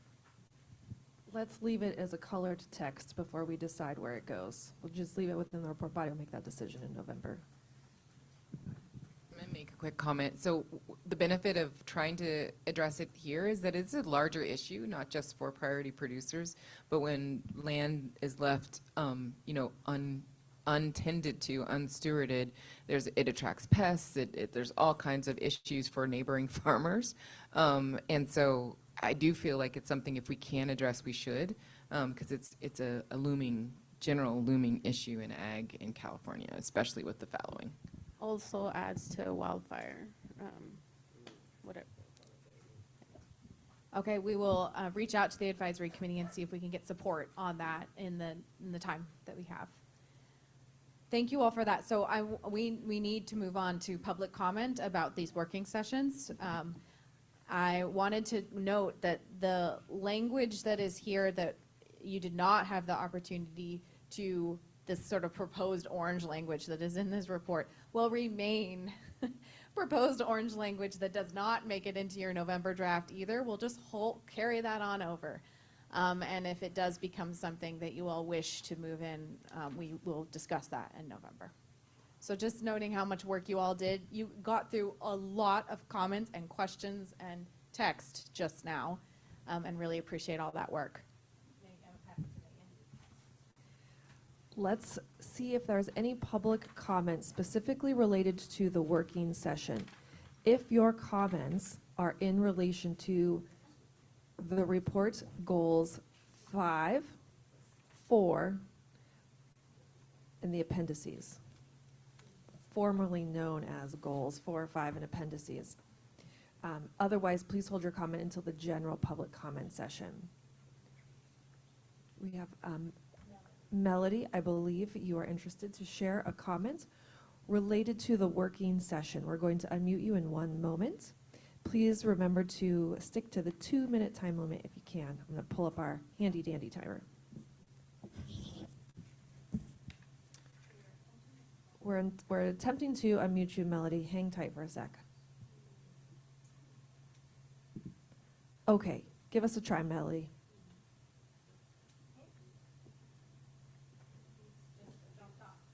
No, Melody became a panelist for a quick second. Okay, go ahead, Melody.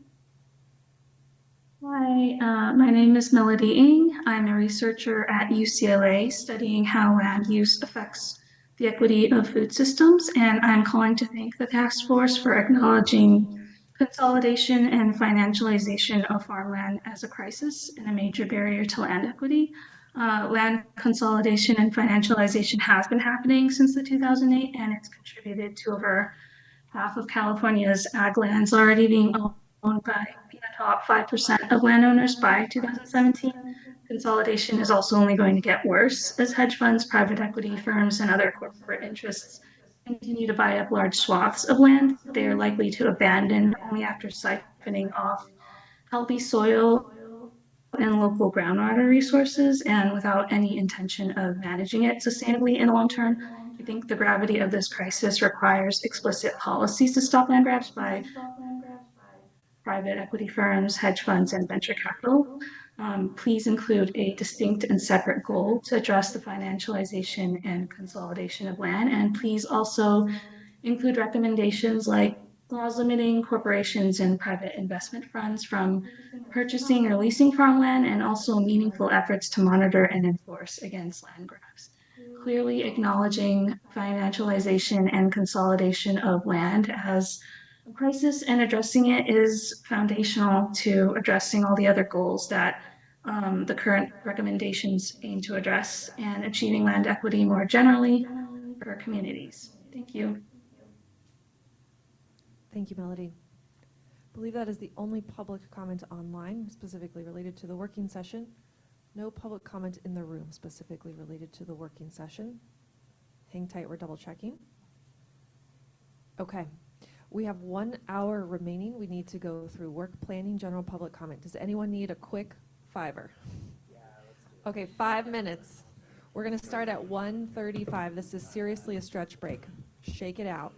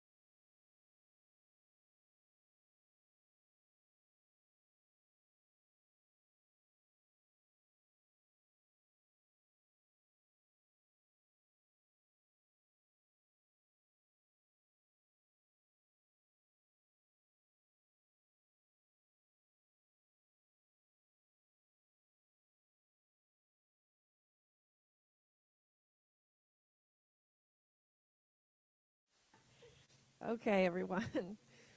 For those of you that got a cookie, congratulations. We heard they're delicious. For those of us that didn't get a cookie, we made bad choices. All right. Sean called this the power hour. I loved it. Here we go, power hour.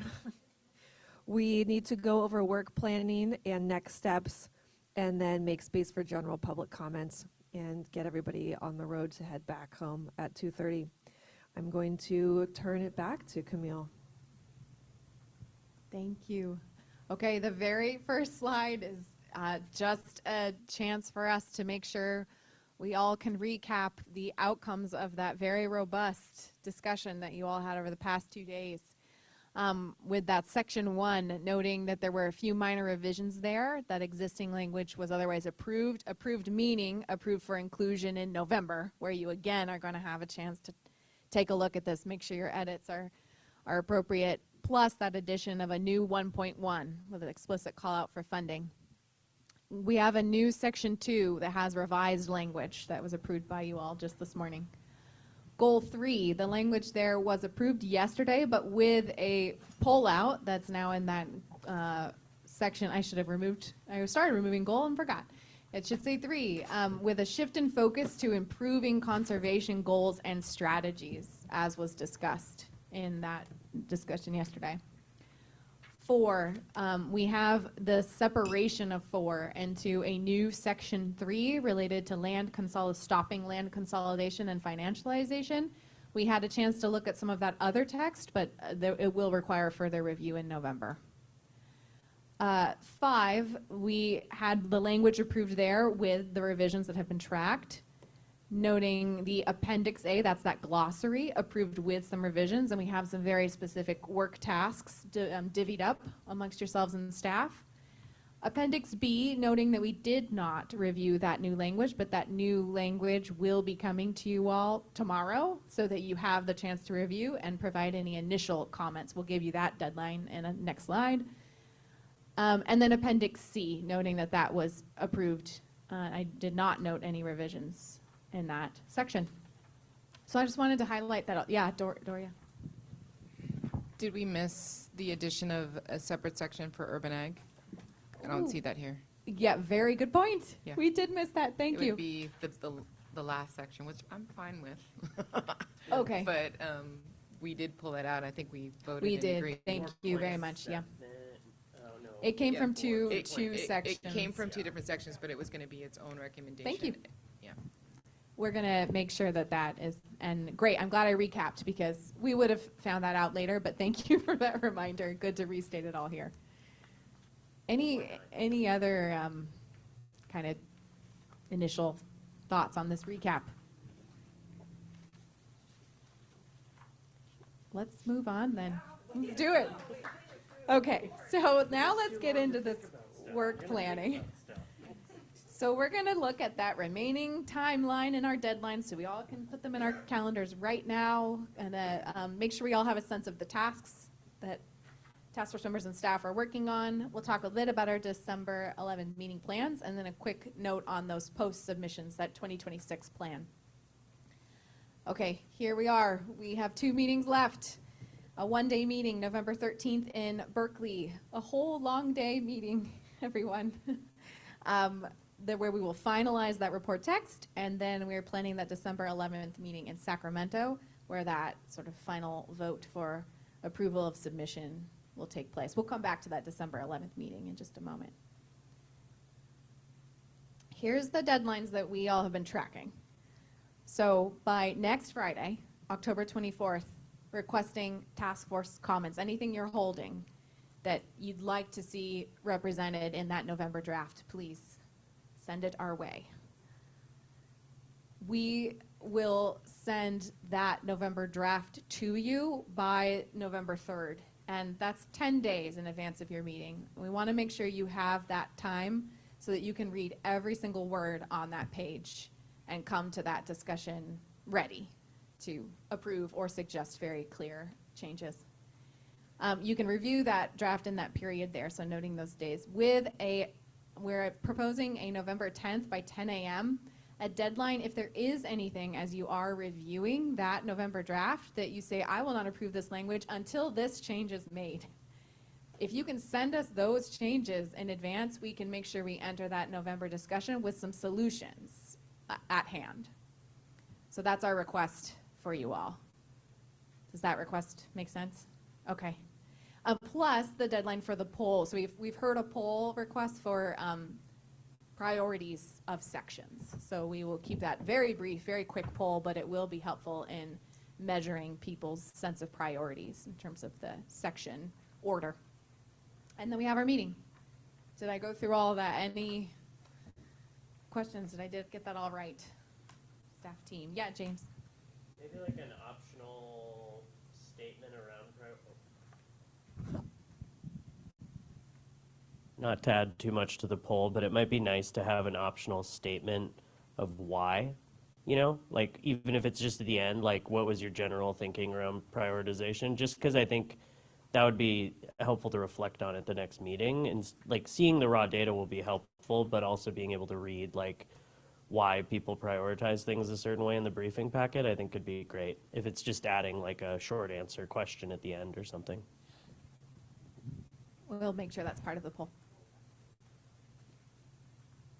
Does everyone have these? Yeah, everyone have these deadlines in your calendars? Then we're going to move on from the slide, yeah? Thank you. Oh, yeah, photo. That's a good. Nathaniel, go ahead. Oh, no, I'm sorry. Let me take a picture. It feels like we're in a college classroom right now. When is our December meeting? Oh, I'm sorry, Emily, say it again. December 11th. Yeah. Did everyone get a photo? Did you get a photo? Is the 13th a one-day meeting? It is a one-day meeting. Get ready. Yeah, it's going to be a long one. 9 to 6. 6 a.m. start. 9 p.m. I'm more like 8:30 to 6. James. Regarding the November meeting that we unfortunately only booked for a single day back in 2024, I need to confirm with the venue. The venue is the David Bauer Center, what time we can access, but most of our task force members plan to drive in that morning. It's about an hour to an hour and a half drive. So we're not going to start extraordinarily early, probably around 9, maybe if we can squeeze an 8:45 in, we'll see. But please plan for a full day. That means maybe 6 p.m. I know that's long, but we really have one day together. Right, and you can't. You're stuck with us because otherwise you're stuck in traffic. And so if just on the travel note, I know at least several of us will come in the evening before from Southern California. I don't know about friends from Fresno, but if anyone needs hotel accommodations the night prior to our meeting or would like to stay the evening after in order to travel home the next day, please talk to me. We need to make those arrangements starting next week. Okay, let's move forward. Thank you. So just noting, so that we all have a sense of shared responsibilities, of who's taking on which pieces of the work to get us to November. Noting that the main task force responsibility, there are a few people who have volunteered for some specific tasks. Thank you for that work. It's reading this November draft really, really carefully and correcting via track changes would be ideal. Any language that needs to be changed before you will approve that report for submission. That would be our request for you all, the task that we would like to assign. With staff, just to make sure everyone understands what staff are intending to do between now and this November report is to do the revisions as you all have directed today. That's step 1. Step 2, we're still holding those case studies and some additional kind of call out boxes, quotes that we can pull, specific little stories that might add to some of the lived experiences of the work you're describing. We'll do our best to identify those.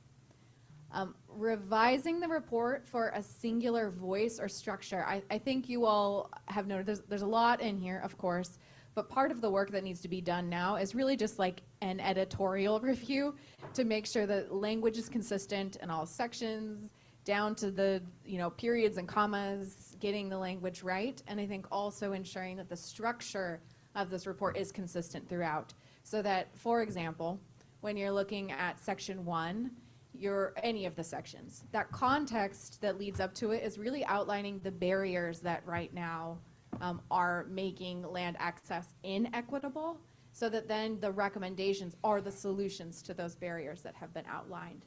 So just those kinds of structural continuations throughout the report, I think, are going to be very important for that singular voice. So noting for you all that is staff's intention to do that work for your November review.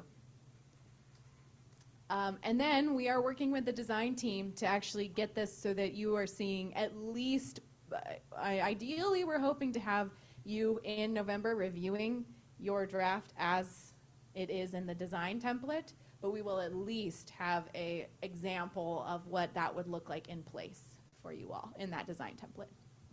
Emily. What other case studies are there? I noticed there was plural language, but there was only one on the report. Yeah, thanks, Emily. Staff have identified, and part of it comes out of conversations that were had, like with the engagement subcommittee or the working group, other pieces, but identified specific little areas where a grounded story might be of benefit. So the one that is coming to my mind right now is in the recommendations about public land as a space for access. We did visit some farms that are on public land. So actually just going back to those site visit summaries and just giving a little description of those farmers' experiences on public land, kind of as a way of adding some context for all of the really robust work that you all did visiting these places. So that's an example. So they're going to be farms, right? Yes. Are you going to contact them, right? Like how you did with Golden Eagle? Yeah, our plan Just is to share your summary for approval? Yes. Okay, thank you. We will do that.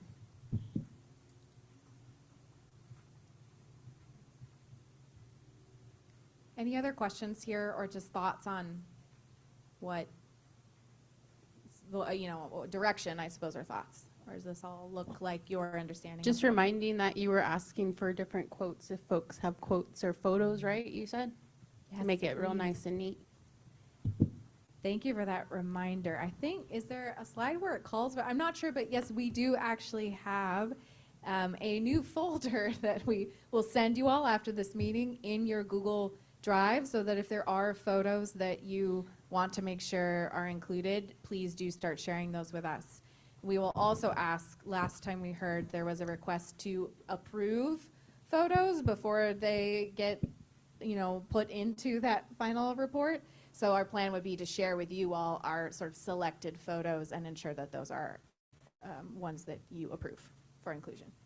I think the approval process was more towards the people in the photo, but of course with the task force as well.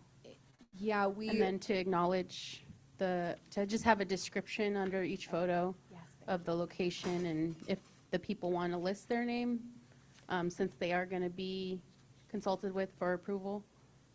Okay, thank you, Emily. Those captions and a request if someone would like to be named, that's helpful. We would only be selecting photos where we have signed photo permission forms. So we have been collecting those through our process, and we will not share any photo before we have that permission. Yeah, Chi, go ahead. You may already talked about this. So I remember, vaguely remember yesterday we had a proposal that we will develop kind of a one-pager or two-pager with the high-level recommendations. You already talked about that? No, great, that's great. Are we doing that? Yes, that would be something that we are planning to do not for November. That would be a sort of once your recommendations are finalized. So it is in a slide. Maybe if we can click forward, if you don't mind, Tessa, let's see. But thank you for bringing that up again, because it is here. I think that there's two pieces on this slide. There's both that final meeting, noting for you all that the intention at this point is to have that be like a celebratory space. That's all what we've been hearing from you as we've continued trying to hold that meeting for that purpose. The explicit action would be approval for submission of your final report, that it would be the plan for the agenda. Noting what Sean had said yesterday, we need to talk with the legal team, but just upon the conclusion of the task force's work, what happens next? Holding also the discussion yesterday about a potential meeting focused on that $1 million in reserved funds. So there's more to determine there, but just noting that we do have one concrete action to take on December 11th, and it is that final approval for submission. Chi, did you want to say something? Yeah, can we add one more thing there? On December 11th, I anticipate that we will have everyone, all the task force members attending. Can we have a group picture? I think there, we don't have a full picture for everyone. Yeah, maybe we can do that there so that we can include that picture in our final report. That's a great idea, Chi. We actually would need that in November, wouldn't we, to get it in there? That's true, we can do a play. Yes, agreed about a group photo. Thank you. Yeah. Yeah, we'll try a photo at both meetings. So, yes, thank you for that. Noting then the second piece of the work is really a statement about what SGC staff have been planning to do, which is once your report is done, really focusing on very tailored forms of outreach that are targeting specific audiences. So because I think it was said a few times yesterday, this is a robust document, and to make it accessible and comprehensible to the audiences you all want to be accountable to, in addition to the governor and legislature, it will require some significant tailoring of your ideas. So staff have been planning to do that. This is our sort of 2026 goal. Through June 2026 is the end of the fiscal year. Staff have been intending to take on that project. No, I want to say that we've gotten a few suggestions. James, you're coming to mind, but I think, Chi, you also just now brought this up, for things that would be helpful for you all to make sure that you can bring back to your communities or to the people you work with what you've done, the work you did as part of this task force. So just wanting to note that the sooner you have a sense of what that is, and the sooner everyone, I think in November we should have a discussion about that, so that there is a very clear set of next steps to ensure that that outreach is effective. Any thoughts? Yeah, I think it's how can we support SGC in that outreach? Because I don't plan on doing it. I can support you though. Yeah, thanks, Emily. Does anyone have anything else to share now, or that you want to at least put out there as something you've been thinking about so your fellow members can consider it and we can have a more kind of robust discussion? Irene, go ahead.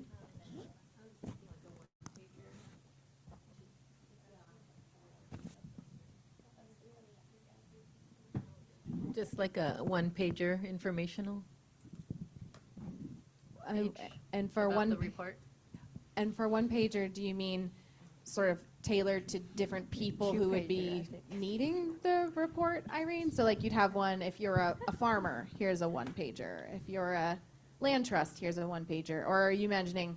I know, it's kind of, I don't know. Okay, but just shorter, just some condensed. kind Okay. of, but it is very long, so I don't know if it'll be a one pager. Sorry. Thank you for that. Yeah. I know Chi, Doria, James, and Tessa, did you? Oh, okay. So Chi, Doria, James. I think one page will be very challenging.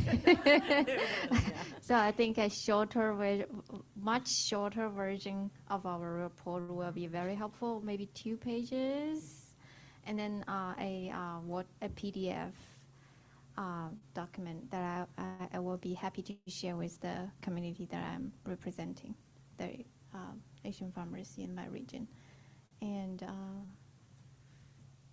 yeah, that will be all. And noting there, if you can also let us know like languages that would be important to have that. If we have this 2-pager, what are the important languages you all want to have that translated into? So you can share it widely. Doria and then Jane. I do wonder if we could kind of offer a summary of what we came up with, but also talk about what does that mean? What are next steps? Where does it go from here? Not just leave it to the legislature to take action, but also mention ways that, community groups or advocates could, what you can do with such a document, and maybe give examples of, how people have moved other recommendations outside of the legislature to the legislature, I think that that's important because, we've heard this already that, what's going to happen, what does this mean? They're just recommendations. They're not going to actually make these things. So I think that we should call that out and say what the steps might be to move it to the next step. I second that. Go ahead.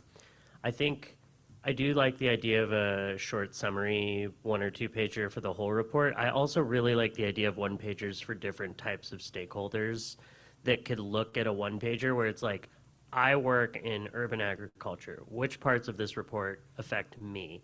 Even if they're not all in the urban agriculture section, because they won't be, because some of them just have to do with general land access or corporate seizure and all these other things. So I think having 1-pagers for different stakeholder groups, and I'm happy to help identify some of them, but I think we all want to weigh in on that. And then I think alternative visual and audio tools to describe some of the pieces of the report for accessibility will be important.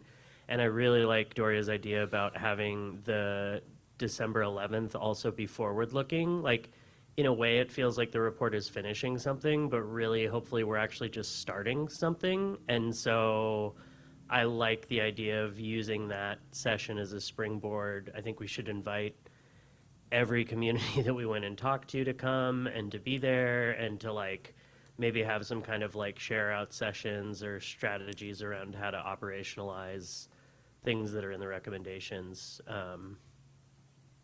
I don't know if there's enough time to do all of those things, but I think if we can try, that'd be great.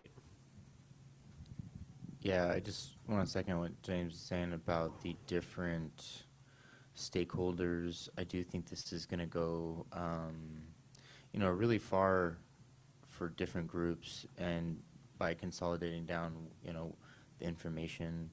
But as far as inviting folks to that December 11th meeting, I agree with that as well, and I think that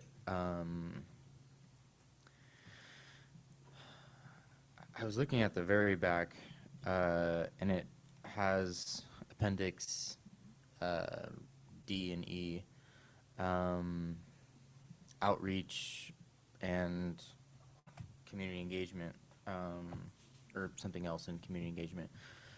And I know that we had, in the first year and a half, really, a lot of presenters and subject matter experts, and I don't know if there could be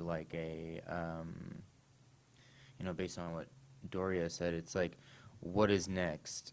These are all the different organizations and groups that are working on this and, working really hard. Some of us are, here representing our different organizations, but, others that we've talked to, other just organizations from the areas we've been, I do feel like, trying to think about myself 10 years ago when I first started this and picking up pamphlets of different things, like hearing examples and seeing examples of just organizations really feeds the next generation quite a bit. I see Nelson, and I think, Leah, you had your hands up, but I think it's just support. I also have seen some support. So Nelson, go ahead, and then Leah, if there was anything else. Oh, okay. High five, Leah. I see you. High five. Yeah, I just want to add my support and second what has been mentioned, and adding to the idea of some material specific to stakeholders. Remind me of what we discussed early in the meeting of having sections specific to tools of our recommendations, like funding and technical assistance and things like that. I wanted to suggest that as an idea also, if we have time and capacity and support with the staff to create materials specific for funding or specific to technical assistance or whatever we find relevant to those that will actually use those tools. And it'll be helpful for them to have that all in one pager. I know the whole thing is going to be hard to put in one page, but those things might be able to fit front and back. You know?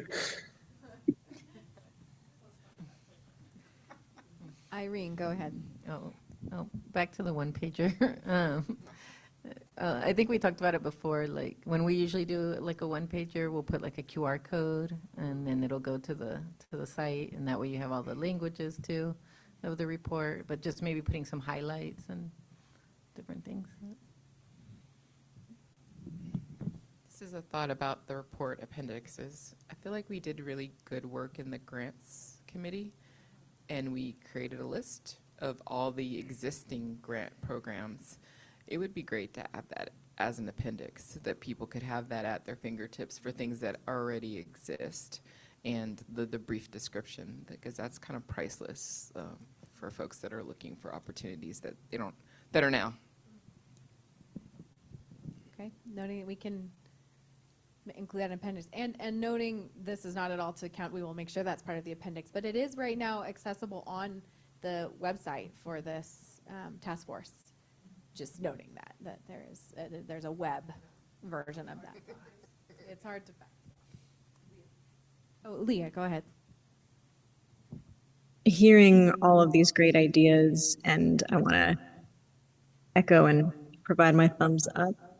I'm also just kind of wondering, yes, we submit the recommendations, but is there any role that we have in lobbying and advocating, or SGC have a role after the task force in lobbying for the recommendations, or are we depending upon our outreach to the community to provide that support and pressure to the governor?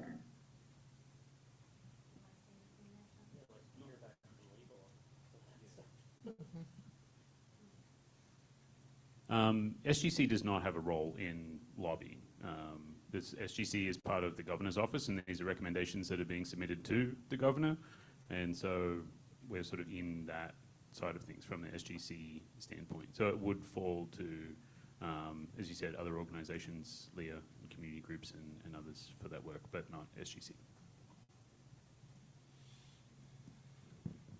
Is there any expected response to the recommendations? Is it just like an acceptance? Is it just like a head nod of like, thanks for this? And, or do we, is there any like time to like ask for a response or ask for opinion from the governor, from the governor's office in general? Because we've, worked so hard for 2 years. Just trying to think. Yeah. So I'm not sure if the best strategy would be to ask for their opinion. I do wonder if we have a role, or if we could have a role in presenting the final version, the final recommendations to different agencies or other parties who could be instrumental in currying favor, or support for the recommendations and making sure that people know what's in there. I don't know, because like the CDFA, I think they're expecting a presentation of the final report. And I wonder if other agencies like the Water Agency or other natural resources would like such a presentation. I agree with that. Okay. DOC, CDFA. Nathaniel's expressing agreement. It sounds like Nelson and then Emily. Yeah, one thing that I don't want to get missed, if it's a possibility, we have capacity, back to the materials topic. I think it'd be really good to have a audio visual component. And free out capacity for us, even if it's into 2026, to provide like an audio visual description or our process, whatever we feel is gonna express to the public as our audience on what this process has been about, and kind of summarizing maybe the recommendations. I think that would be powerful if we can make that happen. I know it's getting tight, but I know, Emily mentioned it, James mentioned it a few times throughout the last, few meetings. So I really like that idea if we can make that happen.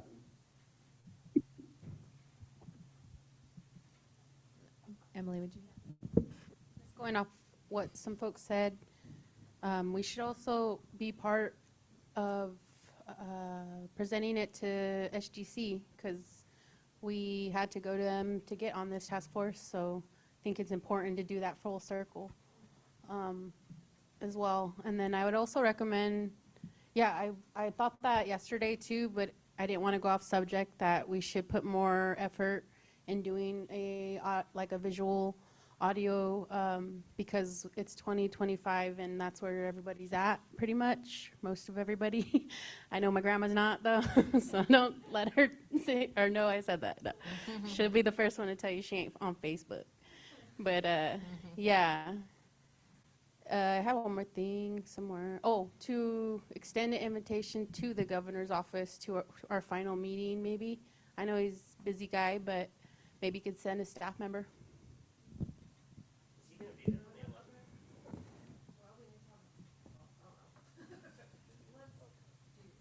I know we had to ask this question at some point along our journey for folks to consider who you might want to extend a personalized invite to for the December 11th meeting.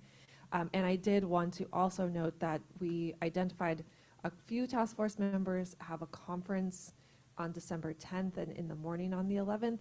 So we were arranging it to not begin the December 11th celebratory meeting until after lunch, and then have it be a few hours, probably 3 to 4 hours in the afternoon, and then we'll organize maybe like a little, we're not sure. But anyway, so just to like put a little expectation on the December session, not a full day. We'll start after the lunch hour on December 11th, and we only have a couple hours to work with. So think about that. And also, we had invited some thought at some point along our process of who you might want to come attend that meeting. I know it might be a little challenging. We don't have a full agenda developed, but we are getting some really great suggestions on how to spend that time. So if you wanted to, we invite the governor's office, organizations, tribal nations, individuals we've met with along the way, of course, others. I was just going to say also he has the governor's office of tribal affairs too. I don't know if that's encompass, if you send it to his office, they'll get it, because Yeah, maybe staff can put a little effort into thinking what for task force members is the best way to make these invitations, and then come back. I don't know, but I think that would be what we need to do. Am I right about that, Sean? Unless task force members, you individually would like to extend an invitation, you are always able to do that. I think immediately, I can't commit to anything today, but we can certainly, I will take this back to SGC leadership and the governor's office and see what we can do from there. But yeah, welcome suggestions. The December 11th meeting will be back at the Cal Endowment building in downtown Sacramento, a different room, a much larger room. So about the November 11th meeting, December, sorry. The conference, that IAC conference in Las Vegas, is that the conflict travel? It ended up, I'm not going to that IAC conference in Las Vegas, so potentially we could have full day. I think Lawrence is actually, now that I remember, right? Because he was mentioning it to me. Yeah, Emily and I are both not going anymore. I never planned on it. Oh, okay. I'll say, the last thing I'll say this meeting, I think we should invite the advisory committee to the celebration lunch thing on the 11th, if they can make it. I will make sure to check in with Lawrence on his plans for attending that, because then maybe that will adjust our timing. For now, reserve the whole day. We'll get back to you on time, but just keep it open.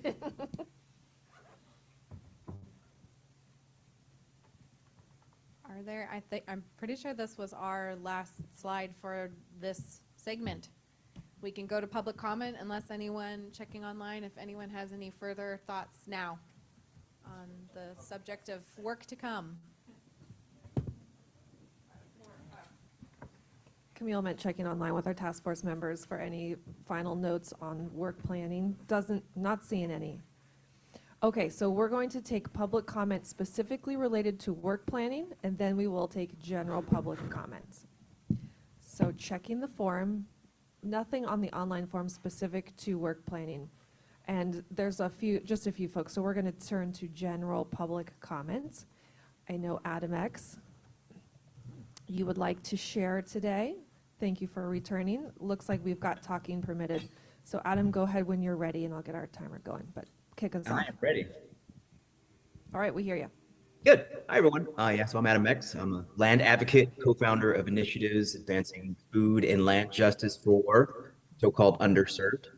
I'm here to support Goal 2.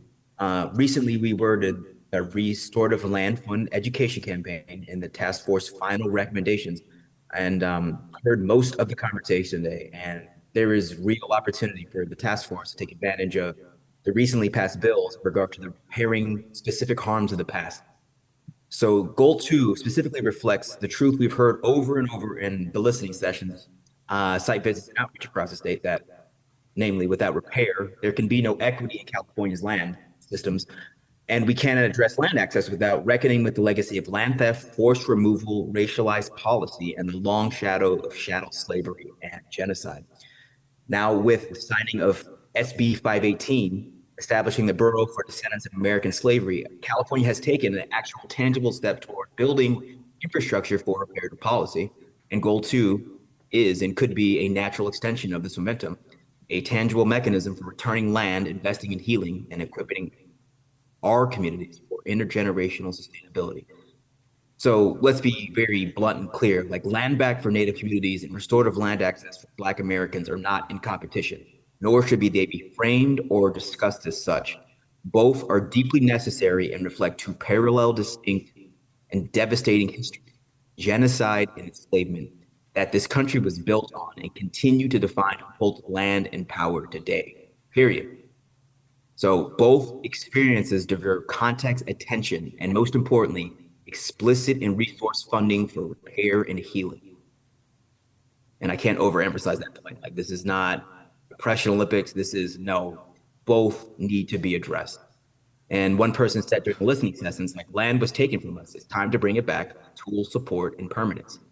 So Goal 2, Restorative Land Fund, is that tool that offers legal and technical assistance, grants, land improvements, and educational outreach, not just for today's land stewards, but for tomorrow's heirs. So let's let this task force be remembered not just for naming the problem, but launching the repair.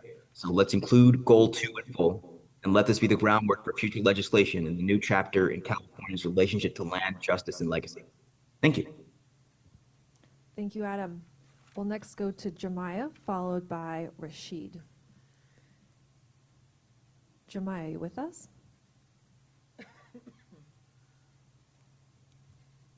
You're still on mute. Go ahead and unmute yourself, Jemiah. Say hello. Thank you. I apologize for that. Yes. My name is Jemiah Hargans. I'm the CEO of Crop Swap LA. Good afternoon, everybody. I'm here to speak in support of Goal 2. This is the Restorative Land Fund and Education Campaign. It's one of the most meaningful proposals I've seen in recent years, not just for the policy structure you've put together, but also for what it represents, which is an acknowledgement of the repair that's essential to our equity. At Crop Swap LA, we've already shown what's possible when communities are given the tools that they need to reclaim land. We've seen what happens when the state funds organizations that assist thousands of families to gain restoratively communal and reparative access to land, not just to grow food, but also ownership, power, and healing. What we've learned is that land isn't just a resource, it's a right. Everyone has the right to be on Earth, and that right has been denied to Black Californians for many generations through my own family timeline. At one listening session, a farmer put it really plainly. He said, "I've lived my whole life in California and never had the chance to touch land that I could call mine." Goal 2 begins to change that. It mirrors what we call the call that we had heard during the Restorative Land Subcommittee, when members stated that we need solutions that are explicitly reparative, land-based, community-driven, and rooted in history. That's the goal of all of this. It's a beginning, and it's a first step. It could lead to more legislation, more healing, and more transformation. This acknowledges the state's role in Black land loss and creates a roadmap for responding with justice. So let's not leave that roadmap. Let's walk it. Thank you so much. Thank you, Jemiah. And next, Rashid. One moment, Rashid, while we get you to unmute. Okay, go ahead and say hello. Looks like you're ready. Hi, good afternoon. Hi. How's my audio? You sound great. Okay, wonderful. Thank you so much. Yeah, thanks for making the time. So my name is Rashid Hislop, and I'm here to urge the task force to fully adopt Goal 2, the Restorative Land Fund and Education Campaign, as a cornerstone of this body's final recommendations. We are not simply developing ideas, we are laying the foundation for future legislators to apply justice in a society shaped by a long history of inequality, exclusion, and land dispossession. California's agricultural systems did not emerge through equitable means. They were deeply influenced by policies and practices that extracted land, labor, and autonomy from communities who have yet to see meaningful repair. This is the moment to reverse course. What Goal 2 offers is a blueprint, not just for equity programs, but for a reparative policy. It names the harm, responds with land-based remedies, and provides a structure for sustained community benefit. It offers legal support for heirs property, funding for land acquisition, and just as importantly, a public education campaign that helps Californians understand why this work is so necessary. At the listening session, someone said, "We've been studied enough. We don't need more panels. We need our land back." And they're right. We need action. As echoed by the Restorative Land Subcommittee, this is about moving from acknowledgement to restitution and from recommendations to legislation. That only happens if the task force dares to put bold, reparative solutions forward and then demands they be carried across the legislative finish line. So I ask you, don't dilute this goal. Let it stand in its full power. Let it be a message to lawmakers that this work must live on. Thank you. Thank you for your comments, Rashid. I believe that concludes our general public comment portion. We'll do a final check. No one in the room. All right. Okay, folks. I don't think any recap of action items is necessary. Everyone took pictures of their timeline and responsibility. Chair Hawkins, Vice Chair Burgueño, I'll turn it over to you both to close us out. You want to start in the room, Emily? Sure, I'll just extend my gratitude and offerings to you all. These last 2 days have been very enlightening and impactful to the work that we're doing and the overall healing that we're trying to move forward. And we can only do that with the state's support and acknowledgement with the priorities within the communities we serve. So thank you to the Homeland community here. It was an honor and privilege to be in this space, be by the coast, and yeah, safe travels back to your homes. Chair Hawkins. Thanks, Emily. I second all of that. As we close, I want to also take a moment to express my deep gratitude to each of you. Reflecting on these past 2 years together, I can't believe 2 years together. I've had the honor to work alongside each of you with the brilliant minds and caring hearts. people that are truly committed to addressing California's land inequity crisis with courage and creativity.